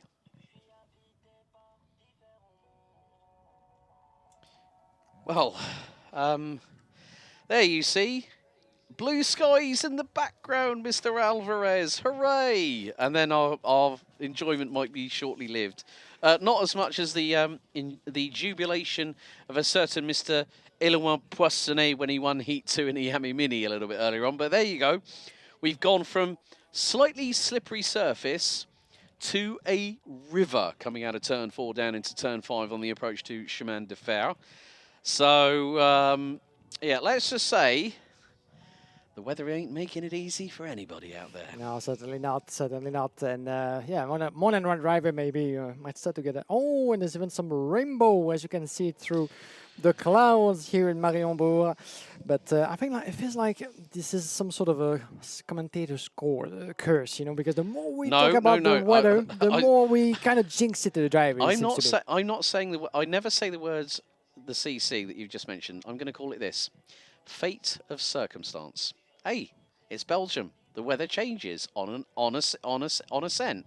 Like, you cannot dictate. I think I remember the first time I came over to Europe to do commentary at Karting Genk for the European Championships that year. And just before the junior finals on Sunday, we looked at the clouds and went, oh, that doesn't look too rosy. We had a thunderstorm half an hour before the junior final, and the juniors were the only ones that went out on wets. However, we have got one more race to go before everything closes down in Senior X30 land for the day. And it is going to be very interesting to see if we can have more than just one individual that can pick up 2 wins in Senior X30. And at the moment, so far, Sem van der Heyden, Heat 1, Victor Louis, Heat 2, Heat 3, Adam Vida, Heat 4, Clément Outron, and Sem van der Heyden has just picked up his 2nd win. Can Victor Louis equal that? Now, based on the results, Victor Louis has had a 1st and a 2nd. Sem van der Heyden has not placed in the top 3 in his 2nd heat today, which means if Victor Louis has... Look at that. Talk about half and half there, Guillaume. I cannot believe it. One side of the circuit, dark as picture black of night, and the other side, time to get the sunglasses on. Yeah, definitely so. Yeah. And now they make their way onto the track. As you said, Victor Louis has a good shot here at taking the lead in points at the end of the day in the senior category, because Sem van der Heyden, as you mentioned, 2 wins, but very difficult results. And Victor Louis maybe adding a 2nd win to his tally just after this one. Now, Yanis Bouillet and Louis on the first row of the grid. Van der Kerven and Aaron Weda, row number 2, Kevin Baker, and Matthias van der Kerkhove, row number 3. Clément Outron and Farid Jalil, row 4, Stig de Redemecker, Bertram Saxon, Nathan Best, Aurelio Giustinelli, round out your top 12. Row number 7, we'll see Levi Sanghera and Adam Rahali. Row number 9, Angelo Meni and Noah Mengel. Then we have Raffaele Santoconno and Delano Wellens on row number 9. Bringing up the rear of the grid will be as follows: Alexandre Mercier, Matt Pereira-Simon, Zachary Gernon and Noah Hubert, rounding out your 22-strong grid. 10 minutes plus an additional lap. After this, we'll have 3 more races to go. So Iame Mini, X30 Junior, and the shifter division will bring day 1 of the final round to its conclusion here at Mariembourg. Couple of interesting names into this field, as always. Noah Mengel is one of them. You might remember him as winning last year's Belgian championship in the Iame Benelux in the Senior Cup.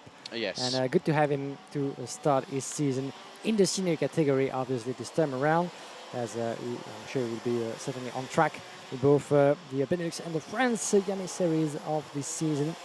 But apart from that, Clément Outron is another one to keep an eye on, as he will be starting from row number 4. Victor Louis, as we said, has a good chance if he wins that race to call himself a leader with 2 wins and a 2nd place, better than anyone else in this field so far, and go home until tomorrow with 80 points in the bag when it comes to the overall classification that he led after round 1 in Genk. So it's all to play for Victor Louis. But Yanis Bouillet, Aaron Weda, and Matthias van der Kerkhove are some of the contenders behind who have other ideas in mind. Yeah, so with the checking, well, because as soon as the heavy downpour came, it's gone. It's been and gone. It's like, got the T-shirt, got the DVD-ROM, it's water under the bridge all of a sudden. However, it will be down to Yanis Bouillet, who didn't have a good run in his 2nd heat from pole position. But Victor Louis might be able to get the jump. If he can go round the outside of him on turn 1, that's going to be a tall order in wet conditions. In the dry conditions here at Mariembourg, you would say that is very, very feasible. But everyone getting into the customary 2x2, side-by-side rolling start here for the final time in the heat stages of round 2 of the 2026 Karting Champions League. They go up the hill for what will be their final battle today. Red lights on the starting gantry. Ahead of 10 minutes plus an additional lap. They split. So, time for revs up, lights on. And we are green and underway. Good start by Yanni Bouillet. A lot of understeer for Victor Louis, who loses a position or two. But look at the crisscross he just got. Oh. And there's a big incident through turn 1. 5 karts trying to recover. They all make it back onto the black stuff. But Victor Louis absolutely sent it like Daniel Ricciardo. He went wide coming out of turn 1. He knew that there was his opportunity to get quickly through on Bouillet. Oh. And by God, did it work. But Bouillet spun it coming backwards out of turn 4. And that rejoin there was a little bit sketchy there, I'm afraid. I have to say about Yanni Bouillet, he should have waited a little bit longer. And there is one kart pulling to the left-hand side, rejoins. But heavens to Betsy, Victor Louis with the move of the day so far. Yeah, that's the kind of move that we like to see indeed. Not so much so for Yannis Bouillet. Maybe the officials might want to look a second time at what happened there as he rejoined, as you mentioned, very quickly into the field.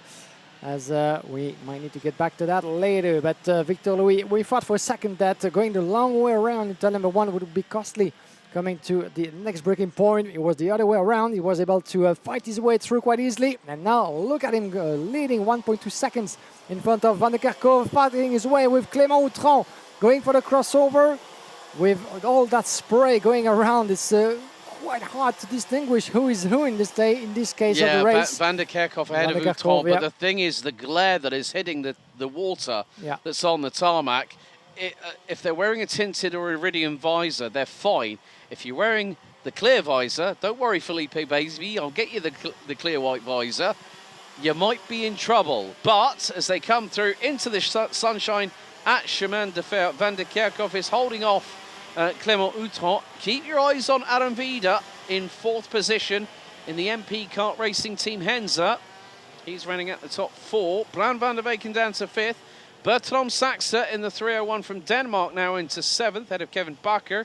Adam Rahali has made it up from 14th. Van der Kerkhoff nearly had Clément Outran to his outside. Outran with a switchback through into the final right-hander. That is beautiful work by the Frenchman. But look at the run that Van der Kerkhoff's got in the 346 VDK Racing Kart Republic chassis. What's going to happen here? Will Van der Kerkhoff dive to the inside? He thinks better of it. Yeah, no, not quite yet. Still early, 7 minutes and 1 lap to go before the checkered flag. Still plenty of time.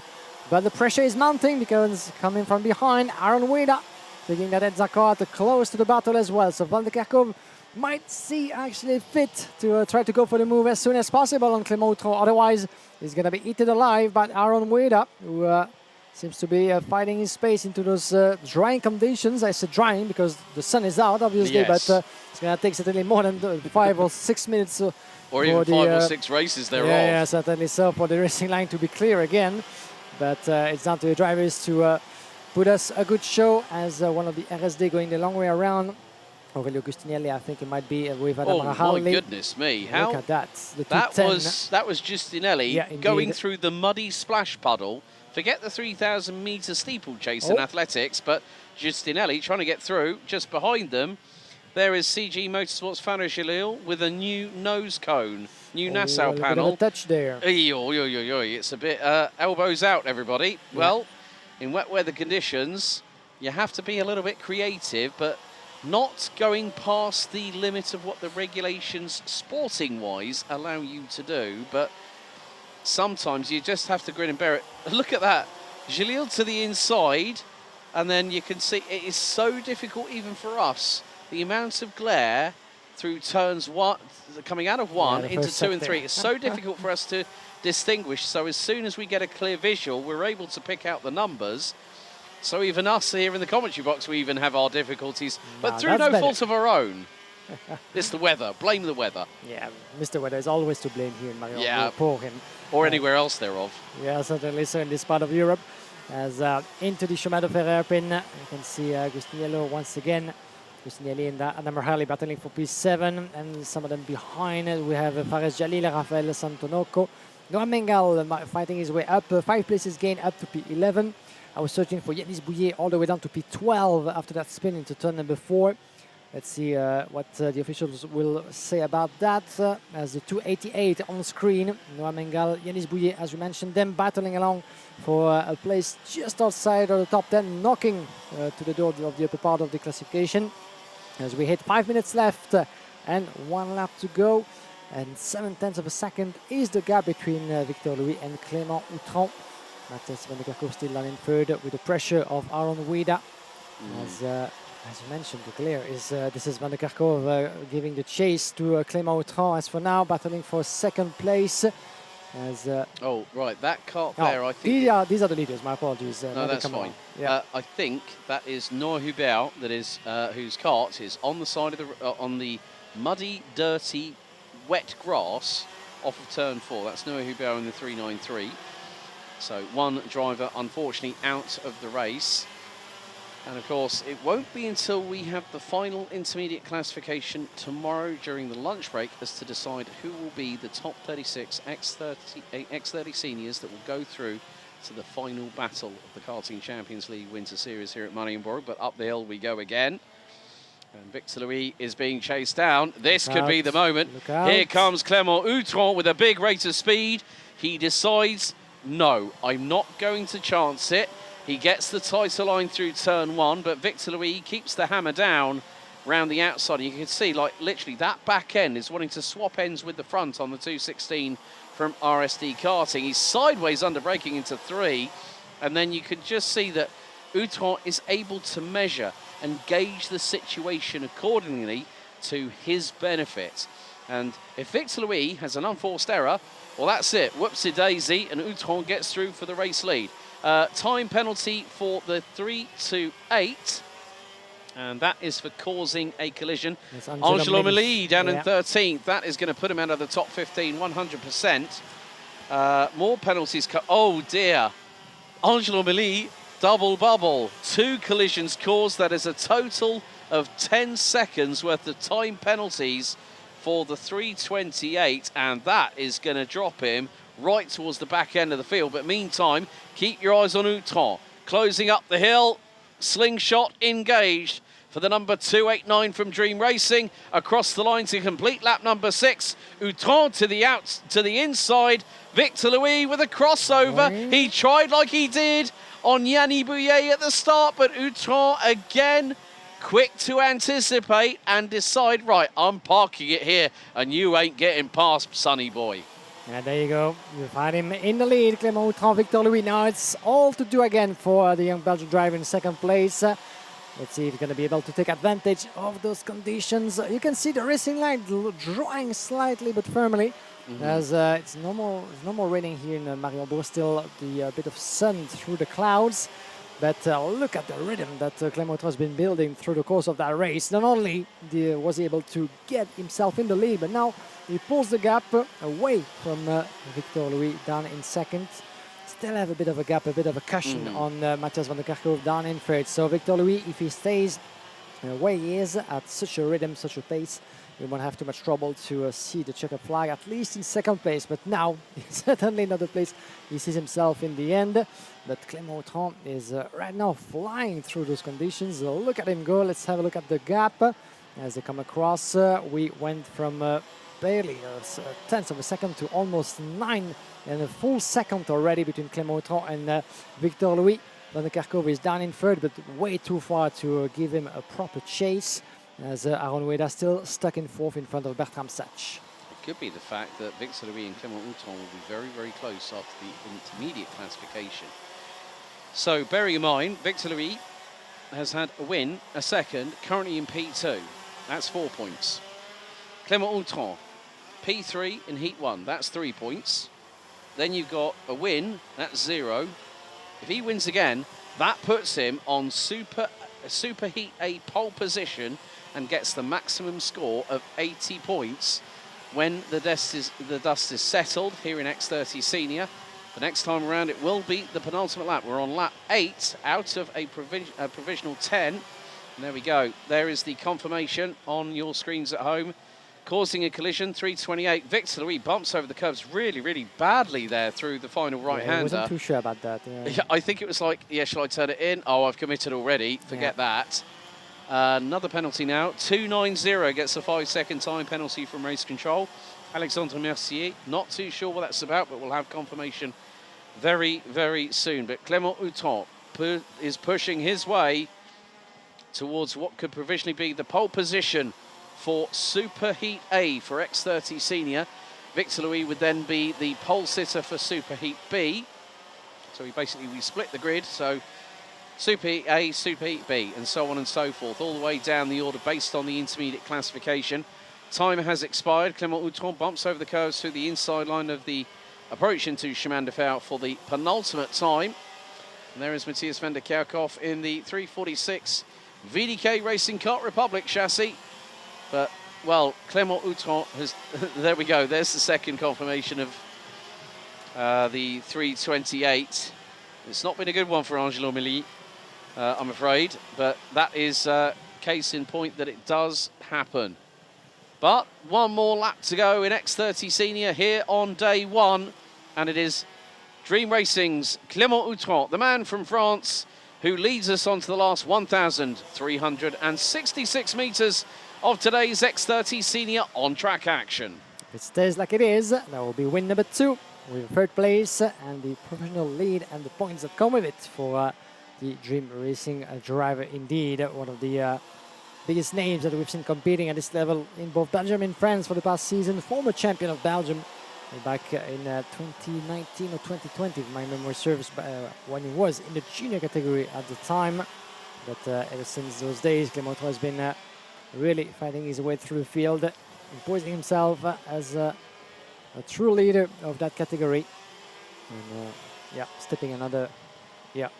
going another step further ever since he joined the Dream Racing. The same can be said of Victor Louis, who's finally picked up his wins on national level last season as well, and earlier this year too, as he came close to win in Genk in the Home of Champions after dominating that weekend, and coming to Mariembourg as the current leader in points. The checkered flag is waving, and Clément Houton for the second time crosses it as a winner to victory as a third place, and if it stays like it is, the maximum points before the Super Heat, where he will be eager to add to his tally another 80 points coming to the final, with maybe, but just maybe, the pole position in hand. But in the meantime, Clément has done the job. Victor Louis has been strong as well. Watch out for Matthias van der Kerkhoff if it wasn't for some of the bad luck that he had earlier. Yeah. That third place consolidates the potential of the Belgian driver, newly added to the VDK Racing team. Aaron Weda from fourth place. Watch out as well from the young Dutchman, watching from the side, watching from a distance, but still collecting the results that he need to keep on building the confidence. And shout out as well to Bertram Sach P5 and Noah Mengal climbing 10 places up to P6 in front of Gustinelli, Van der Weyken, Yanis Bouillet and Rafael Santo Cono running up your top 10 in those changing conditions. It remains to be seen what's going to be left of the weather for the last few races. The skies seems to be opening up for the past few minutes, so fingers crossed, Alex, that we could at least finish this one on a more dry note. Yeah, the 2.90, Alexandre Mercier gets a 5-second time penalty for pushing, but rounding out your finishing order, Delano Vellens, Adam Rahali, Faris Jalil, Stig de Rademacher, Kevin Barker, Alexandre Mercier, Nathan Best, Zachary Gernon, Angelo Milly, Matt Pereira Simon, and Levi Sanguera, unfortunately, with Noah Hubert retiring on lap number 2. But Clément Houton provisionally books his place as the pole sitter overall for Super Heat A tomorrow.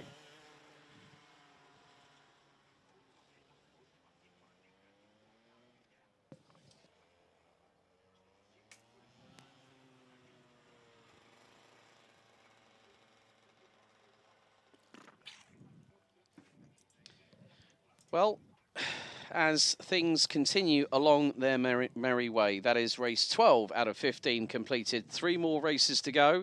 Iame Mini up next for their third and final qualifying heat. The same will be said for X30 Junior and the shifter division. Looking at the top 3 in the respective mini heats that have already transpired.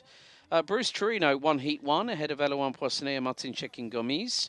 Then it shifted. Eloan Poissonnet won Heat 2 ahead of Bruce Chirino.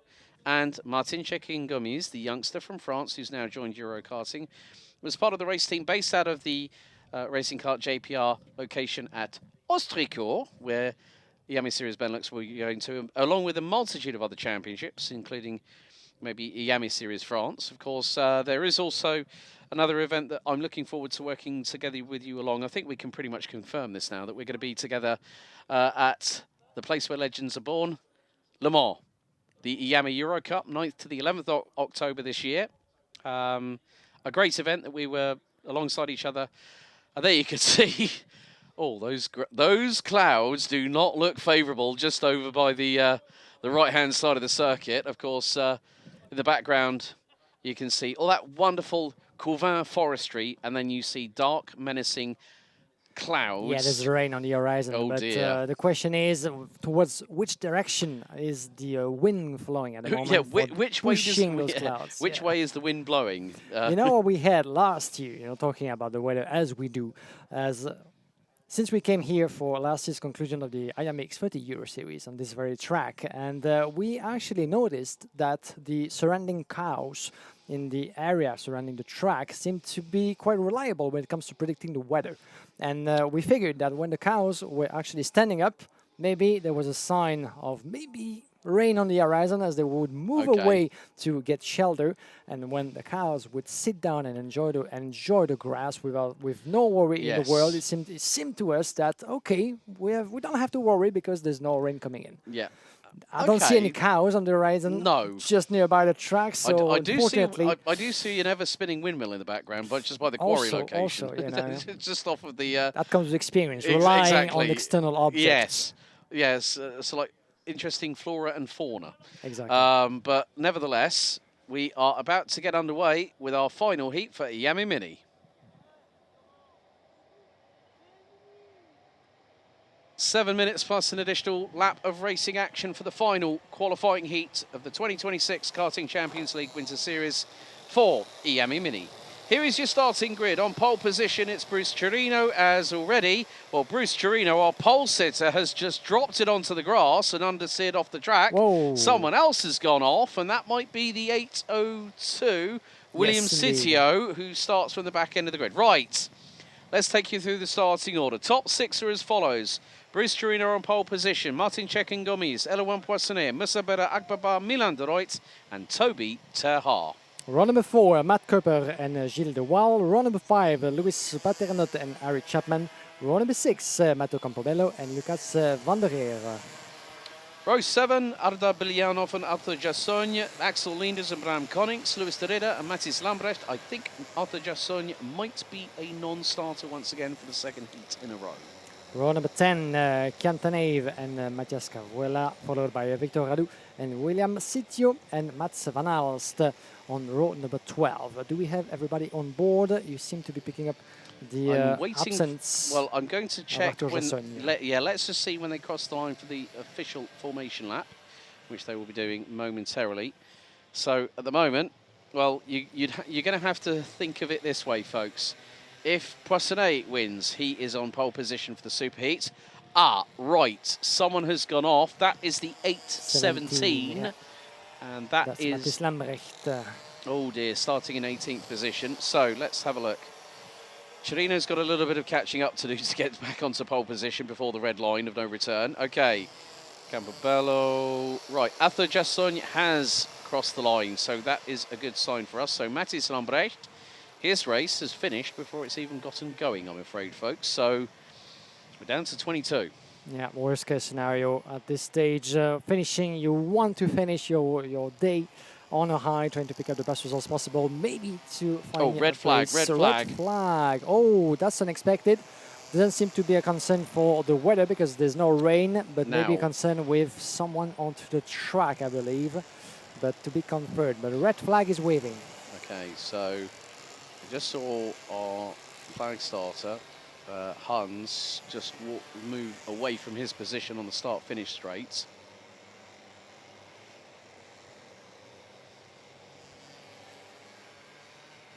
So red flag, so the drivers will stop on the start-finish straight. Just getting an upside, message trackside.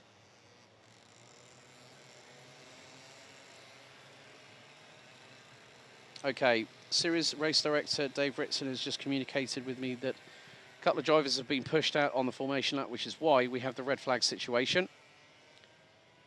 So everyone will come to a stop here on the start-finish straight. So a couple of the Iame Mini drivers being pushed out on the formation lap. Probably one of them would have been Mathis Lambrecht in the 817. So this will then be the case of we will reorganise the grid to what it should be. So Bruce Chirino will start on pole position. Now, the thing is the pole sitter can have the opportunity of deciding to switch sides. It's only down to the pole sitter that can make that decision. So yeah, a couple of drivers. I've just been informed by series race director Dave Ritson that there was a couple of drivers coming together and it caused a little bit of a drama on the formation lap, which is why he decided to throw the red flag. So big thank you today for updating us via the wonders of not just radio technology, but also WhatsApp. Thank goodness for that. So that's a beautiful thing about technology. We get so dependent on it, don't we? Yeah, certainly so. But in those cases, well, it allows the information to flow even faster than it used to. So yeah, we're very grateful to be at least able to inform you guys about the proceedings and the cause for this stoppage. The drivers will be put back into the starting order since we've covered only one and a half laps so far in this race. So according to the rule book, the grid will be reformed as the mechanics are now allowed onto the track to give them a little bit of help, as the officials will make sure that everybody starts in order once again. As if you're just joining us right now, well, we still have 3 races to go, including this one, to round things up for day 2 of racing here in Mariembourg. The minis are on track, then we have the juniors and the shifters to conclude today's schedule. And right live from the track, as you can see, the drivers are now out of the machines, waiting for the mechanics to give them a little push. And in those moments, Alex, I guess it's always nice for them to have a little bit of a talk with the mechanic, also acting as the coach from the sideline, having seen what happened in the opening lap, giving a bit of instruction, and maybe helping sometimes the drivers to, calm down a little bit, set themselves up and get themselves ready for another race. It's the shoulder that they can lean on at the times when they need it the most. It's like your foundation rock, if you will. And that's the biggest thing. When you're performing at this high level in international competition, these drivers are putting themselves under immense pressure. And it's only when it's like, say, especially if the mechanic is the father or the mother, they are that comfort blanket that figuratively wraps their arms around their shoulders as if to say, don't worry, don't panic. Look, there's still this race to go. You've still got 2 more tomorrow. If you're enjoying it, great. If you're not enjoying it, let's find out why. So it's going to give this opportunity to the drivers to have a little bit of reassurance, refocus. Also, we saw one of our good friends from the photography media, Mark Quinlivan, a regular haunt around many a championship. Good to see him. And also, we've got Buzz from kartexpress.nl here, amongst many of the international media. And we can just see some of the drivers on the sideline. The 870 of Cantanave from the Netherlands driving a beautiful Collie kart. And if you're following the what's happening in the karting world, you might have seen that the Collie kart name and brand has become alive again on the international calendar with a brand new Lenovo Collie kart team run by CRJ in international races. Collie kart being one of the oldest and most prestigious chassis brands in the history of our sport. So it's always good, like we had a few years ago with the DAP brand through the Car Republic chassis which game. At one point was run by the legendary Joe Turney over in the United States. Effectively, yeah. And now we have Collie kart, so it's refreshing to see those brands still part of the sport decades after they're born. I mean, the thing is, it's like, say, with Red Speed, Gillard, Cosmic, okay, yes, people will say, yes, it's just a rebadged OTK. But the thing is that they each have their own character. We have a wide variety of chassis manufacturers, and it looks like they have got the engines fired up. It's going to be 2 formation laps for the drivers, so at least it gives them that full control, alt, delete, reset procedure, so they can switch their minds back to racing, fire up the engines. So we'll go through the grid once more again. So starting on pole position for Heat 3 for Iame Mini, Bruce Chirino, Martin Cekin Gomes, Eloan Poissonnet, Musabera Agbaba, Milan de Ruyt, and Toby Terhar round out the top 3 rows. Row number 4, Matt Koper and Gilles de Waal. Row number 5, Luis Paternot and Harry Chapman, Matteo Campobello and Lucas van der Reer on row number 6. Row 7, it started up Bilianov and Arthur Jassogne, Axel Linders and Bram Konix. Row 8, Louis Sereda and Mathis Lambrecht round out row 9. And at the back end of the grid on row number 10, Cantanev, Mathias Cuavella. Then we have Vitor Radu, William Citillo, and on 12 row at the back end, Mats van Aalst. A total of 23 drivers still with us onto the track. As I do think we have everybody aligned again in the starting order that they had. As hopefully, second time of asking, we'll be able to get this race going. The last one of the minis before the juniors and the shifters, as the drivers got a bit of a moment, a few seconds to calm themselves down. Time to reset a little bit and get into the racing spirit once again. Because at such a young age, let's not forget, they're still learning very much what it's like to be a racing driver. Learning their craft in all conditions, and sometimes that can be, whatever the age, so a situation like that, when you know, high with adrenaline, ready to go for the fight, and then there is a stoppage for a reason unknown.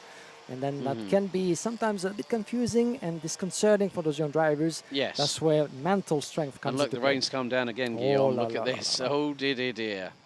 This is not what you want at this point in time. Obviously, these young drivers also have the pressures of school and trying to work their school schedule around weekend racing, which is why you see, like, traditional schools going out the window, like, say, with the Minerva schooling program, for instance, MBA. But drivers, families, schools, they all seem to make it work. And it's always these drivers that really need to get themselves into focus mode. This is the crunch point of today.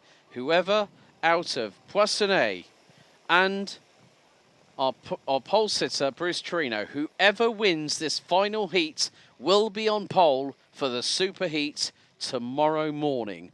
And what's more, Iame Mini will start first at 11 o'clock local time.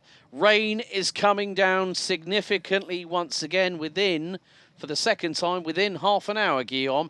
And these drivers are up against the wall with their backs squarely alongside it. And we're thinking about the Orange Army, all the officials and the marshals onto the track as well. Them. A big thank you to everybody here. Not the easiest in conditions, and we're thinking a great deal of you. And we are all thankful for what you guys do. And there seem to be a bit of a stress between mechanics on the bridge as well. We can easily understand why. Now, formation lap comes to an end. It's about time to go racing. Bruce Chirino, Martin Cekin-Gomes, Eloan Poissonnet, Musabera Akaba. Let's see what they will be able to do. Who's going to be on pole position for the Super Heat tomorrow? And we go racing for the final time today as it's a surge into turn 1. Chirino to the outside, keeps the race lead, but there's a two-card incident on the outskirts of turn number 1. 8.05 and 8.32. Harry Chapman and Lucas van der Heerde, unfortunately, having a little bit of a touch. And in these wet weather conditions, one slight bit of contact and you are spun around like Billy-O. But nevertheless, a good start by Bruce Chirino. Someone is clearly following in his wheel tracks as they come through out of turn 4, down in towards the sweeper at turn 5 for the first time on the approach to the hairpin at Chemin de Fer. It is going to be Chirino that leads. And I'm wondering who is in second position. One of the CRG Belgian drivers. I'm wondering if that's 64. Yeah, Gilles de Waal. Gilles de Waal from 8th on the grid up to P2 has managed to weather the rain conditions. But look, oh no, there's one cut off. That's 8.44. That's Toby Terhar. Sadly for one of the Fusion drivers, Toby Terhar, he was running in a strong P5. just before going for a spin into the escargot by the look of it. As one lap completed, the race is good to go for now. And look at the leader being able to build that gap. 3/10 between Bucciarino and Gilles de Waal. Then we have 2.5 seconds. And Musabera Agbaba just throw himself up to P3 in front of Poissonnet, Campobello, Lenders, Radu, Cantanave, and Martin Secha-Gomis all the way down to P9 for Martin. Unfortunately, he's going to try to survive into this race, but it didn't certainly start the way he wanted. Victor Radu, the hardest charger so far, up 14 places from 21st on the grid. Kian Ten Hag started 19th, up 11 spots. Mads van Aal started stone dead last and is now up to P11. Matthias Cavulea and Louis Paternot seem to have hit trouble. So Luis Paternot, one of the stronger drivers in the field, but look at Bruce Chirino over the curbs. Doesn't matter about the standing water on the little trenches that they have, but able to rotate the MP kart racing team chassis underneath him to good measure as the rain continues its deluge from the grey clouds in the skies above, as we are a minute to go until halfway through this 7-minute race plus an additional lap. Chirino in pole position at the front end of the field, and he's expanding that lead over Gilles de Waal. It was 3/10. It's now a second after the opening. Nearly 2.8 kilometres of racing. Musabera Agbaba, Elouin Poissonnet, and then the 8:55 of Matteo Campobello completes your top 5 at the minute. Less than 4 minutes and 1 lap to go before the checkered flag, and still a bit of spray in the visors of those young drivers of the mini class. Bruce Chirino, as we said, with 1 win under his name so far, has a strong chance to get his hands on the pole position for the Super Heat tomorrow. But what he needs to do is to keep that 1 second advantage alive in front of Gilles de Waal, doing a great job now, up into second place in front of Agbaba in third. Poissonnet, Campobello, Lenders, relatively steady top 10 at the moment. The drivers, an 8:17, unfortunately, running into trouble. Mathis Lambrecht again, I'm afraid. Mathis Lambrecht was P14 before coming to a DNF. Unfortunately, it just happened on the other side of the track. Didn't get to see clearly what it was. Turn 1 might have been, yes, yeah. As he seemed to have lost control. One of the trickiest part of the circuit, that's for sure, when drivers go for different lines.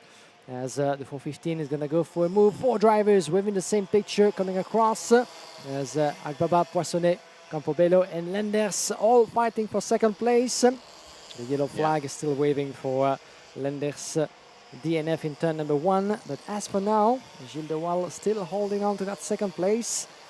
The others have more than one chance to maybe go left or right to put his life into a little bit of discomfort. And turn number 4 could be 1. Here goes Poissonnet, and I think maybe Matteo Campobello might get through at the same point. Musabera Agbaba on the back foot as they go through into the sweeper at 5, in towards Chemin de Fer at the lower right side of the circuit before we head into the Piff Puff and then into Escargot. Nearly wheel to wheel there for a couple of seconds. And again, just showcasing how some of these drivers are really showcasing some good, clean racing. There's Elouin Poissonnet in the 816 Euro karting entry. So he's managed to move up a spot. And then Matteo Campobello is ahead of him. So Poissonnet has suffered a little bit of drama in the last lap. Yeah. Campobello is the fastest driver overall out on track as we go up the hill. Bruce Chirino completes lap number 4, and it's all change for second position because Musabera Agbaba is now 3.1 seconds behind. Matteo Campobello P3 and is the fastest overall out of anybody. His fastest lap was an 18.691, a 1 minute 18, I might add. Poissonnet, de Waal, Leenders, Radu, Ten Hag, checking Gomis all the way down to 9th. Milan de Ruyt rounds out the top 10. Yeah, unfortunately, Gilles de Waal just got caught up a little bit, lost 2 positions in the process. He was the one leading that 4-driver group, and now he's stealing it, I'm afraid, and dropping momentum with Alex Lenders, who could give him a hard time in the next few minutes. Well, less than 1 minute and 1 lap before the checkered flag, so Gilles de Waal at some point looked strong, but the conditions here, even though drying out slightly onto the racing line, not proving very, very fruitful for him so far. We'll get back to that and see what he can do. The 8:15 on your picture of Moussa Agbaba with Matteo Campobello just behind. This is battle happening for second place, and those two, as you can imagine, maybe a little bit of a push to try to decrease that gap. Still for a full 3 seconds now, so that would take certainly more than just a couple of laps to put an extra pressure on Bruce Chirino, because the young driver from MP Motorsport has been absolutely impeccable in this race, selling the job, as a second victory would be synonymous of pole position for tomorrow. Coming to the super heat, it all comes down to that battle between the two. Yeah. For that second place, there's still points up for grab for either Agbaba or Campobello. This could also help Elouan Poissonnet, because of the fact that Martin Gomis is down in 8th position. That is not where the Frenchman would want to be at this particular moment in time. Timer has hit 0. So next time around, when we complete lap 6 out of 7, Bruce Chirino will be 1 lap away from victory. And more to the point, there'll be 2 wins, a second place, 2 points in total. And he was the fastest qualifier in time qualifying during the dry spell yesterday in the mid-afternoon. But out of Escargot come the 3 battling. That's Moussa Agbaba, Matteo Campobello, and here comes the ever-closing Euro karting entry, the 816 of Elouan Poissonnet. Up the hill we go for the penultimate time here on lap number 6. Chirino now gets the last lap board. This is the sign he's been waiting for. This will give him an extra 80 points when he crosses the line in 1.366 kilometers time. However, second, third and fourth across the line, line astern. Poissonnet to the inside, but unfortunately cannot get through on Campobello. Did not have enough momentum to get the job done and try for the inside move into turn 2. However, there's still a few more corners to go. Chirino leads his way into turn 4 for the final time, and then the quick right-hand sweeper in towards Chemin de Fer through 5. Chirino has nearly got this sewn up, but look at the gap. It's closing. Poissonnet to the inside on Campobello. That's P3 for the 816. But however, Campobello kept his foot stuck on the throttle all the way down and said to Poissonnet, no, that is not going to happen. Through into Escargot for the final time. Bruce Chirino, he might not win by 1.5 seconds, but it's going to be enough. Through into the final double right-hander here on lap number 7, up the hill for the final time and booking his place on the superheat pole position. Well done, it's Bruce Chirino for MP Kart Racing. He wins after 7 laps by 0.6 of a second. That's one way to do it for Bruce Chirino. Second victory for the MP Motorsport driver, and a potential pole position in the bag for tomorrow's superheat.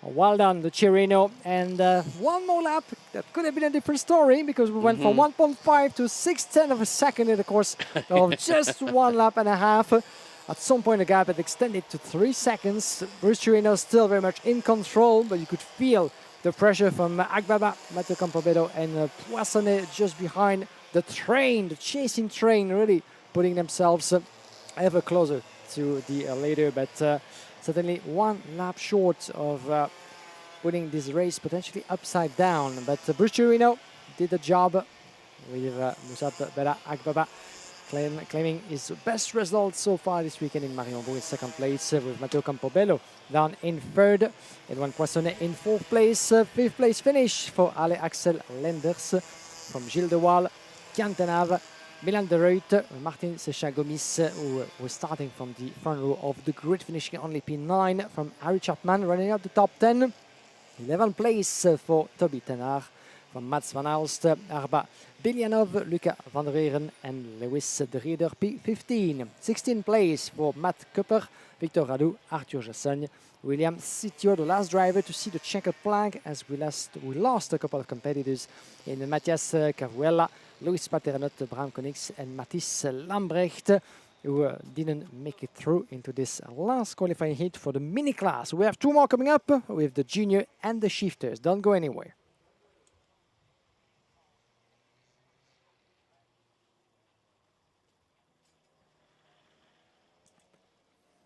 And as we get nearer the conclusion of that Saturday of racing here on the Karting Define, you can see the skies are opening up finally with the sun shining through those clouds. But yeah, be aware that anything can change quite suddenly in this part of Belgium, as we have seen. But in the meantime, well, Bruce Chirino, the young man here from the MP Motorsport kart racing team, has been doing the job with a second place to his name. And potential pole position coming to the Super Heat tomorrow. As we said, some of the drivers are resting in the Parc Fermé with Agbaba, Matteo Campobello and Eloane Poissonnet that we've seen winning his first race earlier in the category. 2 victories for Bruce Chirino, 1 victory for Eloane Poissonnet. And some of the drivers, unfortunately, like Bram Konix, the 833 from EGP Racing Team, still waiting for the dual team from the karting track of Lithuania to make their way to the track and giving them a little hand to come back to the Parc Fermé. In the meantime, waiting for the track to be clear again. We have 2 more races, as we said, juniors and shifters coming away. But as for now, we will have a classification and the points that come with it in the mini category. Results, as always, still provisional as we speak. But one thing seems certain is that Bruce Chirino did enough to start tomorrow's Super Heat from the top spot of the grid. Juniors and shifters coming up next. And when it comes to the junior category, as you can see, we're waiting already to the pre-grid as Théo Polican, one of the young standard bearers from Dream Racing, ready to go for battle, putting the visor down, a sign of determination certainly for Théo Polican, the 187 from France, competing in this year's Winter Series. In the junior class so far, we've had a win for Priam Bruno. We've had a win as well for Edouard Godefroy. Victor Lane and RSD have been victorious so far. To finish today racing on a high in the junior category. There's a couple of contenders in this class to make a difference, and considering that the track is still very much wet, you can see that wet tires are very much in order for the last group of the juniors that we're going to see on track today. Czech Peterse, Théo Polican from the front row of the grid, Louis Bieland, Jules Decoun, Priam Bruno, Mathis Mouche as some of the competitors up front. Edouard Godefroy, 1 win to his name already so far, as he will be a little bit further down the order. He will be from 11 on the grid, Edouard Godefroy, as he did a great job picking up his first victory of the weekend earlier. And for some of them on the Duval Dépannage track, well, this conclusion of the day will mean, resetting everything, trying to have a bit of a rest, try to lie down a little bit, thinking, debriefing what happened, what went wrong, what could have been done differently, and hopefully for some of them coming back even stronger tomorrow, because there's 1 more race to go, the Super Heat, to at least trying to get yourself within the top 36 coming to the final for the seniors at least.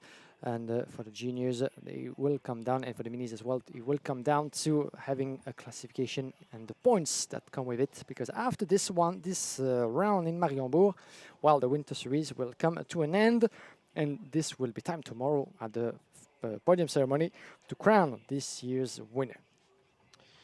Yeah, we've had a few confirmed results, including a revision for Iame Mini Heat 2. Eloane Poissonnet declared as the race winner. Bruce Chirino and Martin Chicken Gomes rounded out the top 3. X30, excuse me, Junior Heat 2. Sorry, frog in the throat there, Guillaume. Edouard Godefroy, Priam Bruno and Théo Polican confirmed as the race winners for that. Shifters Heat 2. Right, there has been a change. Mika van der Pava got a front fairing penalty, which has promoted Enzo Boll and Robin Glerum to the top 3. So Robin Glerum was outside the top 3. And, well, Enzo Boll was 3rd. So Robin Glerum dodged a little bit of a bullet, but unfortunately for Mika van der Pava, he did not get the 2nd place finish, which denies SP Motorsport in the overall shifter side of things a 2-3 for the team. There are still results we are waiting on, which does include the majority of our senior X30 heats. So those are still incoming as we speak. But we'll keep you apprised as much information as we can. But obviously keep an eye on our social medias, because I'm sure that you and me will probably end up doing a social media report for the people watching on the Karting Champions League Instagram page. Don't forget to give that a like and a follow, and also share as much as you can over the course of this weekend. Right, here we go with the penultimate race of the day, Guillaume.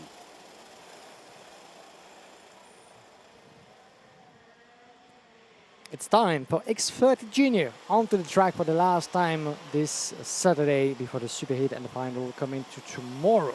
In the juniors, considering that we have a total of 28 drivers competing, well, it's about picking up the points for the championship, and it's about having the highest position possible coming to the final. Now, let's have a look at the full grid.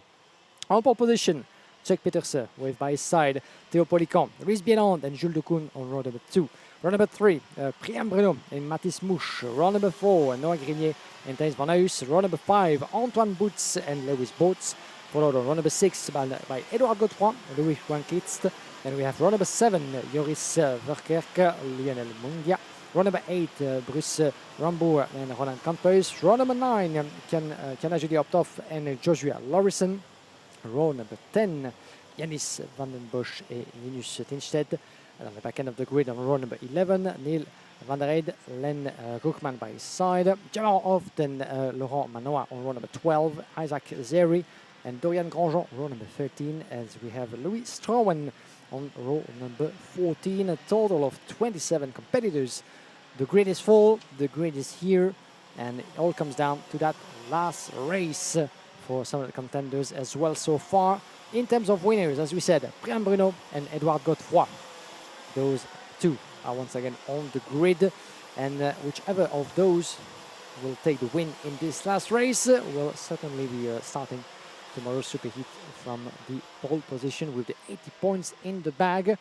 As for now, even though that will change quite dramatically after this last qualifying heat, as you can imagine, it was Ludwig Grankist who had dominated the opening round of this year's Karting Champions League in Genk with the full tally of points, 240 to his name, in front of Théo Polican and Thijs Van Huys. So, Grankist is not so much up in the lead when it comes to the start of this weekend. It will be only P12 onto that grid. Let's see what he can do, Grankist, to defend what could potentially be a title at this year's edition of the Winter Series. But more than one challenger, certainly, to make his life a lot uneasy, certainly in the coming hours. But now, as you can see, the track is still very much slippery and drying in some parts. The sun is with us, the engines are roaring and fuming, and we get ourselves ready for one last dance with the juniors before we have the shifters. So stay with us until the very conclusion of today's racing program.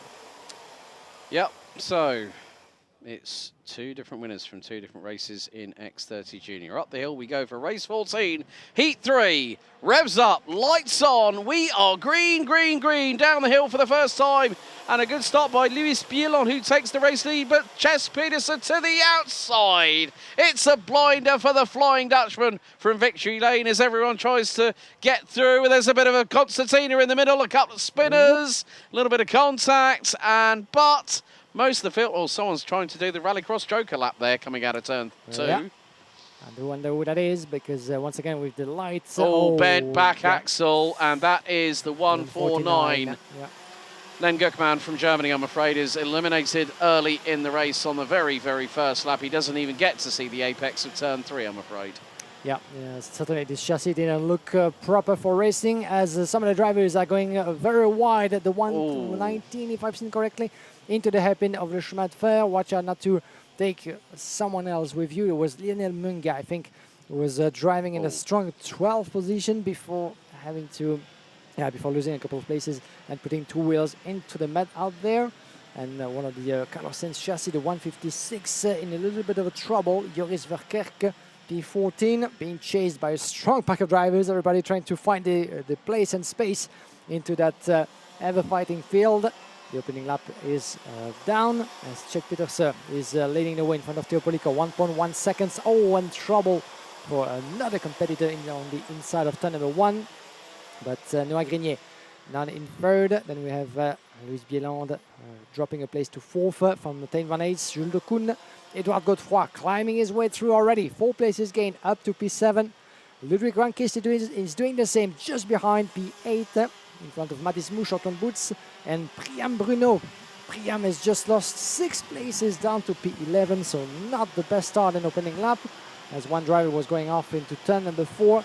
Slippery conditions, as we said, the drivers really searching and fighting for that grip. Sometimes it goes through, sometimes it doesn't, and it can be costly in terms of positions lost. But so far, pretty much so good for most of our competitors, even though Priam Bruno lost a pile of positions into that opening lap. Will be looking to fight his way back up as one of the victory lanes is dancing through. Might have been the 156 there. We'll get back to that. This was Joris Verkek, that's another driver.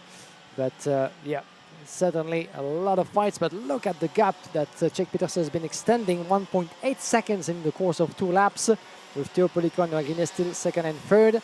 And I think that Mathis Mouche is running into trouble. Lost a pile of positions as well as other drivers in the field. Dorian Grandjean dropping all the way down. And I think that might be DNF, unfortunately, for Dorian, as he's nowhere to be seen. Yeah, so there is some interesting developments I'm going to tell you about post this race for X30 Senior. It's turned things on its head a little bit, but I'll come to that a little bit later on. Meantime, just 3/10 of the race completed, 70% still to go, plus an additional lap.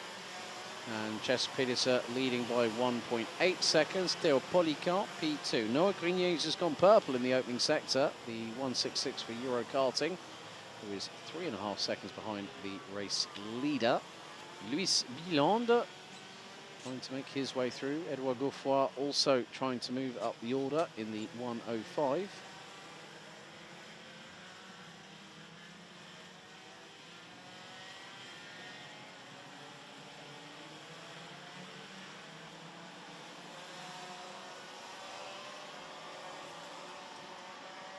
So yeah, it's very much the case that these drivers are not out of the wilderness yet here, Guillaume, at all.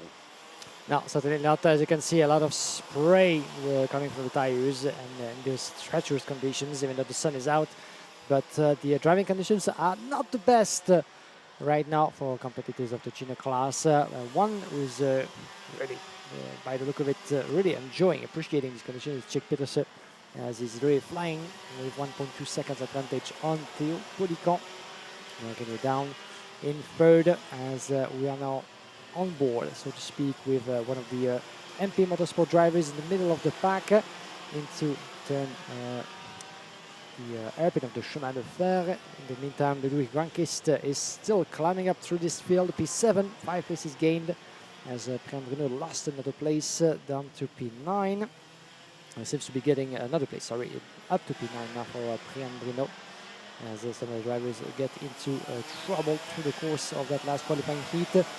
Lap number 4 we are in now.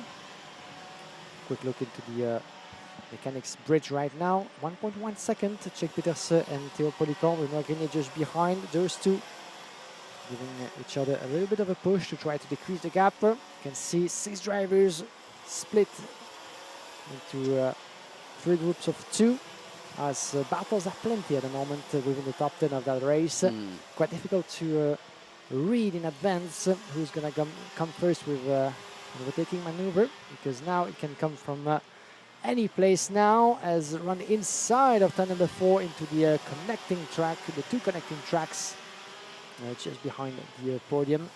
One of them, the MP drivers, just went for the move, but is losing the position to the 67 by the look of it. It might be Jules de Koen, and Thijs van Ays giving us a good show right there, battling for what could be P6 into that race, if I'm not mistaken, as in the meantime, Edouard Godefroy is still trying to work his way through that field with the 163, that is, so a little bit further back. Priam Bruno and Antoine Boots battling for P9, as Priam trying to compensate what has been a difficult start in opening lap. Around the inside he goes into that last corner, beautifully made just before hitting the start finish straight. But there's the switch from the Fusion driver, and is able to hold on to that line. Three side by side, almost to the breaking point of turn number 2. Shout out to Antoine Venant in the YouTube chat. Allez, Luis, Jules et Priam. So we know who he's cheering for today. Thank you very much, Antoine, for the comments. If you are watching along on the Karting Champions League YouTube channel, please give us an indication as to who you are cheering on this weekend for the final round of the Winter Series. Of course, a lot of other championships. Oh, right, 8:22. Hang on a second. No, that's been changed. I think it's, yeah, 1:56 has just been given a 5-second time penalty. Joris Verkert for causing a collision. But still, a lot can happen in the next 2 minutes and 50 seconds. As we see our mobile camera just up on the mechanics gantry, just off of the final double right-hander. And yeah, Antoine Venant, the one and only from VDK Racing. Merci beaucoup, Antoine. One of the new additions of the Belgian team for this season. Exactly. Antoine Venant competing in the Iame classes in the international races as well. He was not so long ago in Valencia for the Winter Cup. As now watching closely what other of his friends are doing. Where Rainey even penetrated its way into the commentary box, from what I understand, which did actually make Instagram. You have seen as well this yes. nice video of Anthony Jordan. Yes, who was reduced to wearing his actual jacket, his wet jacket, alongside Andrew Mather in the commentary box, and the window was leaking. And DJ, bless him, was and he said, "Do you want to change places?" And Andrew Mather went, "No, you're fine. He was fine on his side. Yeah. He's fine on his side. He's nice and cozy and warm, and DJ's getting pelted with rain." Yeah, those two like to be cheeky sometimes. I know especially they when do. the weather comes into play. I know. And yeah, that's what we like. That's what we like to see. But thankfully, so far so good for us here in Mariembourg. No linking into the commentary booth. We're well insulated up here, which is a good thing. Yeah. Which is a good thing.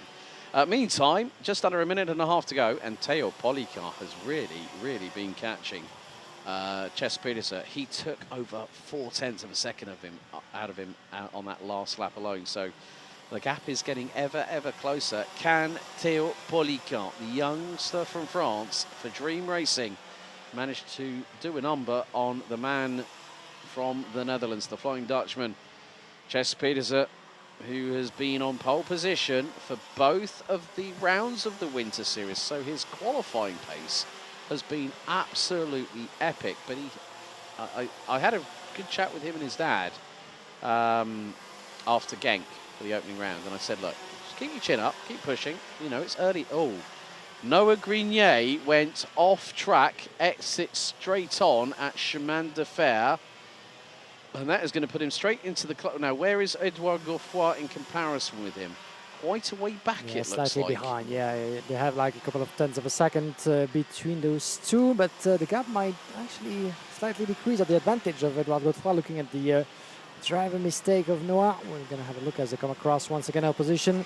The timing is almost coming down to 0, so this is the penultimate lap. 0.8 of a second between Chess Pedersen and Théo Policar. Here comes Noah Grenier. Here comes Edouard Godefroy, and we're going from, what kind of a gap do we have here? A bit less than 3 seconds now. So, yeah, I think Noah is still very much in a comfortable zone, as to speak, for now, with less than 2 laps to go. If there's no driver mistake whatsoever on this part, he should be fine. And also the fact that the surface water on the circuit will quickly rinse away the mud off of those wet weather tyres that are sporting on his Euro karting chassis. So we have come down to 0 in the final qualifying heats of the second round of the Karting Champions League Winter Series for 2026 here at Karting de Fagnes in Mariembourg. Chess Pedersen still holding on to the race lead ahead of Théo Policar. Now, bearing in the matter of fact that Priam Bruno won the first heat. Second heat, Edouard Godefroy will make it 3 from 3. Last lap now about to get underway as the Flying Dutchman, Chess Pedersen, makes his way across the line for victory lane with a lead over Dream Racing's Théo Policar that has now stretched to nearly 0.9 of a second. Even though Chess Pedersen seemed to be a little bit on the edge, on the outside of turn number 11, just in the escargot, you could see him a little bit slightly on the edge. I thought for a second he was going to put two wheels on the grass out there between turn 10 and 11. It was not making none of it, but I thought, oh, could there be a sign of, you know, slight fatigue coming the way of our leader? And look at the gap, actually. Theo Polico managed a brilliant first sector of the Mariembourg track and is really pushing forward, trying to go on the inside as Jake Petersen is going cheeky, going the long way around to protect his position. That was well tried from Theo Polico. That's the last trick of the book that he's going to have to pull because he doesn't have the time with him remaining. Yellow flag into the escargot. I do wonder what happened there. Two drivers in trouble, or at least one. There's one walking away, Joris Verkerk, I believe. But that's the end of it's going to be up the hill for the final time. Theo Polico to the inside. How late did you want to leave that move? But up the hill, it's Chess Petersen making it 3 different winners from 3 different races in X30 Junior. The Dutchman takes the biscuit at the final push up the hill. Finally, Chess Petersen takes the qualifying heat win by just under 0.439 of a second, ahead of France's Theo Polico. Noah Grenier with a top 3 finish here today for Euro Karting rounds out your top 3. Great recovery by Edouard Gouffoy in the 105, up from 11th to finish P4. Luis Bieland takes P5, Priam Bruno, Thijs Van Haus, Antoine Boots, Jules de Koen, and Ludwig Granqvist round out your top 10. But the Dutchman from Victory Lane makes it 3 different winners, joining Godefroy and Bruno in X30 Junior. But more to the point, who do you think is going to be at the sharp end of the superheat in pole position? Well, Chess Petersen has had a first and a second and a dismal result in heat number 2, when him and Luis Bieland came together, when Bieland went for an audacious and lastminute.com manoeuvre into Chemin de Fer. But I'm looking at it from this perspective. It's going to be difficult to see, but Chess Petersen takes the final win of X30 Junior Heat 3 for race 14 of the meeting. Theo Polico, Noah Grenier ran out your top 5 ahead of Edouard Gouffoy, Luis Bieland, Priam Bruno, Thijs Van Haus, Antoine Boots, Jules de Koen, and Ludwig Granqvist from Sweden rounds out your top 10. Mathis Mouche, Ronan Kamphaus, Louis Boots, Bruce Ramboa, Kiana Joly up top. Then Joshua Lauritsen, Lionel Munguia, Yannis van den Bosch, Lannis Dijsted, Neil van der Ende, Isaac Zairi, Manuel Laurent, Dorian Grandjean, and Louis Stroven making it to the checkered. Joris Verkerk out with 2 laps to go. Jamano Hoft and Len Gukman also retired early from the race.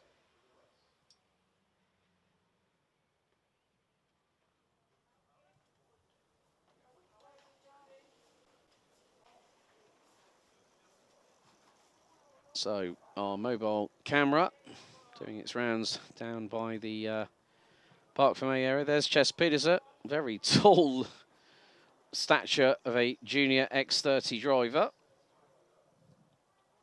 but is still able to showcase that it doesn't disconcert him. I still remember when Tommy van der Stroys was running as a junior back a few years ago, and he was, well, he's a very, very tall individual, which is no wonder why he's in KZ2 at this point. But that concludes the X30 Junior action for today. As we will have one more race to go, and it's going to be shifter class action. There's Luis Bieland pushing his cart with his right foot on the rear bumper. And a good show of sportsmanship between Chess Petersen and the Euro karting driver of Noah Grenier, who rounds out the top 3 on this particular occasion. And that picture just there showcases the highs and also the lows of racing in the world of karting. And as they do say, karting giveth and karting taketh away, all on the same weekend. It's not easy for these drivers to come back from disappointing and disheartening results, especially when they've retired from a race. But at the end of it all, they have to look at the brighter side of things, that it can also be a very, very matter-of-fact learning experience. Karting helps our younger drivers excel not just in sport, not just at school, but in life itself. It builds the foundations for being at times a very, very level-headed and sensible individual when you have to make decisions for your own. And these drivers are having to make split-second decisions, whereas a normal decision will probably take you a couple of minutes to think about. Yeah, definitely. And just like you sometimes need to look at the bright side of life, in Mariembourg, all you need to do is to look at the bright side of the skies and hope for the best when it comes to the weather. And so far, as we say hello to Gjelte Bouma, who's... Give us a wave, Gjelte. Yeah. Come on, wave at the camera. Looking at the camera, wondering... Oh, dear. What is he doing He missed an opportunity there. Yeah. Oh, he's got... Mika van der that. Pava, Sonic, as I gave him the nickname a little while ago. I haven't used it in a while. He's got Sonic the Hedgehog. Where's Tails and Knuckles when you need them? Some great designs. Oh, mate. All over the grid. That's what I love about this. Yeah, that's what I love about this, where they have their own individual stamp. And then you've got people like, say, Milan van Buggenhout. Probably hasn't got the biggest budget. Hey, a race helmet's a race helmet to me. And then you see this cornucopia of colour through all our different drivers. Yeah, different designs there with the likes of Jens Streur, Tommy van Streu, Robin Gleren, Milan van Weden. Some of the competitors in the shifter category we're going to have on track. And interestingly, the mechanic there as a West raincoat, West being the former, if you remember, sponsor of the McLaren Formula 1 team back in the 90s and early David 2000s. Coulthard, Mika Hakkinen. Yeah, look at it. Look at Juan Pablo Montoya. Yeah, back in the old days of the Silver Arrows. With the West colours. When it was McLaren, not Mercedes, because McLaren was the works outfit for Mercedes until there was a little bit of hoo-ha between Ron Dennis and Norbert Haug, who was previously head of Mercedes Motorsport before Toto Wolff took over. But still, it's great to see jackets like that still. Old vibe going on here. You want to know, this is an old vibe I've got a 2007 Renault F1 team shirt at home, which has the two laurels saying FIA World Drivers' Champions 2005 and 2006. I was working at a Renault dealership at the time, and it was just sitting there. I went, how much you want for it? I got I stole it off them. I ripped their arm off for it, and I said, I'll have that. And then all of a sudden they went, yeah, you can have it. Right. On that note, time for the final grid of day one of the final round of the season. Let's have a look at it. Jens Streur starts from pole position. Alongside him on the front row will be Milan van Vinden, Tommy van der Stroys and Robin Gleren. Row 2, Mika van der Pavat and Enzo Bolt round out an all SB Motorsport top 3 rows. Row number 4, we have Luca Bremer and Sam Klaas, Quinten van Leeuwen and Gil Mertens. Row number 5, row number 6, Gjelte Bouma and Christopher Sach. After that, we will have the likes of Luca Moulard and Thierry Del Rey, Anders Elkier, Milo van Buggenhout, Kane Ince, Rickard Kahnseems, and bringing up the rear of the field, Kevin Stahal. This is the grid in full, as we do have everybody on track, hopefully, in those conditions. Let's keep it that way with blue skies, as often here in Mariembourg, to round things up for day one of racing here as part of the Karting Champions League Winter Series. A couple of big names in this class of the shifters. As for the first 2 races, Enzo Bol and Tommy van der Stroys were named the winners of the previous qualifying heats, third and last one. Let's see who's going to be able to start tomorrow's super heat, I was going to say pre-final, as out of an habit for many years, but the super heat taking place tomorrow, and we need a pole sitter for that penultimate race before the final. Right, okay. Let's look at it from this perspective. Enzo Bol has won Heat 1, finished second in Heat 2. That's 2 points. He qualified P6. Van der Stroys qualified third, has had a second and a race win. If it goes to level on points, Van der Stroys gets the benefit of the doubt because he qualified 3 places ahead. But if Enzo Bol wins this race, that'll be 2 points. If he finishes second, that's 4 points. If Van der Stroys wins this, that's 2 points to him. He goes on pole position for the Super Heat tomorrow. But more to the point, thank you so much to everybody that has been watching along on the Karting Champions League YouTube channel. There's plenty of social media comment big thank you to the social media team for some of the great images and the reels and the videos that you will be seeing all the way through today. And you can head to @Karting Champions League on Instagram. Give the page a follow and share and like as much as you can, because the more that we can put the word out about the Karting Champions League Winter Series, the future will look very, very bright indeed for this particular part of the world with karting. Now the competitors of the shift category getting themselves ready onto the grid. Standing start it will be for those competing in KZ2 Masters above 30 years of age with a difference of weight. Those in KZ2 have to have a minimum weight of 175 kilos, while in Masters it's up to 185. And we have one competitor, Milo van Begenhout, at the wheel of a super shift machine with those Iame engine of 175cc that used to be as part of the Iame Series Benelux Championship as the prime shift category for many years, up until 2 seasons ago. Yeah, when I came to join the championship for the past 2 seasons, I was a bit gutted when oh no. But then we had KA100 instead, KA100. Green flag at the back. For the final time, the revs start to build as the 4 red lights will start to ignite on the starting gantry. With lights out and off and away here in the shifter class. And a great start by Jens Tur from the front of the field as the rooster tails are plentiful. And everyone trying to get through into turn 2. And Jens Tur, I think, is just possibly... Oh, there's a bit of contact between the 2 leaders. Who is leading the way? It is no longer Jens Tur. I think that might be Robin Glirum, one of the SP Motorsport carts, going to the outside at turn 3 as we head into 4 with a big old plume of spray behind everybody. It is Glirum that's hit the front. Great job by the man from Power Kart Racing. And I think Jens Tur is still in second, as we're going to find out as they come through into Chemin de Fer for the first time. Everyone still has made it through thus far as they carry on their merry way towards Escargot here on lap 1.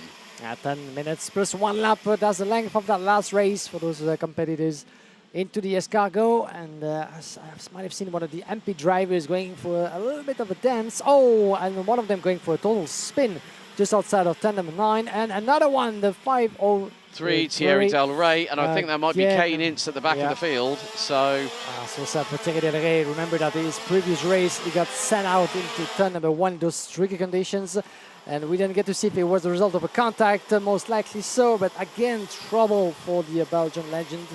And I had the chance to briefly talk to him and said, you know, what happened in the race number 1 seemed to be into some sort of a trouble, and very humbly he said that they were, when they needed, you know, they were at the place in the pack where they felt they belonged. No. Right, 412 has just got off. Christopher Zaxer, I'm afraid.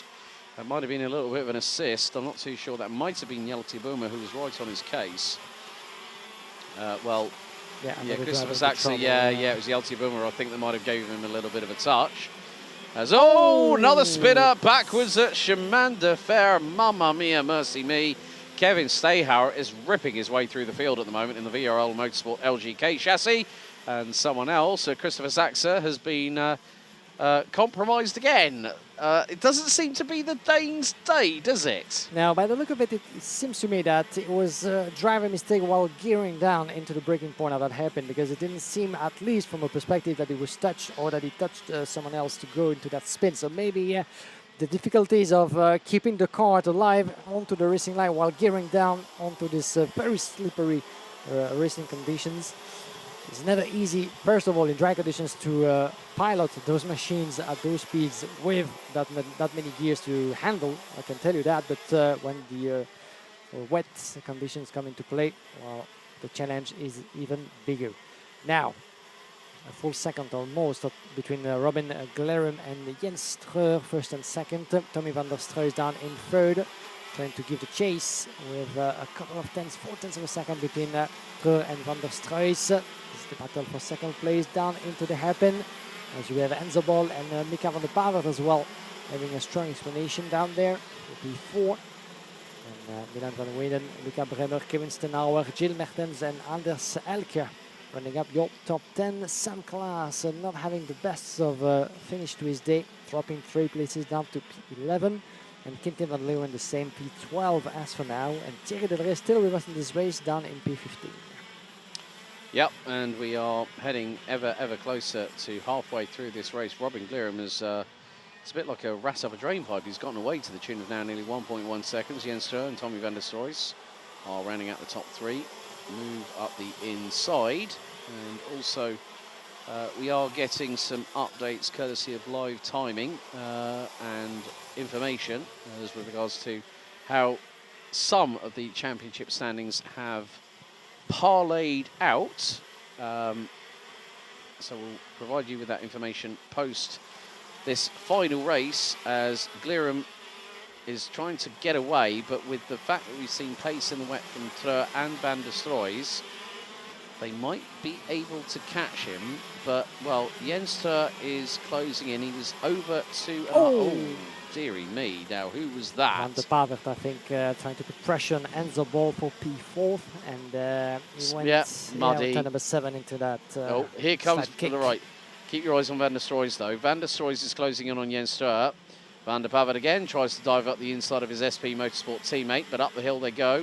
Lap 4 about to be completed, as to the inside.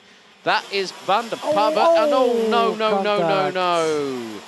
That is the 534. Gil Mertens went striking into someone else, into the hairpin, into the breaking point of turn number 12 there. And that was an ambitious attempt, to say the least, from Gil Mertens. Oh, and another driver in trouble. One of the MP drivers, by the look of it, into the mud. Looks like that might be... turn number 1. 408 Milan van Vinden, possibly. Well, drama happening all over the place. Stayhauer's up to... Look, Stayhauer's up to 6th. He is absolutely charging. Fastest lap of the race so far, Robin Glirum. 1 minute 11.987. Van der Stroys is fastest overall in the open sector. Closing in on Jens Treur, but last time round, Glirum was the quickest of the trio up front. As here we go, Van der Stroys. Right. Well played by Milan van Vinden. Oh, Van der Stroys to the inside of Treur. That was nearly a sidewall glance between the pair. Jens Treur could have possibly have given Van der Stroys the 1,000-yard stare at that point, but up the hill they go. It is very wet down there. Coming out of the final right-handed to get the traction down. Treur still ahead, but Van der Stroys to the inside. Can Treur go round the outside? He does! Oh, that was beautiful! Jens Treur in the DJK Croc promotion, round the outside of Van der Stroys. Van der Stroys had no answer. Yeah, beautiful piece of driving, the karting ballet, what I'd like to call it, between those two. And what a better way to finish today's racing program on a high. With Robin Glirum just in front, no worries in the world, with a 2.4 second gap in front of those two. Jens Treur still very much in second place, into the hairpin of chemin de fer, with Tommy van der Stroys putting the pressure like ever before. But Enzo Ball, Mika van der Pavert and Kevin Stenauer as well were looking very close. Watch out into the section of the escargot, into the double right-hander of 9 and 10. But the racing line is slippery side by side, and he's not quite able to open that door. And he finds himself a little bit too far into the breaking point, down the hill just before the start of the pit lane. He's going to have still a little bit of time on his hands to try to go for another move into the turn number 1, maybe so. No, not having the traction that he needed into the start-finish straight. Might be a different scenario between those two. Kevin Stenauer just made his way past the 102s. Mika van der Pavert, who just lost a place to Stenauer, up into P5. Enzo Ball might be next.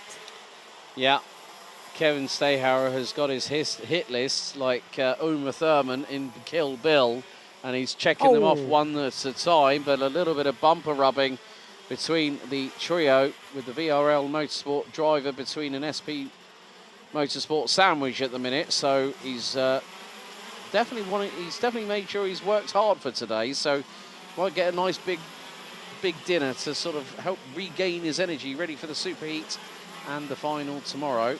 As it's not going to be easy. Not going to be easy. And look who's behind them. Luca Prima is just behind Mika van der Pavert. That's going to allow Anders Elkier to close, and into Escargot we go again. Now on the exit point, Stayhauer got the traction down early, lit up the rear tyres like a rocket ship, and through he went. Glirum, however, is still leading, and there has been a big development behind, because Jens and Tommy van der Stroys are way behind him, about 3.3 to 3.6 seconds adrift. 5.94. Anders Elkir gets a 5-second time penalty for pushing. Meantime, this battle here is not showing any signs of abating. So penalty given directly by our team at Race Control. And that will be for Anders LJ, P13 at the moment, 5 seconds for pushing. But he's the only one that's at this point with a penalty given into this race.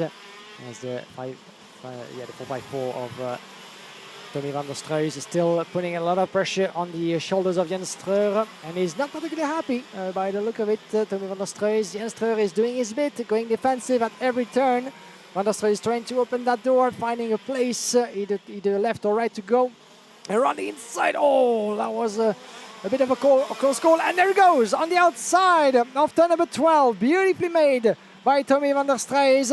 Finally was able to find that space, but look at coming back at him. Oh, there's a clash between the pair and a secondary impact. And Van der Stroys, in complete frustration, slaps the right-hand side of the steering wheel. He is absolutely not a happy bunny, is Tommy van der Stroys, but Robin Glirum is away and clear. Van der Stroys trying to get the traction. Jens Streur able to light up the rear tyres and activate the traction earlier than Van der Stroys. Through turn 4 for the what will be the penultimate time. A dry line showing in the latter stages of this race, but Robin Glirum has checked out Charlie, and he is more than comfortable. He knows that all he has to do is bring that kart home, whereas Tommy van der Stroys is showing that he is fired up 120% well and surely. Through into Escargot. Glirum is going to check out and run away with this, because the battle lines have been drawn between these two protagonists, and this has been the storyteller into the inside of the final right-hander. He runs deep, Van der Stroys. Oh, he's absolutely going to be kicking himself after that one. Final lap underway. Glirum is away and clear, and the lead is 4.8 seconds with one more tour to go. Yeah, nothing to worry at all for Robin Glirum in the lead, on his way to what will be win number 1 for him this weekend in the shifter category. But Jens Streur and Tommy van der Stroys, that duel came to an early conclusion with Tommy van der Stroys trying again his bit on the inside of that turn number 12, but he went in too deep, and then it was too late for braking and hold on to that place. Unfortunately, going all the way of Jens Streur in the end, but what a beautiful battle between those two, as your leader, Robin Glirum, on his way at the wheel of his Birelot machine to win his first of the weekend on the Karting Define. Might not have been certainly the most intense of race for a driver from the Netherlands, even though he had to keep focus on the racing line up until the end. But unlike what we have seen behind, Robin Glirum had this one under control and will add his name to the winners list of this weekend so far in Mariembourg, picking up the checkered flag and the win. Robin Glirum wins to finish today's racing program. Second, it's going to be Rod to the line. Jens Streur takes P2. Now, Robin Glirum might have a wobbly front bumper. That could mean that the bumper's in, but if he gets a 5-second post-race penalty, he will still win this race. Robin Glirum, the man from the Netherlands in the 416 for Power Kart Racing on his wonderful Birelot machine, takes victory in heat number 3 by 5.856 seconds ahead of Jens Streur. Tommy van der Stroys rounds out your top 3 after a feverish and furious battle between the pair. Kevin Stayhauer from the back of the grid made up 15 positions to round out his day with a best finish of a 4th overall. Enzo Boll takes 5th in that particular race ahead of Mika van der Pavert. Luca Prima, Sam Clays wins in KZ2 Masters ahead of Anders Elkir. Gil Mertens, that will change because Anders Elkir has been given a 5-second time penalty post-race. Gil Mertens, Thierry Del Rey, Christopher Zaxer, Quintin van Leeuwen, Luca Moulin, Hjalte Bomer, Ricard Skalsiems, Kane Ince, Milo van Buggenhout and Milan van Vinden all make it to the end of the 10-lap encounter here in the 3rd and final race for the shifters class, and the 15th and final race here on day 1 of round 2 of the 2026 Karting Champions League with Robin Glirum from Power Kart Racing emerging victorious.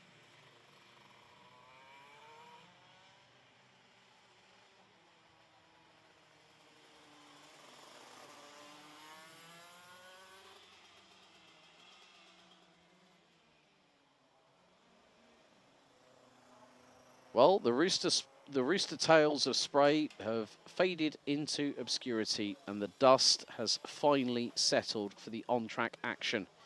Here at day one of the final round of the 2026 Karting Champions League Winter Series here at Karting de Fagnes, as Robin Glirum will be very, very happy with that race win to cap off a good day and at times a difficult day in the office for all our drivers. Over 110 from 14 different nationalities here for what is a welcome place to have the series finale for this event.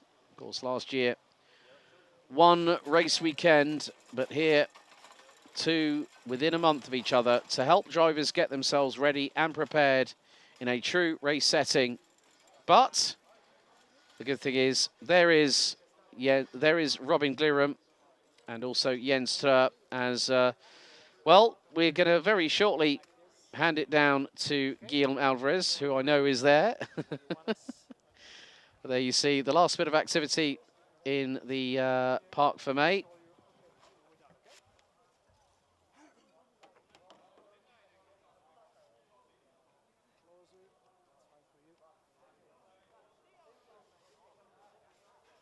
So let's hand it down to Guillaume Alvarez, who's standing by with race winner Robin Glirum and our runner-up, Jens Stroh. Giggsy, over to you for one final time, buddy.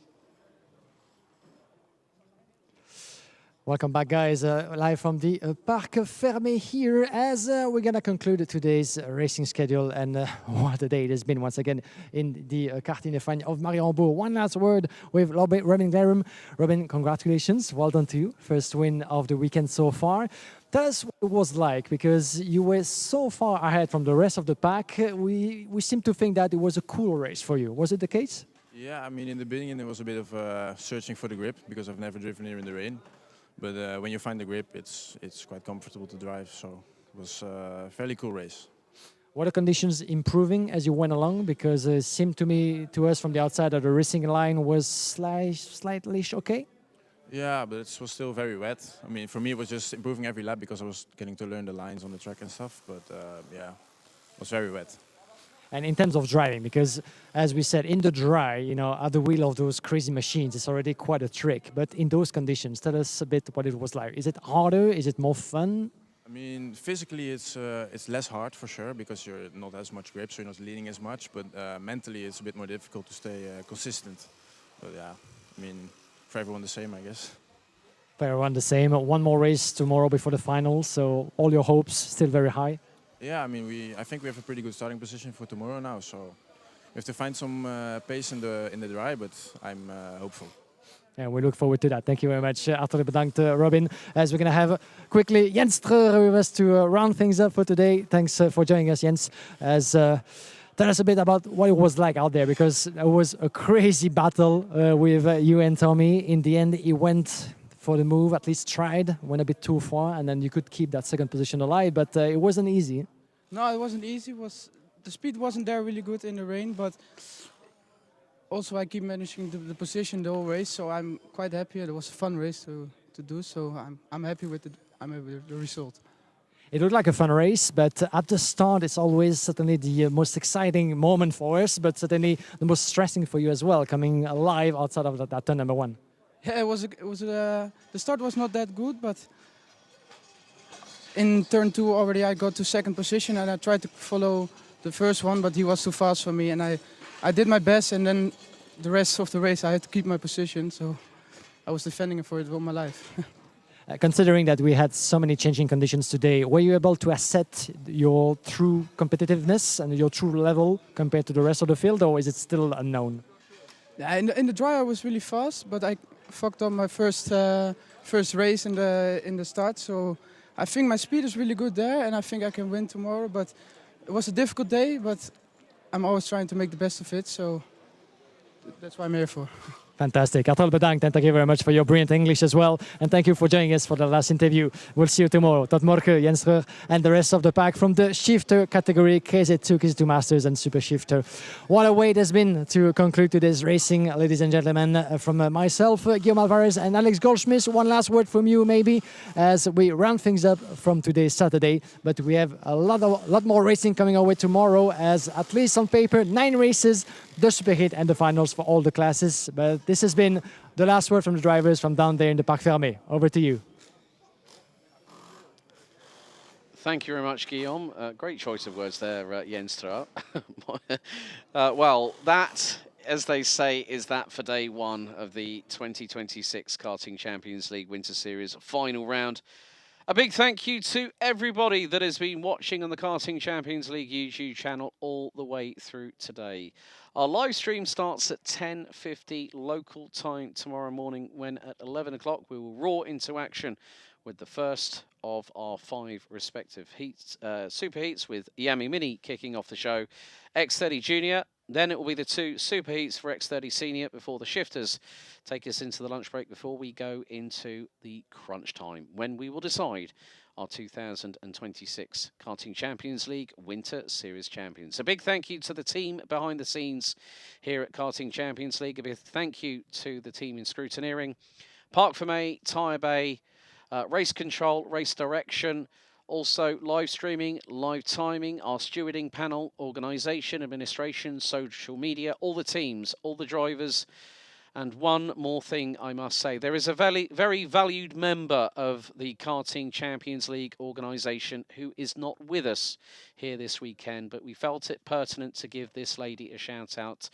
Kitty Kuipers, who treats Karting Champions League as her baby. We know that she celebrated her birthday on Thursday this week. Kitty, get well soon from all the team here at Karting Champions League, and we look forward to having you back with us. On behalf of myself, Alex Goldschmidt, and Guillaume Alvarez, a big thank you also to the marshals. We'd like to thank you all for tuning in. We'll see you bright and early, 10:50 tomorrow morning. Who will become on the Roll of Honour for the 2026 Karting Champions League Winter Series final here at Karting de Fagnes in Mariembourg? Well, you're going to have to tune in and find out. Thanks very much for watching. Good night. See you tomorrow.